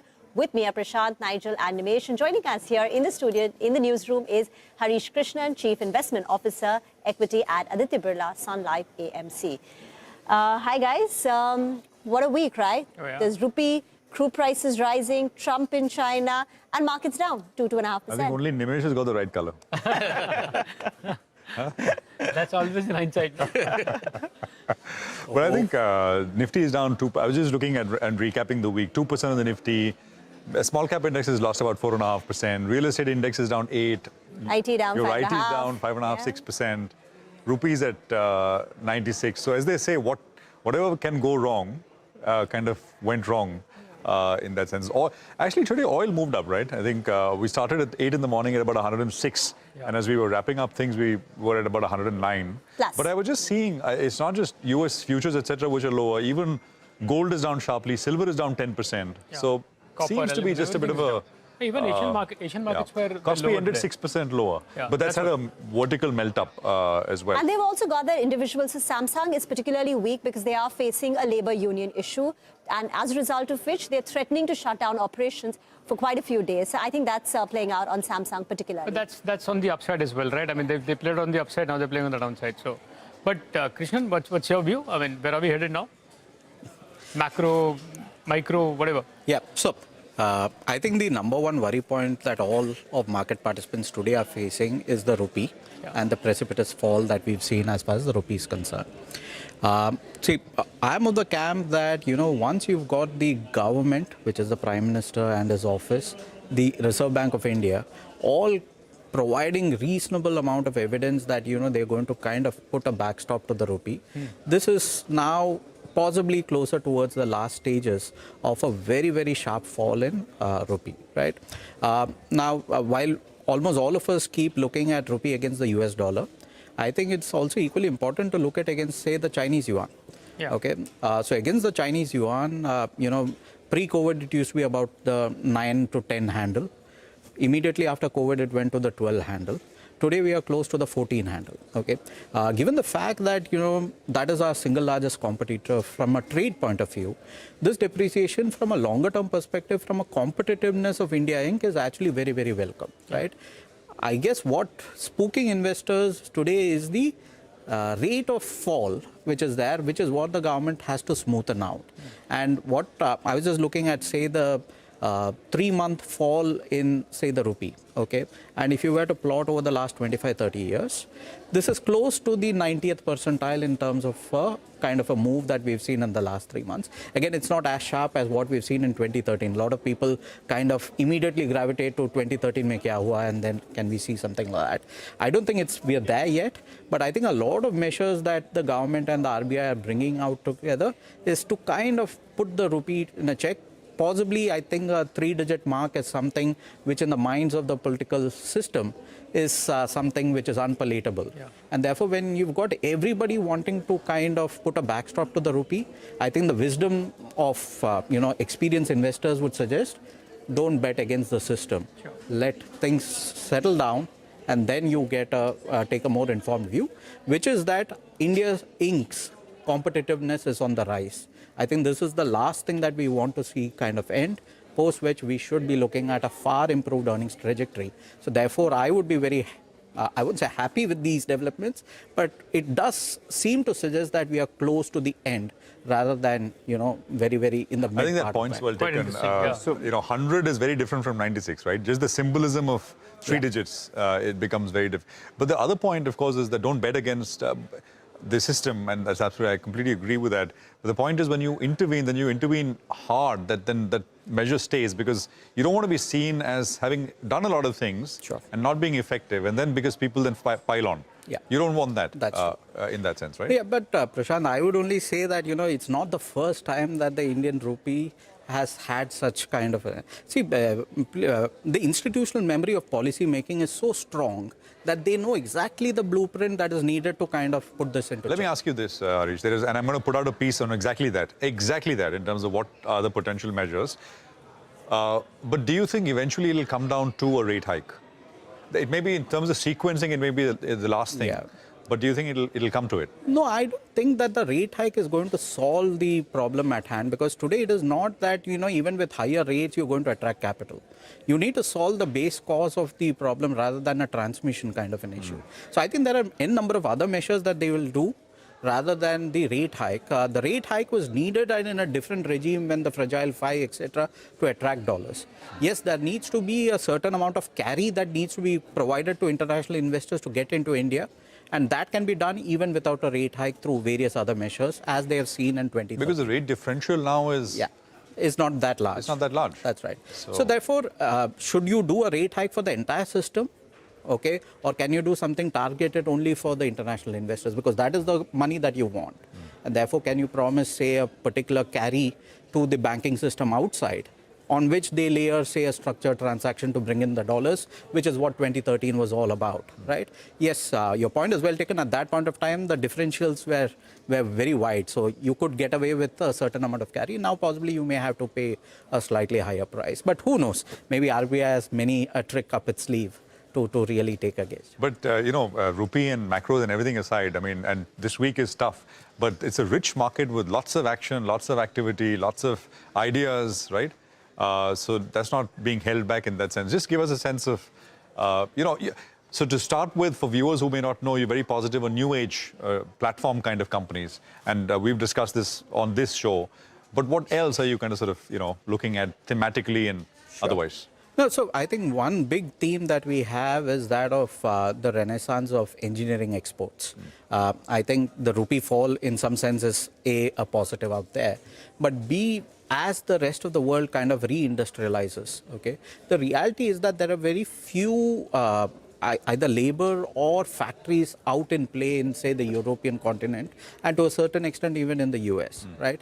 And therefore, it does provide an alternate channel for a lot of exports to happen. So be it in, say, auto ancillaries. We do see a lot of companies which are operating in the 20 to 30% operating profit margin, okay, which means these are not commodity businesses. They tend to be leaders globally, so they are not even fringe players. And over there, suddenly when the big elephant in US and Europe suddenly wake up, then you're going to start seeing a new channel of demand coming through. Similarly, if you look at chemicals, okay, even the fact that, a big source of competition was China, the currency differential that I spoke about, the anti-involution policy that is out there. Yes, the next 3-6 months are tough for chemical, primarily because availability of raw material is where the question mark is. But again, that's a space that we would think quite favorably about. From the first list, give us an example, just for illustrative purposes, nothing else. No, so if you look at, say, the largest forging company in India, or if you look at, say, the largest electric vehicle drive company or a motor company, these are companies where you are in the top 5 in various globally. Okay, so these are not small fringe players. And within top electric vehicle company, I'm confused because by revenue, I think it is Bajaj. No, I'm saying on the auto. Sorry, Autocom. On the Autocom. Okay. Yeah, we are not talking about export of auto, but on the auto parts point of view. So there are many such companies which are out there. So EV Autocom leader. Yeah. Right. What are you talking about? Sona Comstar. And the first one, Bharat Forge is the... What else from this? I don't know. We'll put a full disclosure. Okay. Just, this is for illustration. And so the point is, again, regardless of these names, the point that we are trying to basically say is that these are not commoditized businesses, because that is a reasonable value add. And now you've got an export channel which can be vibrant and open up. Okay, and where there is a potential that people may want to move out from China in a very real term with a further competitive advantage of the currency differential. I think, over a period of 3-4 years, this can be very, very large opportunities. Aerospace is another area where we're seeing a lot of opportunities coming through.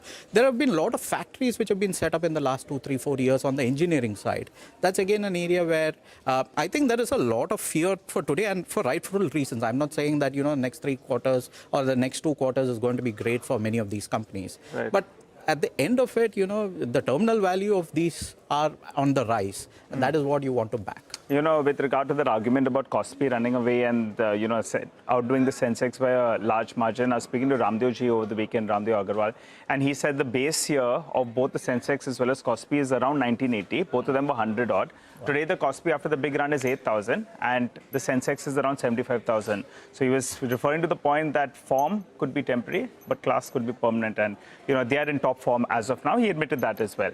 But you were talking about, a lot of excesses, a lot of fear in the system as well in select pockets. IT, what do you make of that? The index made a low, I think, of around 29,000. Then it briskly ran away to around 32,000. Everyone said, game on. And then suddenly you keep hearing about this AI scared. They're not going to be able to grow as much. Part of their business is going to be taken away. And I think now the street has come to terms with that growth is not going to be there. Now you're talking about valuations, you're talking about free cash flow yield. How would you approach the sector? For someone who is creating a longer term portfolio, do you think it's a good time to get in? No, so I think I'll go back to the same point, which is that when Warren Buffett was giving a class to graduating students, he said, what's the secret to a long marriage or a happy marriage? And he said, it's not good looks, it's not humor, it is low expectations. Okay, investing is very much like marriage. You are having a long term, because you need to think like a business owner for the long term. You're not thinking of flipping it for the next 6 months, for the next 12 months. Too late for all of us, that advice. I'm sure your better halves have taken that call. All aligned, all aligned. That's a good one. So the reality is, therefore, that, when expectations are so low, okay, and everybody is viewing it from the prism that there is a lot of risk. Us viewing it in the same lens is not going to add any value. I have to have a different perception of the future. And the reality is none of us are predictors of future. None of us are astrologers to say that AI will do this or that. The reality is you need to back managements that are agile, that are adaptive, and where expectations are low. And today we are seeing that in a lot of areas in IT services, where we do think that many of them will come out quite well from a 3-5 year perspective. So expectations are low, but you said the managements are agile and adaptive. Do you think the IT managements have been that? Yeah, but because this is not the first time. Of course, AI seems to be the big gorilla, which none of us have experienced in the past. But if you go back in time, there have been many such cases wherein it may appear that management or sectors are clueless in the wake of disruption. The reality is that companies hustle. They find a way out. And that is where, value gets created. So you're saying that over the week, not 2 days back, right? Or maybe it was yesterday. I think HCL Tech, there was news that they're leading the funding round into Sarvam AI, which is like the Indian large language model company, valued now at about $1.5 billion. Yeah. So that is one. And, I remember... And TCS, of course, is doing the data center play. But I remember asking the TCS management interactions whether they're going to do this. Got cash and they've generated a lot of cash, so are you going to pick up stakes? So far, the thing has been that, well, it has to make business sense. You have to consolidate. But just for equity upside, will you do... Yeah. I mean, that's not the thinking as of now, but that may change. As HCL Tech perhaps is showing. Anish, broadly, what's the sense? Because you track a lot of the broader market stocks. How's the earnings season been so far? Because the sense is that maybe if you remove the Nifty components, the broader markets have done reasonably well in terms of earnings, That's right. So I think both in the December quarter and what we've seen so far in the March quarter, I think the big delta shift that we are seeing is sales growth has started moving to double digits, which has been the biggest problem for earnings, in the 6 quarters preceding that. So I think that's the first thing that, things are falling back to track. So far in the March quarter, things are good. But having said that, I think the June quarter is where some amount of disappointment is inevitable. Yeah. Because the reality is that there are so many products where pricing has gone up 70%, some have gone up 5x. Yeah. When you speak about it, and there is no way that this can be passed on. So margins are going to get squeezed down over the course of the next 1 or maybe 2 quarters. Correct. But I think the street, in my view, will like kind of see through it, because at the end of the day, this is going to impact everyone. It is not that only Indian companies or one particular company is going to get impacted. As long as it's a overall beta impact, people will still want to play the alpha, which is to find better managements that are doing the right thing for the customers and gaining the terminal value. So as a fund manager, you'll ignore the margin pressure for the next 2 quarters if it's a good company? Absolutely. That is something to watch out for. If there is a top line growth, but margin miss, you're fine with that, Absolutely. Right? All right. Harish, just one more data point. I recall you track the India market capitalization as a percentage of the globe. Where are we at? Normally, I think you have been talking about 3%, if I'm not mistaken, when the Russia-Ukraine war started, and that's where we bottomed out. Where are we at right now? We're exactly at the same place 3%. as it started out. Let me also give you another data point to kind of see how this pendulum has swung both ways. Many of you may recall that I think in 2021, MSCI, which is one of the largest passive indices, kind of tweaked its rules to bring in higher free float for Indian companies, and due to which, the weightage of Indian companies went up close to about 12%, right? From 12%, as we kept outperforming from 21 till 24 end, we reached close to about 20%. That was the weightage that was there. As we speak today, we are back to 12%. So that entire flush trade, if you may, has kind of gone up. Of course, like you said, areas like Korea, etc., have gone through the roof. So I would say that today, we are getting into a zone where India's share of world market cap is at 3%. India's share of world economic activity is close to about 4%. Likely, over the course of the next decade, India's share of world economic activity goes anywhere between 7 to 8%, right? And so you're getting something at 3%. With a prospect that you can kind of run this journey over the course of the next 10 years. Just to one more data point, Korea's market cap now, I mean, I don't know, after today's 6% fall, but came within 10% of India's market cap, which is crazy, right? I mean, if you just compare landmass of Korea and India, No, it's not only about, see, at the end of the day, you need to have profits, you need to have, because companies are valued on that. Yeah. But no, I'm just saying, I mean, it's a small country. That's all. I mean, obviously it's not basis landmass, but yeah. Well, we'll take a quick break here. Harish, of course, is with us. We'll come back and continue the discussion. More sector stocks, a little bit of macro on the other side as well.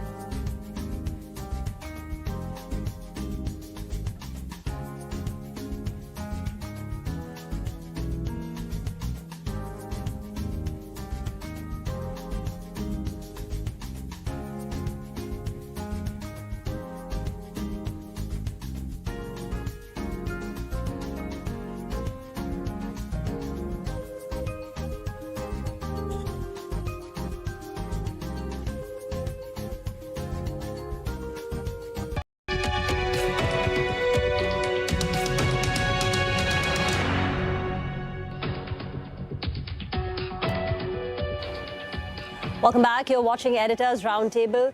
Harish, this was the week which began with the Prime Minister making a passionate appeal to curb gold imports, saying work from home, reduce your consumption of fuel, maybe carpool. And then it ended with a hike on import duty on precious metals and even a petrol price hike of 3 rupees on petrol and diesel. Do you think the measures were enough? More could have been done? It's step one. It's hard for them to imagine that the government will take another immediate step. Usually this is done in a calibrated way. Or more is coming? I would imagine that more is coming because, like I said, if the idea is to reduce the pace of the fall of the rupee, clearly whatever measures have happened haven't really worked out, because even as we were closing on Friday, the last half an hour, we did see the rupee kind of move up quite sharply, right? So clearly, I would imagine that there needs to be a lot more measures. Now, the reality is that any of these measures typically come through when, you've got multiple measures happening at the same time, which is when, the investors at the other end of the trade really say that, okay, now there is no point in further kind of pushing through it. I would think that this is just the start of that. Maybe over the course of the next few weeks and months, we'll see more. All right, that gives us a cue actually to go across to Prashant, who's walked over to the big wall to just try and understand what arsenal the RBI has in terms of steps to protect the rupee. Prashant? Well, 7% fall for the rupee against the dollar this year. And of course, I mean, we only look at the dollar, but look at the currency against other forex majors as well. And the picture is not pretty. So I thought, why not put out, what we've done so far and potentially what is possible going from here. So we've done basically 4 things, right? Of course, there is the Prime Minister's appeal for austerity and holding back in terms of spending and travel, etc. But hard steps, there are 4. There's a 100 million, net open market position on banks, which was imposed first. Then, of course, the rupee derivative rules were tightened. The special USD facility, which was for oil importers, RBI opened that window. And of course, lately we've seen 2 measures on precious metals, higher import tariffs on gold specifically. So this is what we've done so far. What is possible from here, right? I mean, let's start with the first one. And this is, by the way, all being talked about as something which is, let's go to the first one, please. The first potential, which is the encouraging USD bonds. The first potential measure should come up on your screen, which will give you a sense of what I'm talking about. Yeah, that's the one. So the idea is very simple. We need dollars, and this has been reported as well. Perhaps, allow state-run banks, but maybe not just state-run banks, but other entities as well, to issue bonds, get dollars. The RBI picks up the cost of hedging at a subsidized rate. If it's a lender, I mean, the RBI takes the dollars, gives the rupee, the lender lends it at whatever rate of interest, and it's still profitable. I mean, the idea has been, it's been utilized earlier. It's possible it's utilized once again here. The second, of course, is faster export dollar repatriation, export earnings, and, how quickly they need to be brought back. RBI right now allows 15 months to repatriate dollar export proceeds. We've done this before. From 15 and back in 2013, this was brought down, I think, to about 10 months or so. Is it possible? The chatter is, could it be brought lower? Also, the rules which talk about how fast do you have to convert these back into rupee, perhaps they could be tightened as well in sync. LRS is something which has been talked about as well. The current limit is $250,000. The government could also, by the way, raise TCS on outward remittances. Could that $250,000 become $100,000? I mean, all kinds of numbers doing the rounds. But we'll have to see. Education-related flows are around 10%. So how much can they really do is the question without it being politically difficult. There is, of course, lower taxation on bonds and equities. For bonds, the withdrawal on the coupon, right? I mean, I think it went from 5% to 20%. Could it be brought back to 20%? Could it be brought back to 5%? But the point is the total ownership of these eligible bonds is only about $35 billion with foreigners. So how much will this move really make a difference? On the other hand, equity capital gains taxation would be a much bigger move, just in terms of sentiment, but perhaps the bar is a little higher for that. And of course, the last one is reopen the FCNR, attract NRI deposits in that sense, dollars basically being swapped into rupees at subsidized fixed rate.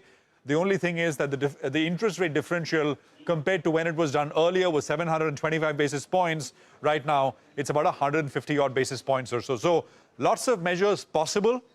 We'll see what really happens, but a fair bit of chatter out there in the market that we won't have to wait very long with the rupee hitting 96.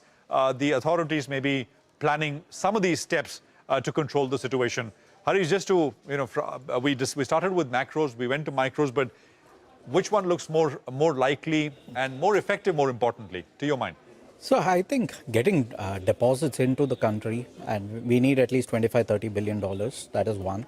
The second is, I think gold imports, for sure, there is going to be further clampdown we might take, because primarily gold is something which doesn't impact other sectors. Of course, it hurts the jewelers, it hurts those who want to buy gold for the near term, for sure, but it doesn't, there is no collateral damage, so to speak, because every other measure there is a cost which can cascade down to the economy. So I would say that these would be the two things that can potentially kind of bring in anywhere between a 30 to 40 billion kind of a delta shift, and that kind of gets the ball rolling that there is a stopgap in terms of where the rupee can kind of stabilize at.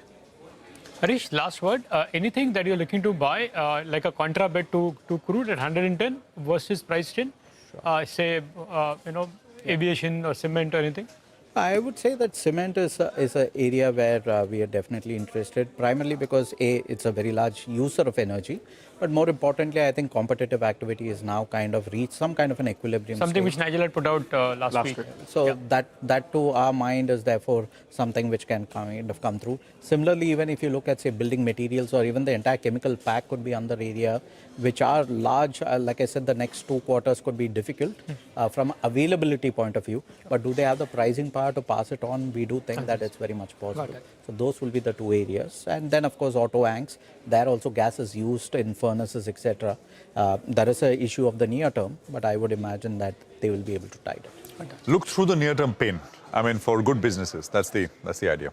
All right, Harish, this has been a great conversation. Thank you very much for coming down to our newsroom. Everyone, have a lovely weekend. We're going to do a curtains down. And low expectations of the weekend. Low expectations. Always helps. All right, that's curtains down on Editors Roundtable. Thank you very much for watching.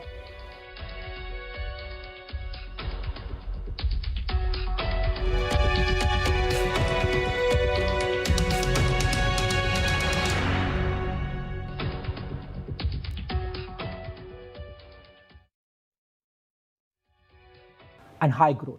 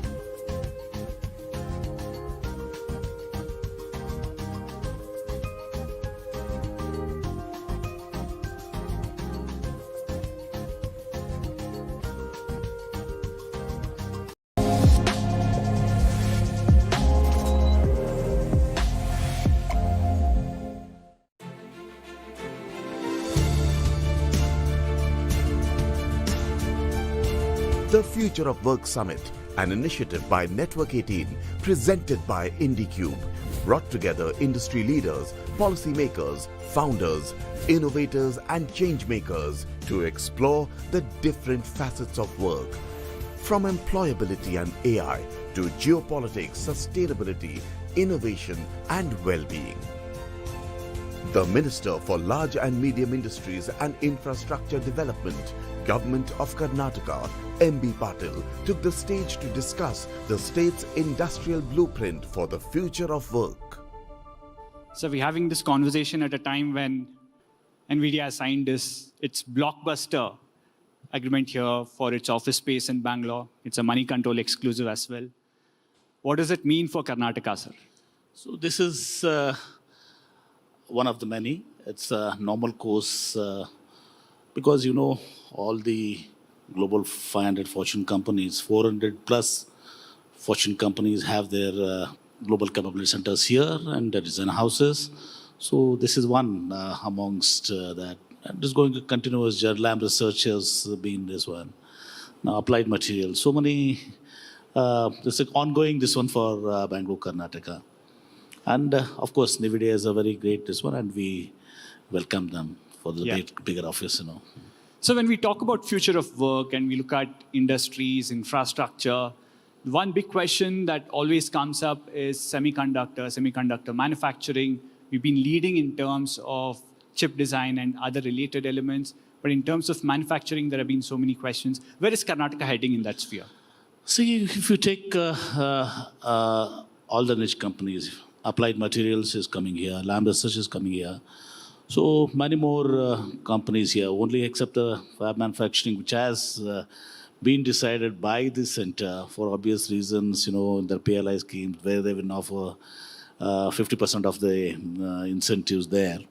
We haven't got an opportunity, but we have signed one. I can't disclose one. Last cabinet meeting, we have cleared one big project of us. So we are big in semiconductor race.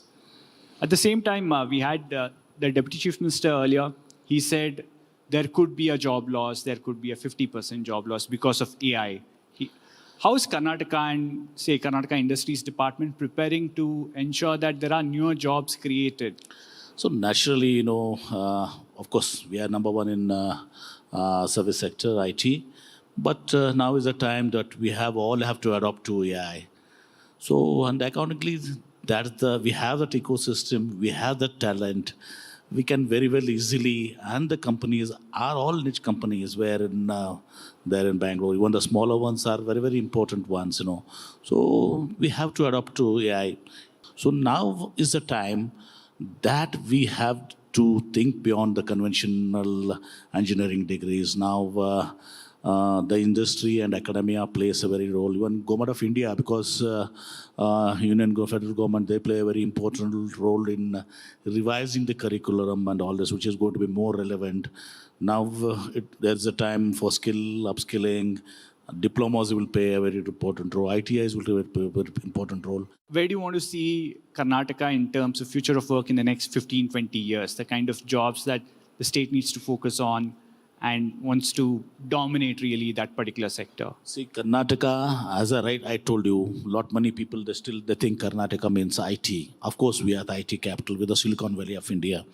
But there's much more to that story. We have machine tools, aerospace and defense, so many other now electronics, we are number one now. So that being the case, Karnataka is always ready and we can adopt changes. And our ecosystem talent is great. Our institutions are great. So we will be there and we compete with the world, not with states. Emphasizing that the future of work will not be built in metros alone.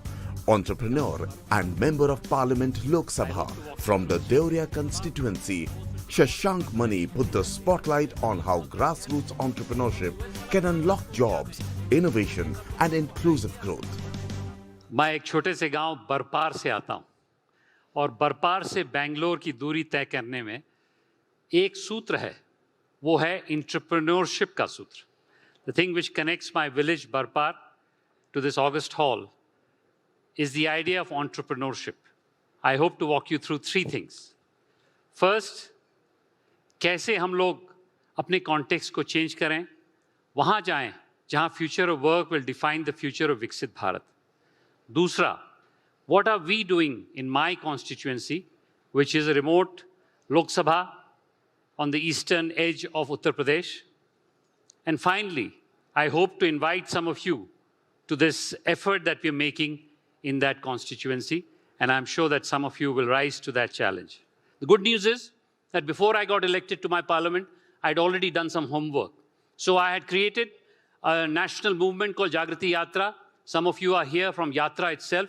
We have been doing this for the last 18 years. हम लोग 525 लोगों को एक train में पूरे देश का भ्रमण कराते हैं और उन उद्यमियों से मिलाते हैं जो भारत को बना रहे हैं. It's the largest train journey of its kind in the world. It's been going for 18 years, and we have created about 9,500 to 10,000 leaders. Some of them are in this room who have taken this journey of entrepreneurship. But what we also did, कि हमारे 10 जिले हैं मेरे देवरिया के आसपास गोरक्ष प्रांत में, इसमें भी हम लोगों ने नेटवर्क ऑफिसेस खोले हैं. हमने 10 जिलों में करीब 4-5 साल से हम काम कर रहे हैं. इसकी population 36 million, which is half the population of Karnataka. That's the size of UP, 240 million. So that's why we have taken this attempt to say, how do we create this kind of revolutionary work here? That's the context. Now let me tell you what we are trying to do. In my constituency, if we don't do anything, it has been growing for 5.7% GDP. It has approximately a $2 billion GDP right now. But more important, and more important for this audience, is the work. Outside of agriculture, we plan to create 1.7 lakh jobs. Also, we need to make it environmentally sustainable. I have a center of excellence on bioregionalism here, which is looking at how do we make sure that our footprint is not there. And the last thing is relevant for today's audience, human potential. And I believe that we need to look at AI in a very different sense. How do we release human potential? We need to have a more meaningful, and I have created a thesis on that called Humanist AI. And if you want to know more about it, we are creating an institute in Mumbai called Middle of Diamond Institute, which will do more research on that. Visit my constituency, visit my area, and take part in what I think is a very necessary revolution for this country, which is building a great nation middle up. It's about time we focused on the real people, because if we do not have an inclusive growth formula, we will not succeed in creating Viksit Bharat, and this is the last opportunity. One shot at this. Some of you may have heard Eminem's song, there's one shot at this.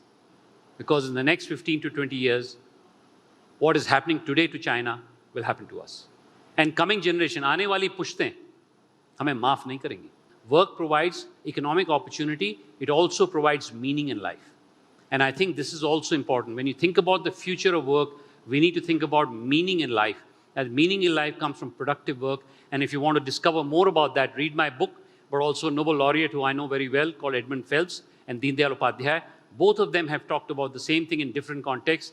Mass flourishing of Edmund Phelps talks about how human flourishing is at the essence of a dynamic society. Dynamic society is not that which has huge technology. मैं भी technologist हूँ. Technology से इतना नहीं होता जितना कि हर व्यक्ति में क्षमता दी जाए कि मैं कुछ उठ के कर सकता हूँ. जब वो उठ के करने वाला होता है, that is the dynamism that you need in any society so you can create a great nation.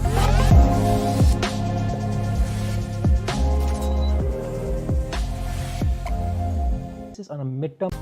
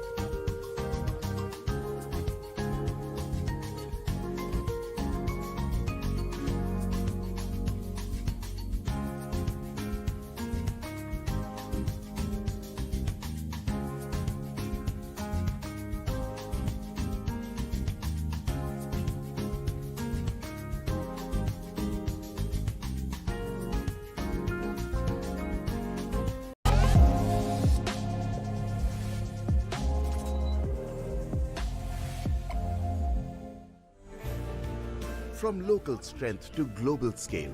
The Future of Work Summit 2026 saw an esteemed panel explore the theme, Geopolitics at Work, the Great Global Talent Divide. We hear a lot on trade, what is going to happen, tariffs, what is going to happen. But what does it mean for skilled professionals? What does it mean for talent? And how can both the countries ensure there is talent circulation instead of just mere talent migration? The free trade agreement, as we all know, two very large economies came together, and these discussions went on for a while because, end of the day, what we really wanted with India was a trade deal that was comprehensive in the very sense of it. So, as some of you would have read, it runs into 20,000 pages. And for the very first time, this was a trade deal that where India and UK came together and said, let's agree and talk about all the topics. Let's not sweep things under the carpet. So for the first time, we have a chapter on business mobility. For the first time, we have a chapter on sustainability. For the first time, we have a chapter on gender equality.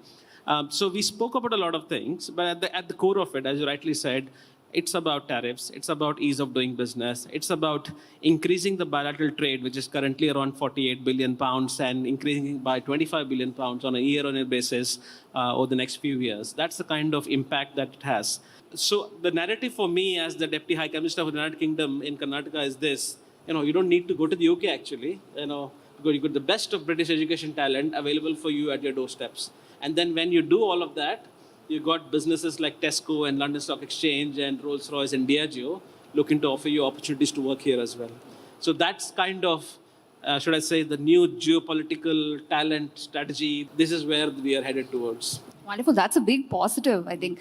Anil, I'm going to come to you first. Why is AI equals layoffs? Is it not that AI is also kind of bringing remote work into place, global hiring into place? How do we see it in a positive eye, if you can? If you look at the Indian context itself, though, of course, IT services is the biggest employer. About 2.66 million people get employed in IT services alone. The hiring trend, of course, is quite muted there. The quarterly results have come. Even if there's an addition, it's just a marginal, addition compared to the heydays when 600,000 to about 1 million jobs used to get created in the IT sector.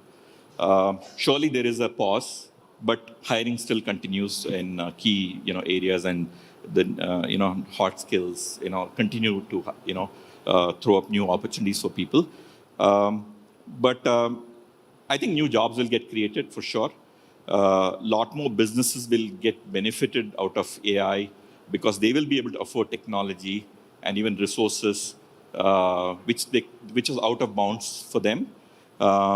So this is a great time for a lot of MSMEs, smaller businesses, to use technology for their benefit. From a GCC perspective, what is the ground reality? Are you able to get the talent that you want in India? What is your take? When we had industrial revolution, information revolution, now it's AI revolution. And we humans tend to focus on the negative, right, instead of the positive, right? Whenever these things have come, what they have taken away from us is monotonous jobs, right, which can be done by a machine. And that is what is happening now also. And it's not, at least for me, I don't think we need to worry about AI taking our jobs. AI is going to take jobs which are mundane jobs, right? But anytime there's a revolution which comes, it creates more jobs. And that's what we have seen in the past whenever such revolutions have happened. Of course, there are people who are losing jobs because they are not upskilling, right? Because we are now in a place where we need to constantly keep upskilling, right? It's not a side activity anymore that whenever I have free time, I'll upskill. We have to constantly upskill. And if you don't upskill, you're going to lose your job. So AI is not losing, you're not losing job because of AI, you are losing job because you're not upskilling. My a little bit fundamental view about this is that AI cannot take away jobs.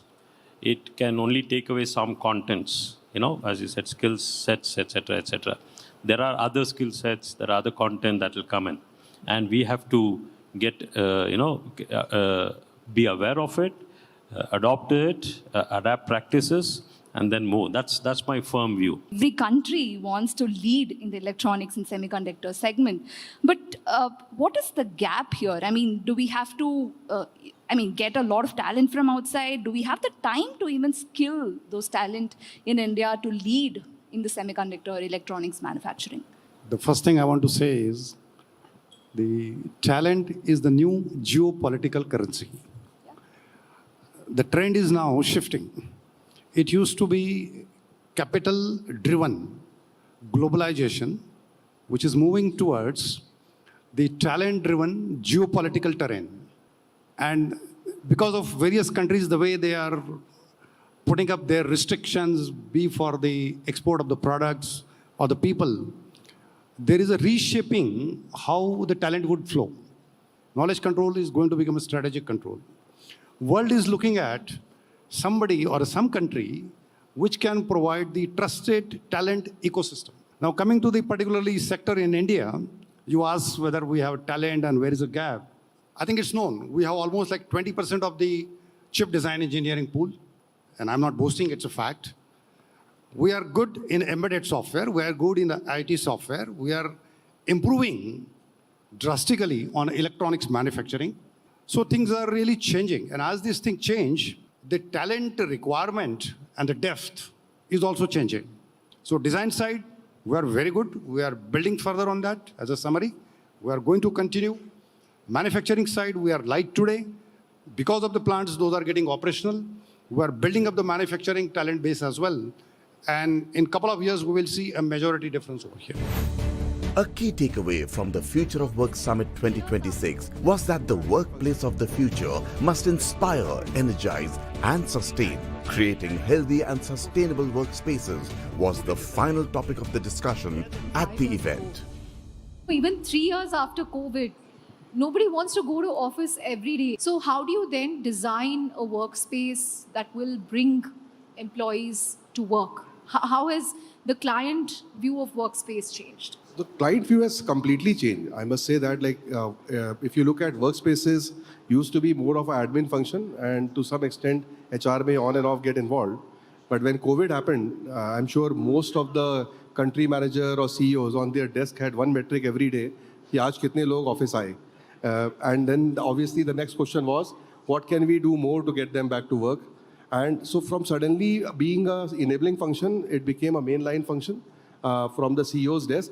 And as a result, it was not just about real estate, because today, if you look at offices, you are competing with multiple things. You are competing with cafes, you are competing with the kitchen in your house to the dining table, you are competing with another nice co-working place which may be near to your home. So essentially, you have to make your office a lot more meaningful. And that is where what we started finding, that the focus on experience started becoming very, very critical over there. That what more can I do in terms of benefits, in terms of accessibility to offices. For example, companies have now started looking at multiple offices within Bangalore. A North Bangalore guy, they know, will not go to South Bangalore, 2 hours of commute. So go closer to where your talent is. Then provide a lot of amenities like food, transport, all of that, and then recreation, wellness, all of that has started becoming a lot more integral. So workspaces completely, I must say, have become a lot more premiumized than what they were in a pre-COVID environment. And all these things is what we at IndiCube are looking at doing. So our big focus is that who is our customer? Our customer is our customer's employee. And anything that can improve the outcome for the employee, because that's the hero of the story, we should be doing all of that. So that's the centricity we are looking at doing. Yeah.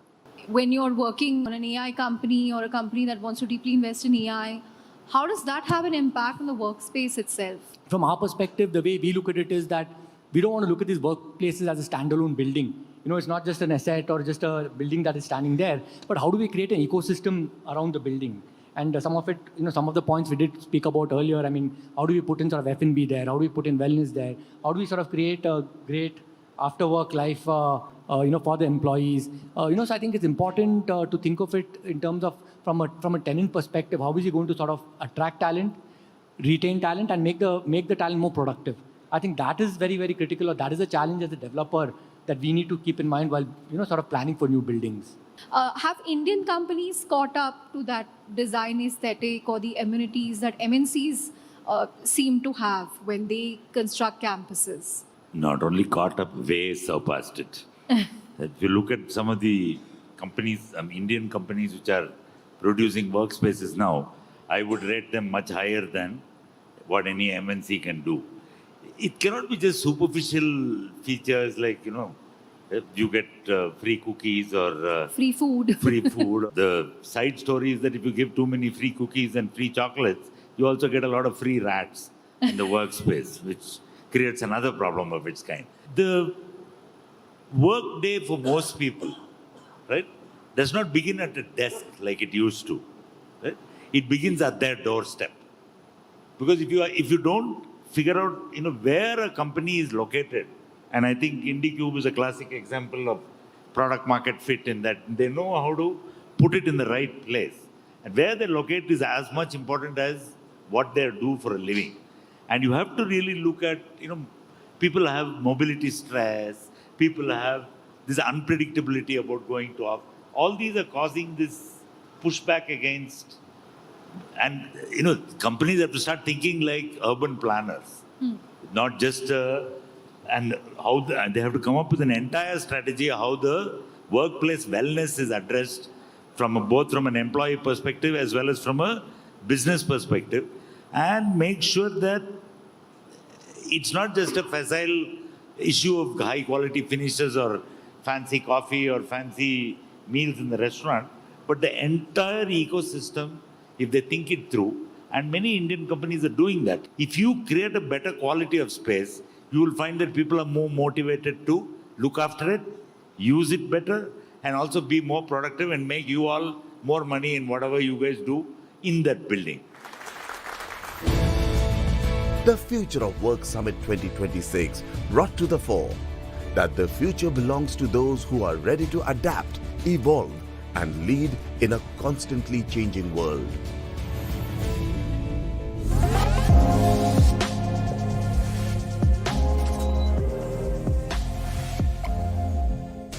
To understand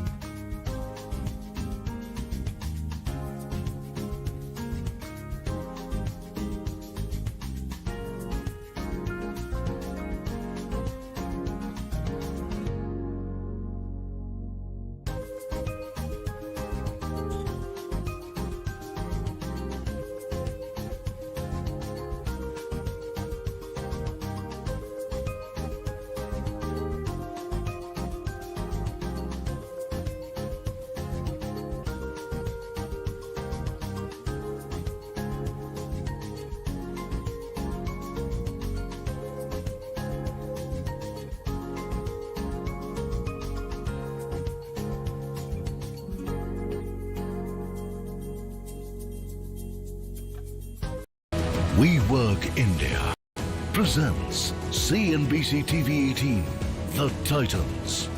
Co-presented by PhonePe. Associate partner Ascendion. Welcome back to yet another episode of We Work India presents CNBC-TV18 The Titans, co-presented by PhonePe, associate partner Ascendion. Now, The Titans is a series that brings you stories of organizations and leaders who have shown resilience through cycles of change. They've evolved with time and are now scaling in an AI-driven world. Today, the global technology ecosystem is at a defining moment. AI is no longer a future capability, it is fast becoming the backbone of enterprise strategy, investment, and execution. In this special episode, our focus is on Ascendion, a global AI-led engineering and technology services company which helps enterprises modernize platforms, accelerate product innovation, and move towards outcome-driven AI-native delivery models.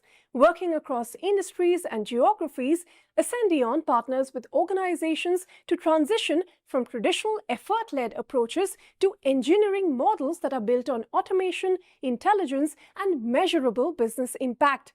To understand how these shifts are playing out globally and the role that India plays in Ascendion's innovation and delivery strategy, we are now joined by Radhakrishnan Rajgopalan, Chief Delivery and Technology Officer at Ascendion.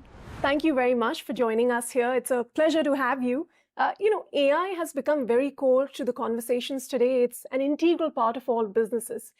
From where you see your interactions with enterprises, where is the money actually being spent on AI?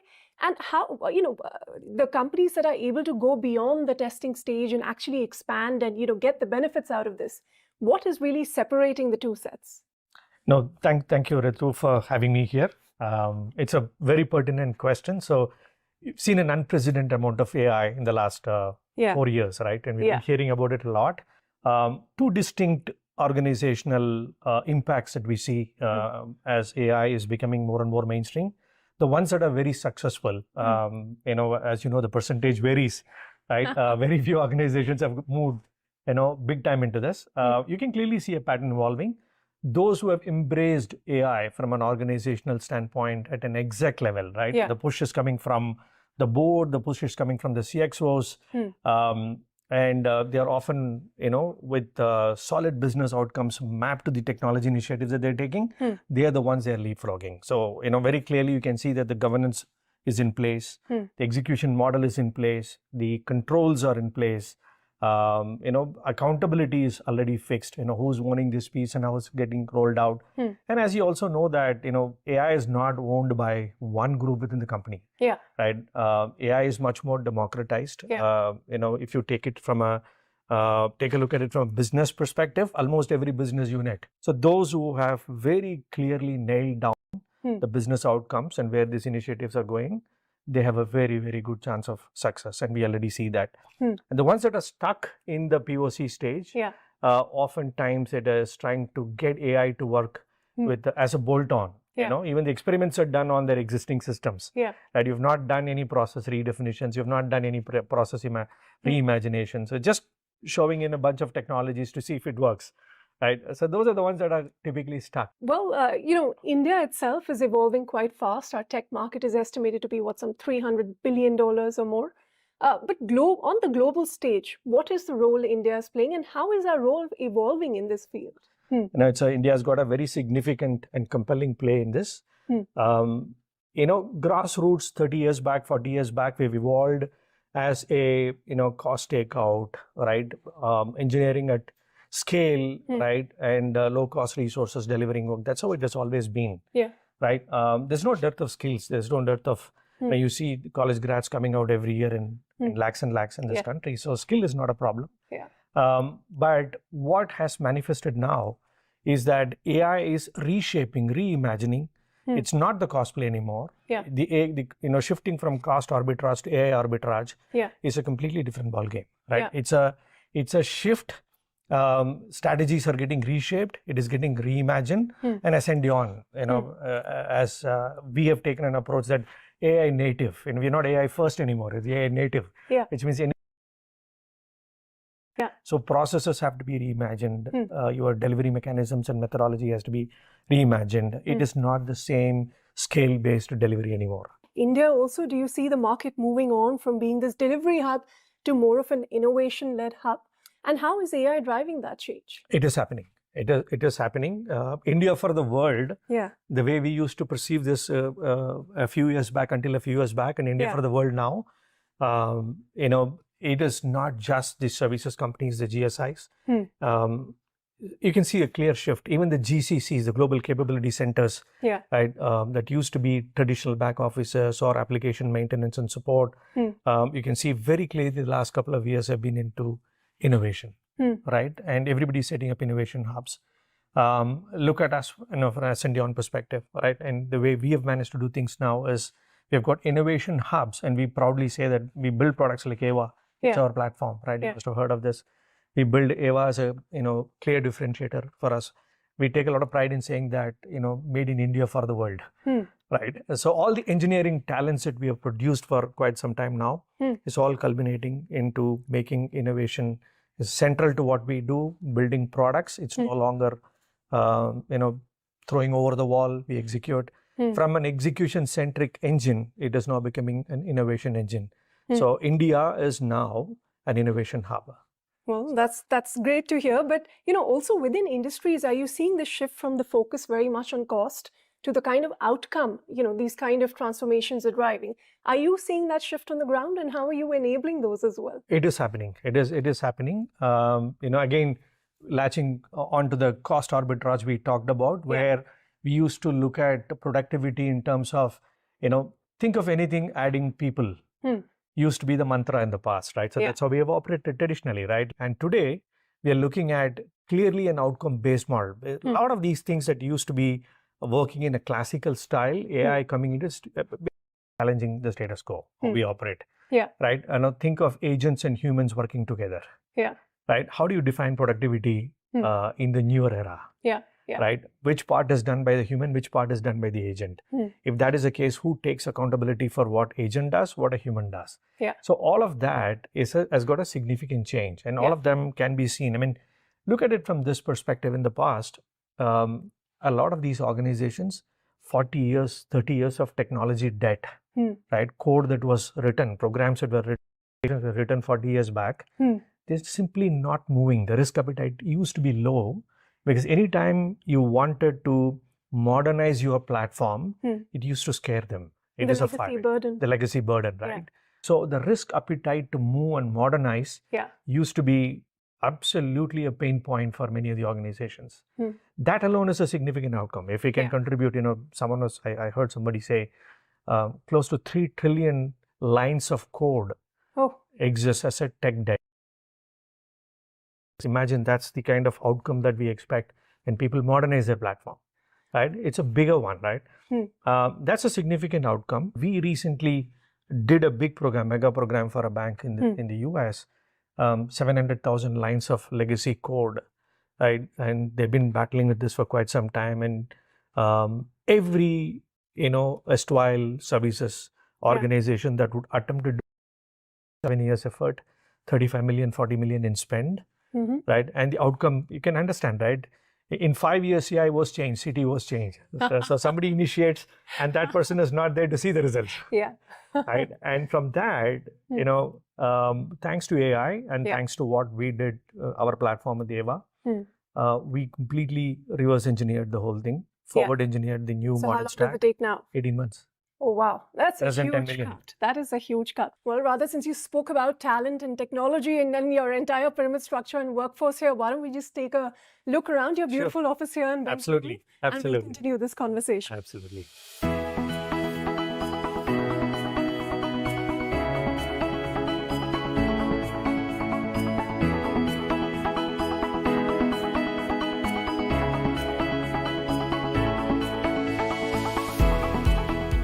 Rather, we were talking about, the fact that what distinguishes the ones that are able to succeed and scale beyond the pilot stage and, the ones that are left behind. And you spoke about how it needs to be a board level decision and, you have to get into it from the get-go.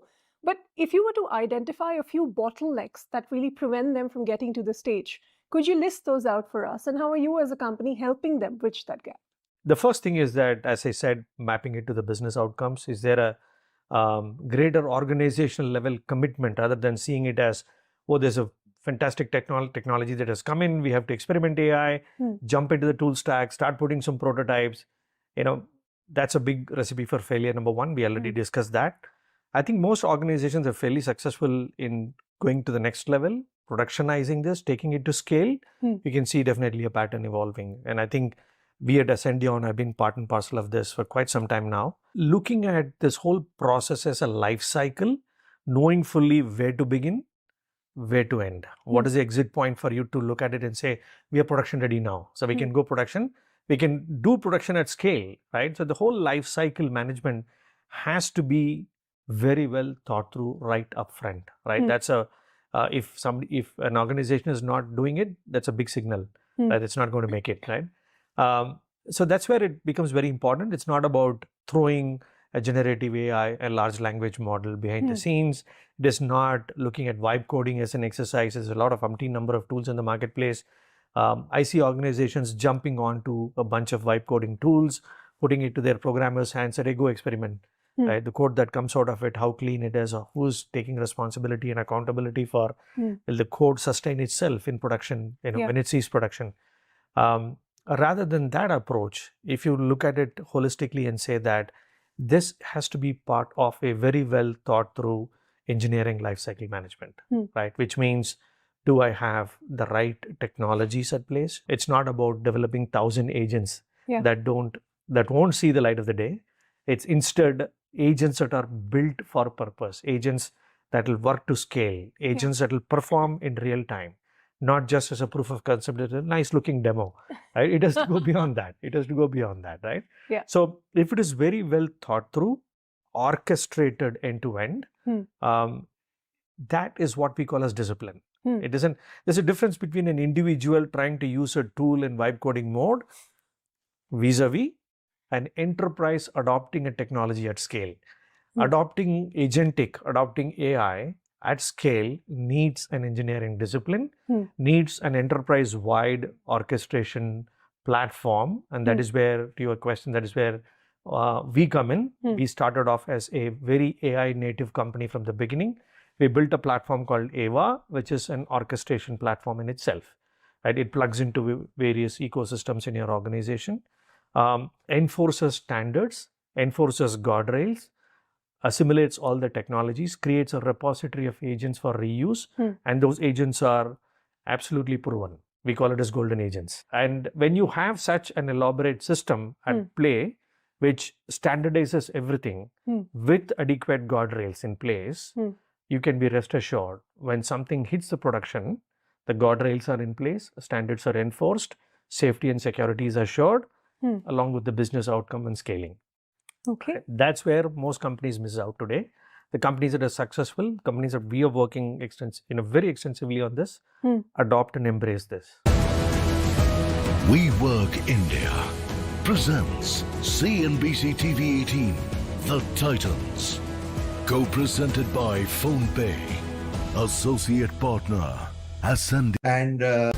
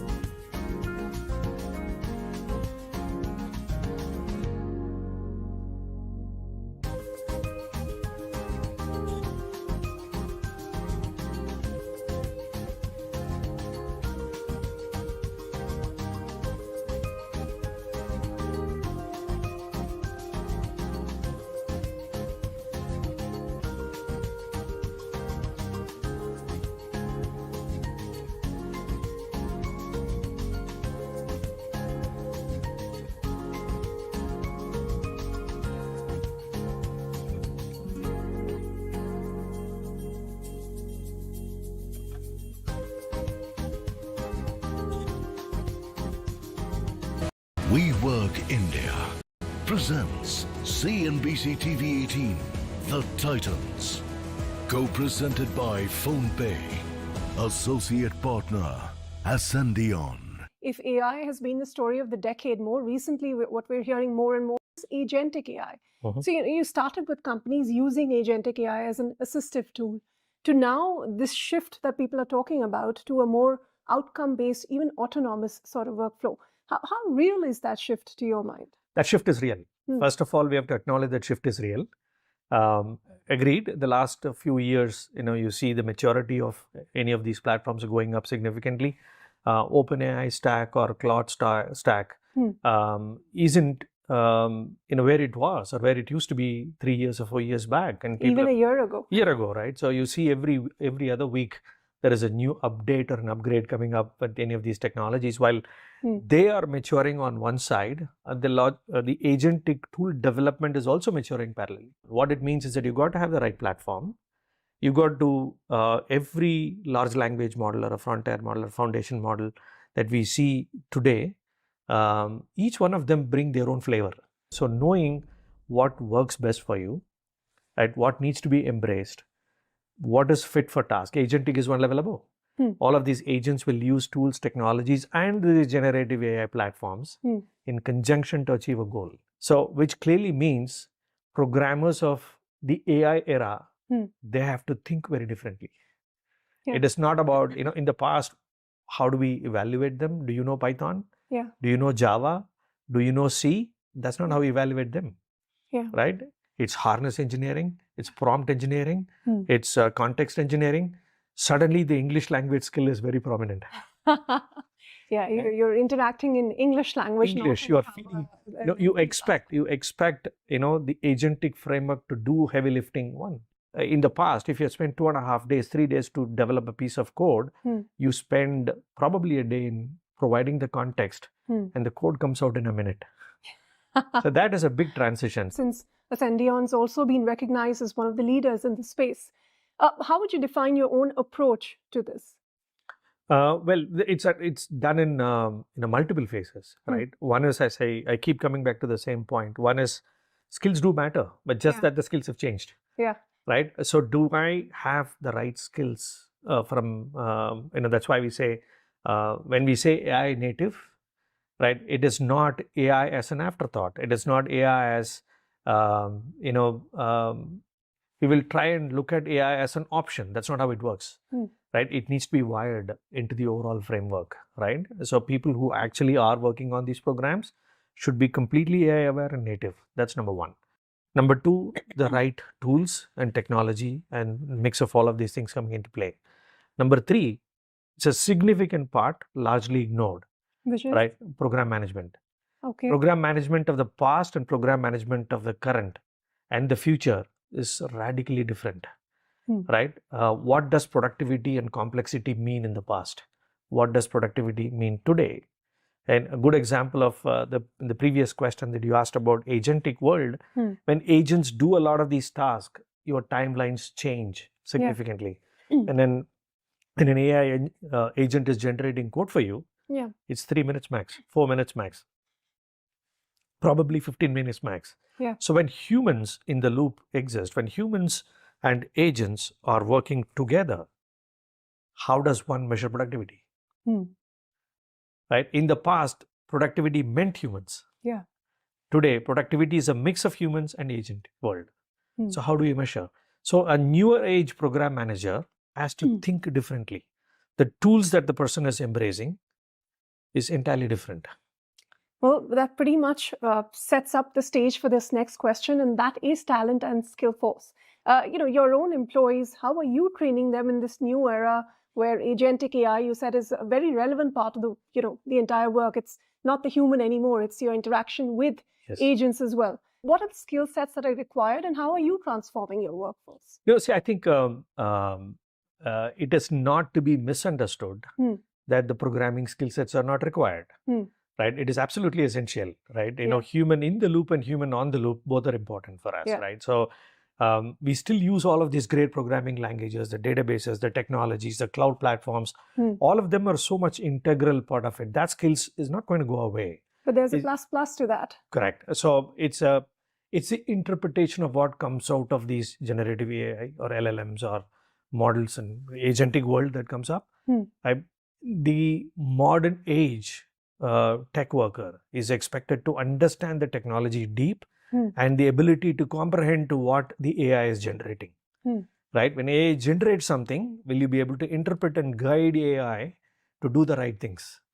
Right? I mean, you can again, as I said, that it's English to a reasonable extent. It's English.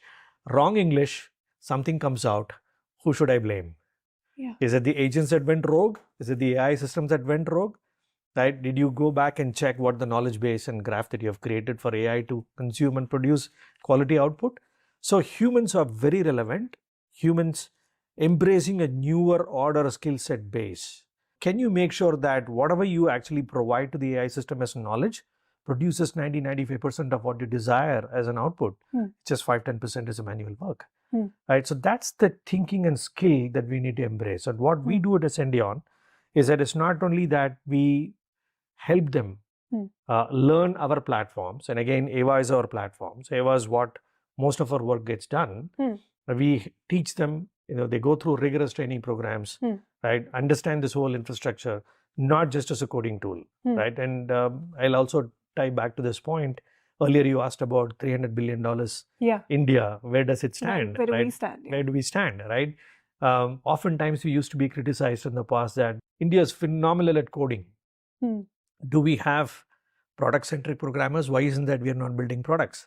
That landscape is changing thanks to AI because the skills have to be radically different, right? India cannot afford to have just coders. India needs to produce this AI programmers, which means they understand the whole design, whole problem, producing those contexts required for AI to be consumed and producing quality code, right? So finally, with AI, it is moving towards quality programmers coming out who are going to be solving business problems, right? So the teaching that we do, the programs that we run with our associates, ascenders, we call them ascenders within Ascendion, is to cross this whole 9 yards of what is required to solve an AI problem. Yeah. Right? It's not just the AI, LLMs and tools and technologies.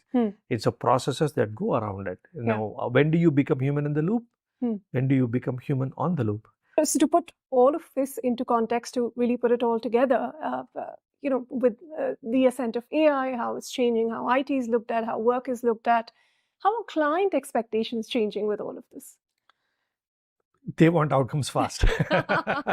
There's the expectations running small. Yeah, the expectations are very high. But I think, clients do see value coming out of this. Do we really need, this 100 people to do the same task? If an agent can be codified to deliver the same result, can I use the human potential where it is, required, right? So the client expectations are that obviously less is more, right? The thinking is always there. Yeah. Nobody has infinite budgets. They have to work. With all this, you must be hearing about this token expenses costing $1 billion in token utilization, so on and so forth. There are benefits. There is this human capital. How do I marry them both? Right? So that is where the expectations are very high. That how do I release my human capital where innovation needs to be done by them, right? So where are the areas where AI and agents can come into play? And so that sets the expectation bar very high for us to meet. Right. On that note, Radha, thanks very much. This was very insightful, and I hope our audience had a whole lot to take away, just like I did. Thank you very much for your time. Thank you for having me once again. Thank you. Thank you. Well, that was Radhakrishnan from Ascendion sharing his insights. AI is redefining how enterprises build, deliver, and extract value from technology. So as organizations move towards outcome-driven and AI-native models, leadership, execution, and trust is going to determine who scales successfully in this next phase. WeWork India presents CNBC-TV18's The Titans, co-presented by PhonePe, associate partner Ascendion, bringing you powerful journeys from across sectors, regions, and industries, featuring the leaders that are reshaping how India works, builds, and grows. Thank you for watching. WeWork India, presents CNBC-TV18 The Titans. Co-presented by PhonePe. Associate partner Ascendion. Mentioned just the other day.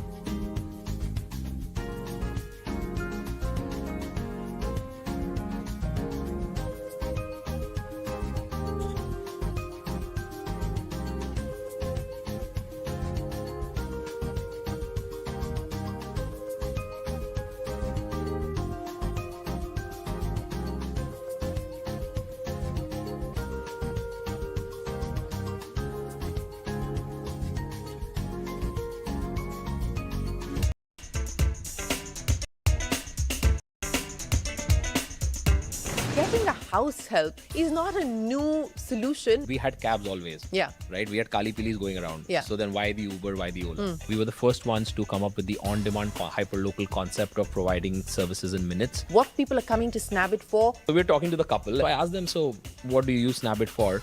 And the husband goes that, my wife asks me to peel the pomegranate every morning. So I've just started outsourcing it to Snabit and I probably get 15 minutes extra of sleep. People feel that they might want to just outsource to someone reliable. Snabit is an answer to that. They make Snabit a habit. Outsourcing your chores to Snabit to keep the marriage equilibrium going. What was that first market experience? We started in my society, which had 500 flats. I basically went down to the security guard and bribed him to send me a lot of house helps. Only 5 of them showed up on day 1. On day 2, it was just 3 people. One of the biggest learnings on day 2 was that time-based pricing works.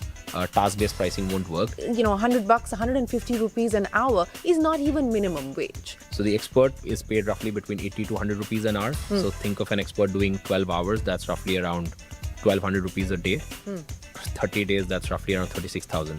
So it's well above minimum wages. So are there boundaries to what Snabit can do? Cokes goes live in Bangalore this month. We didn't do it under the Snabit brand. We did it under a pseudonym brand. What was the pseudonym, if I may ask? It was called Gook. Gook. We didn't spend a lot of time. We just took the C and made it a G. What do you make of these robots that are opening microwaves, pulling stuff out of the dishwasher, you know, literally doing your bed sheets and your bed covers and laying out the bed for you? Just the way that it's difficult for us to imagine driverless cars in India. At this point in time, it is also very difficult for us to imagine robots entering our homes.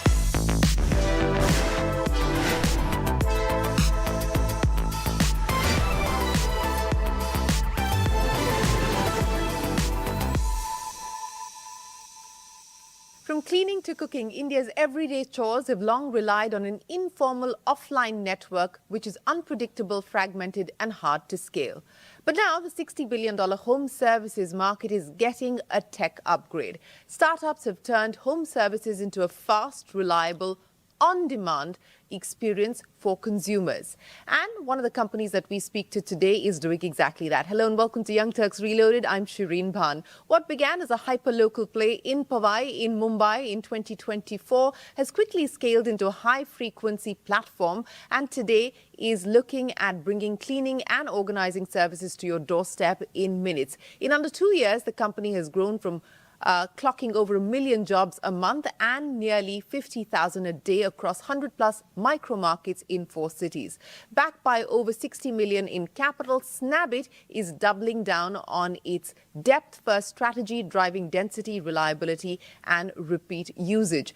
Now, as competition intensifies and capital flows in, the big question is, can instant home services be India's answer to quick commerce, and could it emerge as the next category disruptor? Joining me to talk about all of that and more is the man who founded Snabit, Ayush Agrawal, the founder and CEO. Ayush, great to have you join us here on Young Turks Reloaded. Thanks very much for joining us. Getting a house help is not a new solution, neither has it been a problem that hasn't found many answers to. It's been different in different parts of the country. Why do you then believe that this is, in your words, the category creator moment of the decade? So look at any of the other categories, right, which you interact with on a daily basis. Groceries, intracity logistics, food, travel and entertainment. You'll probably have to press 2-3 buttons on your mobile phone right now to get an answer or to get a ticket to somewhere, get a cab or get a packet of chips. And compare it with how the house help segment operates, right? Completely informal. If you need another house help, it's probably a month-long journey to find someone reliable, only to find out 6 months later that the person leaves. Even during those 6 months, they take multiple leaves, which are erratic in nature. So this category is basically like, for example, we had cabs always, right? We had Kali Pilis going around. So then why the Uber, why the Ola, right? So the answer is that, the category is operated offline. There's a significant wallet share that exists for every urban household. It's just not been digitized. It's not been made convenient. And that's what we are doing. And we're doing it slightly differently. All the effort that was made before Snabit launched in this category was to either create an agency of sorts, a digital agency of sorts, or to offer subscriptions. I think we were the first ones to come up with the on-demand hyper-local concept of providing services in minutes. And I think that did not just found great acceptance, did not just find great acceptance from the consumers, but I think it as a platform really worked with the supply side as well. I want to go back to your time at Zepto because that's really, when we're talking about category creation, the 10-minute quick commerce category has seen an explosion in the last few years, and Zepto has been part of that. Now, what was it that you took away from the Zepto experience, and did you actually pitch this idea within Zepto? Yeah, I think so.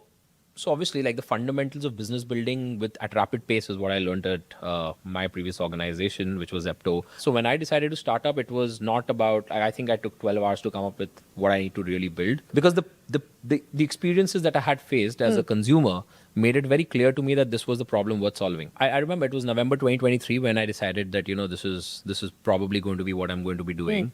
And my last day probably was in January sometime. So Friday was my last day. Huh. I remember Monday when I took a shower and I came out, I was on a WhatsApp group. Adit, who's the founder of Zepto, had connected me to Suvir, who's the founder of Nexus Ventures. Yes. They're also obviously large shareholders of Zepto, and I had the privilege of interacting with them while I was there. And he said that, look, this is one of the most high quality investors and you should definitely chat.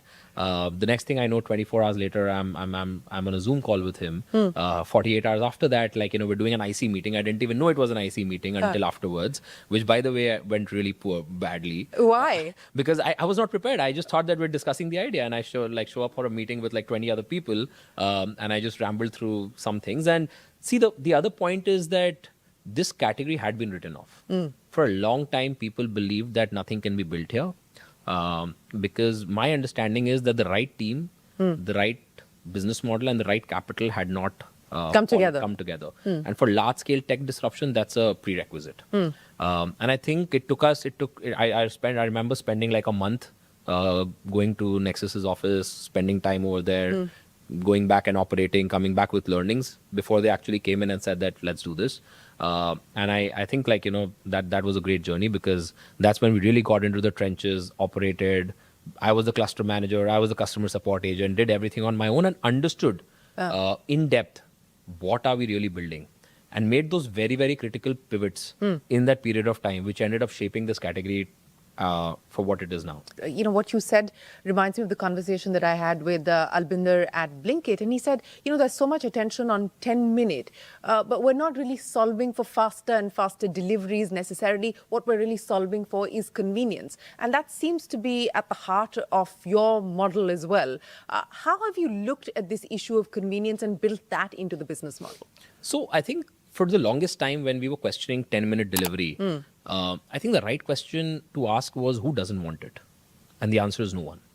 So the fact of the matter is, no one ever said that I don't want things quicker. Yeah. So the thing that we have to do as entrepreneurs is go back and understand that, does the operating system allow for it? Yeah. Just to give you an example, our experts, 98% of our experts travel on foot, right? They traverse an average distance of 300 meters between two jobs. At a speed of 3 kilometers per hour, that's roughly around 10-12 minutes. It's absolutely fine for an expert to travel 300 meters in 10 minutes and reach you. And if that 300 meters can actually reduce to 200 meters and she reaches in 5 minutes, that's great for everyone. That's great for the customer because they're getting services quicker. That's great for the expert because she's having to travel 100 meters lesser. So as long as the operating system or the business model that you have actually allows for faster delivery or faster access, it's a win-win. You're right about the fact that nobody's saying we don't want 10-minute delivery. The question is that model viable in itself? And I think we've seen the regulatory pushback. We've seen the government coming out and saying, at least don't advertise 10-minute delivery anymore. And whether or not we're now going to see the government push back and say a minimum wage is going to have to be part of the model and so on and so forth, we don't know. But those are, I would imagine, issues that you're working to preempt. Yes. So I think all those concerns are very fair. I think the 10-minute delivery comes into question from a safety point of view, right? And as I said, 98% of our experts are traveling and they're traversing a distance of 300 meters between two jobs, which actually makes it perfectly safe and convenient for these experts to travel. We have already started building a lot of the social security measures that may or may not come into force. Okay. But we do feel that for our experts, it's the right thing to do. So whether it is insurance for the experts and their family members, whether it is access to loans, whether it is the access to early salary at the click of a button, we've already built in these features which are live for our experts, and they're actually making use of it. So in a lot of ways, we've actually disbursed 100 crores till date to experts. And for almost 70% of them, this is the first formal source of income that they've ever had. So we're bringing these women who for years have operated in the informal sector, we're actually bringing them into the formal fold. We're empowering them with insurances, not just for them, but even their families. We're ensuring them with access at in 2 minutes, you can avail a loan of 50,000 rupees. So in a lot of ways, they're actually becoming a part of the financial fold and the formal fold of the ecosystem.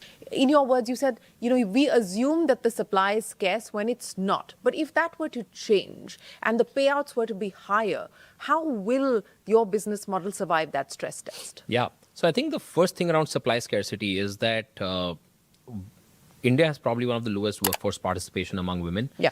These women don't have easy lives, right? They have to take care of the home, they have to take care of the kids, probably in-laws, which means that it's not easy for them to do a 6-day work week anywhere else. So the fact that they can actually be working somewhere where they could do a shift which is as short as 4 hours, or work for and they can decide that. And they can decide that.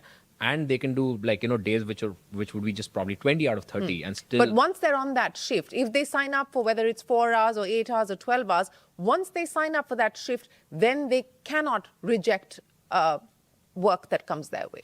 Once they show up and once they're at the location and they've logged in, then they're expected to accept jobs. Even then, they are given certain amount of leeway in the number of jobs that they could reject per week. So we obviously build for exigencies that could happen, but it's not a given that every job that comes to them, they have to accept it. The other part is that they could just show up 20 days a week and still 20 days a month and still it works. So that flexibility in shorter shifts and choosing which days you want to work, it actually allows them to lead a very comfortable life and actually start earning, something they might not have been able to do in the absence of a platform like Snabit. So what is the average earning of an expert on Snabit today? The average earning of an expert depends on the number of hours she works. Yeah. So assuming they do 4 hours. If they're doing 4 hours, it's roughly around 10,000. Okay. If they're doing 12 hours, it could go up as high as 40,000. So let's talk about this volume of work that is going up at this point in time. You've just done a milestone for March, where you've done your highest number so far. What is that? That's 1.1 million jobs. 1.1 million jobs. Now, what are the kind of people that are actually using Snabit? Who is coming to Snabit at this point in time? So I will talk about 4 use cases, four different types of people. Our core user that we go after is a mother. She needs to manage 10 things at home. She has a house help. The house help doesn't show up twice or thrice a month. She has so many other things to take care of. Snabit becomes her go-to default. The second user is a working couple, right? Is a double income, no kid family. They actually prefer convenience and flexibility more as opposed to predictability and rigidity. The third kind of customer that we're going after has full-time house help, lives in a 3 or a 4 BHK, and has all the needs. But even for them, they want to supplement the work that their house help needs to do. So I call it help needs help. That's what they end up using us for. And the fourth and the most interesting part is that for a lot of homes and lower income households, it's not always possible for them to have a house help for the entire month. So that's the fourth kind of cohort which is actually starting to use these services. $100, 150 rupees an hour is not even minimum wage. And that's where I'm pressing you on, that if you were to move down the road of minimum wage, will this be viable for the customer and for you? The maths works out in a way that if you're basically paying 150 rupees, I am able to make profits at a certain utilization number, and the expert's earnings need not be sacrificed. So the expert probably is paid roughly between 80 to 100 rupees an hour. So think of an expert doing 12 hours, that's roughly around 1,200 rupees a day. 30 days, that's roughly around 36,000. So it's well above minimum wages.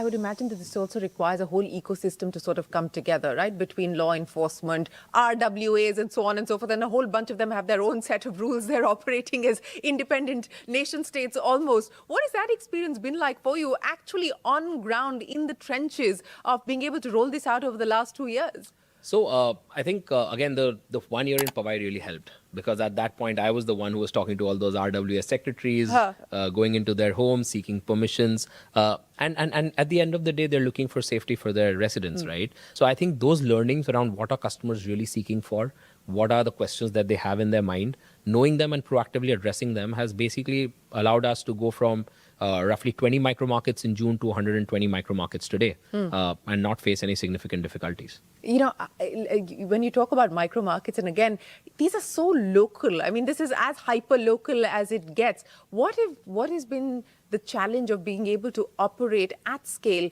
from a Chembur to, you know, a Noida, and what have been some of the differences that you've had to incorporate as you go along, as you've expanded nationwide? There are core playbooks which don't change, which is like, you know, what are we really solving for? How does the operating system work? How does the network design work?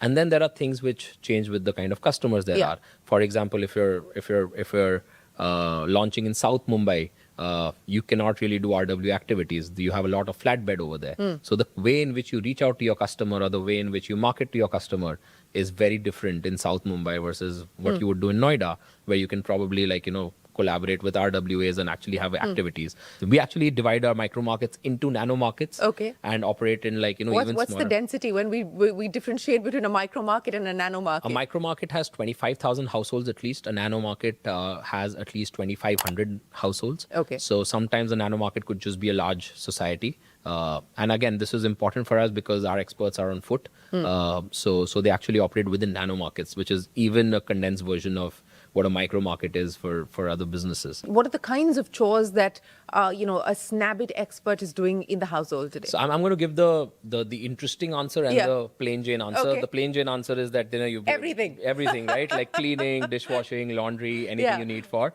But the interesting answer is that there are customers who are frequent travelers who call our experts very frequently to unpack their suitcases. There are a lot of people in NCR who basically call our experts every time the winter's getting over, then they want to peel peas and store it in a container, because that's a tradition of sorts, right? That happens in every household.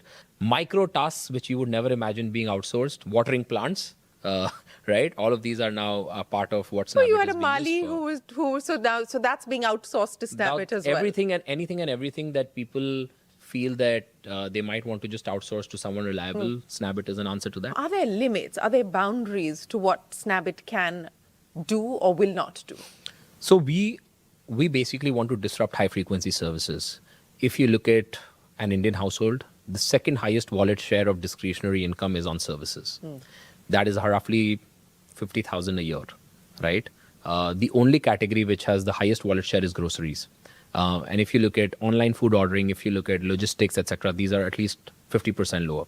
So this is basically a 5 lakh crore market where 98% of the transactions are still happening offline. It's a phenomenal category to build in. And what we think is the category of the decade. So we want to, and the way in which all of this service consumption happens is through high frequency services. In India, consumers really, like if you look at grocery, if you look at the 100 rupee rides on Rapido, consumers are going for everything that's very high frequency and low AOV. And that's the predominant way of consumption in services as well. And we're basically building right at the heart of it. So Snabit will expand into other high frequency services. Like what? Cooking, childcare, elderly care, drivers, health and fitness, anything where you can imagine someone to show up in like 10-15 minutes, help you out. It could be with a yoga class, it could be with a meal, it could be with just taking care of your kid, anything. And how soon will we see some of these new launches? We're launching our second category in this very month. So Cokes goes live in Bangalore this month, which we've piloted over the last 6 months. The outcome was exactly the same. An average customer was using us roughly 3.5 times a month. There were primary and secondary cases emerging. Retention was extremely strong. The NPS was very high. We ran it for 6 months within a micro market, scaled it to roughly 200 jobs a day. And now we've decided to fold it into our platform. You've raised raised a significant amount of money. You're in the market looking to raise another round at this point in time. What are you using the money for? So I think, as I said, right, when in January, we were doing 100 jobs a day. Today, we're doing 40,000 jobs a day. We think that this category can grow from 40,000 jobs to 1 million jobs a day in the next couple of years. And that will mean that, we need to invest in building the right infrastructure, getting the right team, and educating customers, onboarding experts. So you're using the money to on your real line, which is the experts, or are you using it to acquire customers? So I think the part about building a marketplace is acquiring the expert and acquiring the customer. So that's obviously the right investment to make, and that's predominantly where I would say roughly 50% of what we spend every month goes towards. Obviously, a lot of it is to solve for runway and to solve for the fact that we're always incredibly well capitalized. How much runway do you have today? A few years. So yes, it's safe enough. But I think the growth trajectory that we're on, the fact that we want to launch more cities, more categories, we think that it's always good to have enough, a strong balance sheet. And I think that's why we're raising capital. What is the expansion plan now? You said you're in 120 cities. How? 120 micro markets. 120 micro markets, yes. So how many more micro markets do you intend to add? Our plan is to go deep into micro markets as opposed to expanding into more. So while we might continue to increase to 200 by the end of the year, a lot of our focus will be on generating more throughput for every micro market. As I said, driving density within a micro market solves for the customer because they get faster, reliable services. It solves for the expert because they get to earn more because there are more jobs. And it solves for the marketplace because it gets closer to being profitable. So that's where our focus is today. So back to the funding, how much money are you looking to raise, and what's the investor response? So I think, we were the ones who created this category. Back in 2024, the leap of faith that investors had to take was that, is this working? Is this going to work? I think that answer has been answered. So the fact that this really has very, very deep product market fit is something that investors are very clear on. Another thing that investors are extremely clear on is how big this category is. And I think the only question that investors currently have is around the economics of the model. Yeah. Which I think to a large part we've solved for. But yes, having said that, there's a lot more work to do because it's not just about few micro markets. It's about making more and more micro markets profitable as they become mature. And I think that's the one thing that will play out in the next couple of quarters for us. But overall, I think investors really understand this category. They're very excited. Given that I call it urban India's last offline habit, because when it comes to consumer internet, it's most of the large wallet shares have already moved online. And billions of dollars have been created in terms of market cap by internet-first companies. Yes. So the kind of opportunity that we're sitting on here with instant high-frequency services does not exist in consumer internet, in our opinion. So I think investors are really piqued and interested about it. It's just that as economics get proven out, this category will get more and more interesting. Consolidation. You've just done the pink deal. Do you see more of that?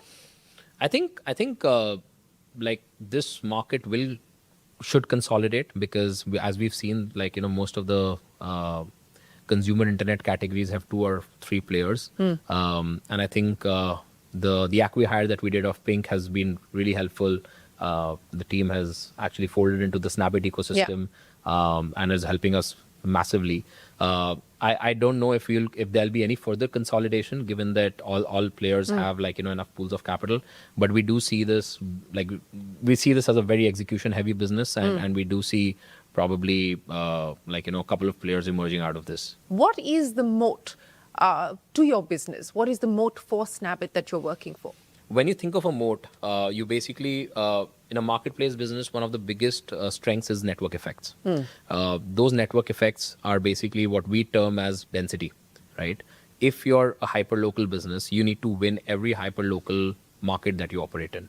And you can only win it by being the most reliable platform, because if you're reliable, that's when customers opt for you first. And that is a function of just driving more and more density. So for us, the entire business or the entire playbook today is geared towards driving density in our existing micro markets, as opposed to going wide, opening multiple micro markets. It's very easy to get the first 100 jobs in any of the top 1,000 micro markets in India. It's very difficult to scale a micro market to 1,500 jobs, which we have for multiple micro markets. I think we're taking the tough task because that's the only way to building a sustainable, reliable business which works for all 3 stakeholders: the customer, faster, reliable services; the expert, higher earnings; the platform, higher utilization, hence profitability. What gave you the bigger high, the first 100 jobs or the million number that you've just crossed? I think it was the first 50 jobs. I still remember it was our first weekend, and we got to 50 in that number at that point. And then it took us a long time to get to 100, very honestly. But when I hit that 50, I think I've never looked back from there. Today, we're really not obsessing about those milestones. We're obsessing about like the core fundamentals of the business. So if I would ask you to lay out for me the vision statement that you have over the next decade, because you believe that this is going to be the category of the decade, what would that be? The top 50 million households in India use us every month. Like we're basically changed the way in which services operate in the country. Okay, that's Snabit for you. And the second thing is that I think people start recognizing house help as a term. So I think what in the previous decade was a maid or a bai or a didi is now an expert, is a house help, is a professional. I think that's the journey we want to have in this decade. Thanks very much, Ayush, for joining us here on Young Turks Reloaded. We wish you the very best of luck with Snabit, and we look forward to hearing much more from you on your growth plans, as well as making Snabit a habit for a large part of India and Indians. Thanks very much for being here on the podcast. With that, it is time for us to wrap up this edition of Young Turks Reloaded. As always, if you enjoyed our conversation, send us your feedback. We always like to hear from you. Till next week, from all of us here on the team, goodbye and many thanks for watching.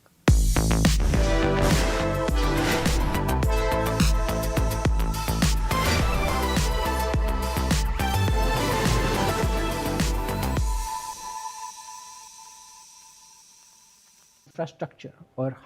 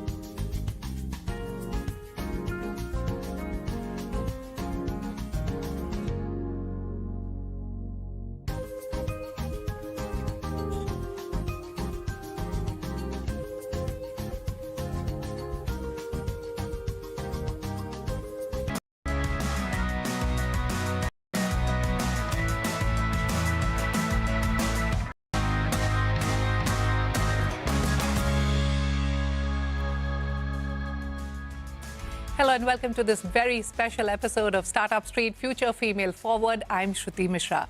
As India builds the next chapter of growth, innovation and entrepreneurship, one thing is becoming increasingly clear. The future cannot be built without women leading from the front, because the power of equity lies in building new India equitably. We are back with HSBC Presents Future Female Forward, co-presented by Cognizant, now in Season 4. Today on the show, we spotlight women who are not just building businesses, but reshaping the future of consumer India. From redefining luxury with lab-grown diamonds to building science-led skincare designed for Indian consumers to backing the next generation of breakout startups through venture capital. Today's guests are leading a powerful new wave of women-led entrepreneurship. 3 women, 3 very different journeys, one common theme: building the future of consumer brands in India. So let's get going. They say diamonds are a woman's best friend, but today the conversation around luxury, aspiration and ownership is changing rapidly, led increasingly by women consumers and women entrepreneurs.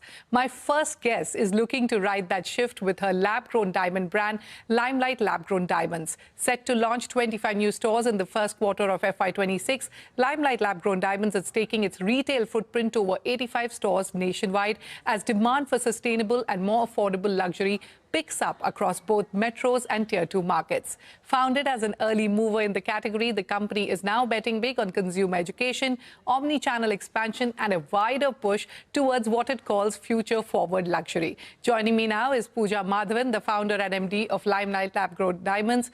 Pooja, welcome to Startup Street. We're seeing rapid consumer adoption of lab-grown diamonds across India. Like I mentioned earlier, you're opening 25 stores in just the first quarter of FY26 and targeting 200 stores by 2027. Which markets are driving this demand, metros or Tier 2? And how are you buying, how are you seeing the buying patterns evolving across geographies? Thank you so much for having me today. Yes, indeed. In fact, India has been a very surprising market when it comes to the adoption of lab-grown diamonds. We clearly did not expect the adoption to happen so quickly in our country. But it is the metros and the Tier 2 cities combined that are, sort of picking up in terms of consumer demand. Particularly Tier 2 cities is where we see a lot of strength. Of course, metros is where the confidence comes from. Consumers in the metros are building the confidence for the category. But Tier 2 cities is where we see the consumption, the spending power, and the excitement to buy diamonds. And, we as India, as a market, we have been, consuming diamonds. Only less than 4% of Indian women have actually adorned diamonds so far. So we are a market that has been extremely aspirational for diamonds, and lab-grown diamond is a category that's enabling women across the country to fulfill their diamond dreams and buy as much as they like for utility purposes and not for the lockers. Absolutely. And, one of the biggest challenges that has remained in this category has been consumer trust and education. And even today, many buyers still compare lab-grown diamonds with natural diamonds. How difficult has it really been to build awareness and change mindsets in India? Yes, it is indeed very difficult because you're not shifting a short-term shift, a short-term mindset. It's been a mindset that's been driving us for more than 100 years. The diamond category has existed for a very long time, and a lot of international companies have worked very hard in promoting an exaggerated diamond dream. I think what the technology has now brought in is being able to commoditize this product and actually know what its real worth is. And the reality of the situation is that lab-grown diamonds are identical. They're the same. We often use the analogy of test tube babies to explain it to consumers that one doesn't love an IVF baby lesser than a naturally born, because at the end of the day, both are humans. The same way both these diamonds are produced and they're made of carbon. In fact, lab-grown diamonds that are produced in India are actually superior in quality. They're the best form of diamond you can ever get. This is some of the information that actually has to be put out to the audiences. It's been tough, but I think that the new consumer is very smart. The digital world is very small. Everybody has information on their fingertips, so they're being able to understand the facts and figures better. Sure. And Pooja, you've built this business alongside your co-founders, including male co-founders in leadership. As a woman founder in the luxury and retail space, what has the entrepreneurial journey been like for you personally? Were there moments where you felt you had to work harder to establish credibility? And do you think the funding and scaling journey is different for women founders in consumer businesses? Were there biases or assumptions you had to navigate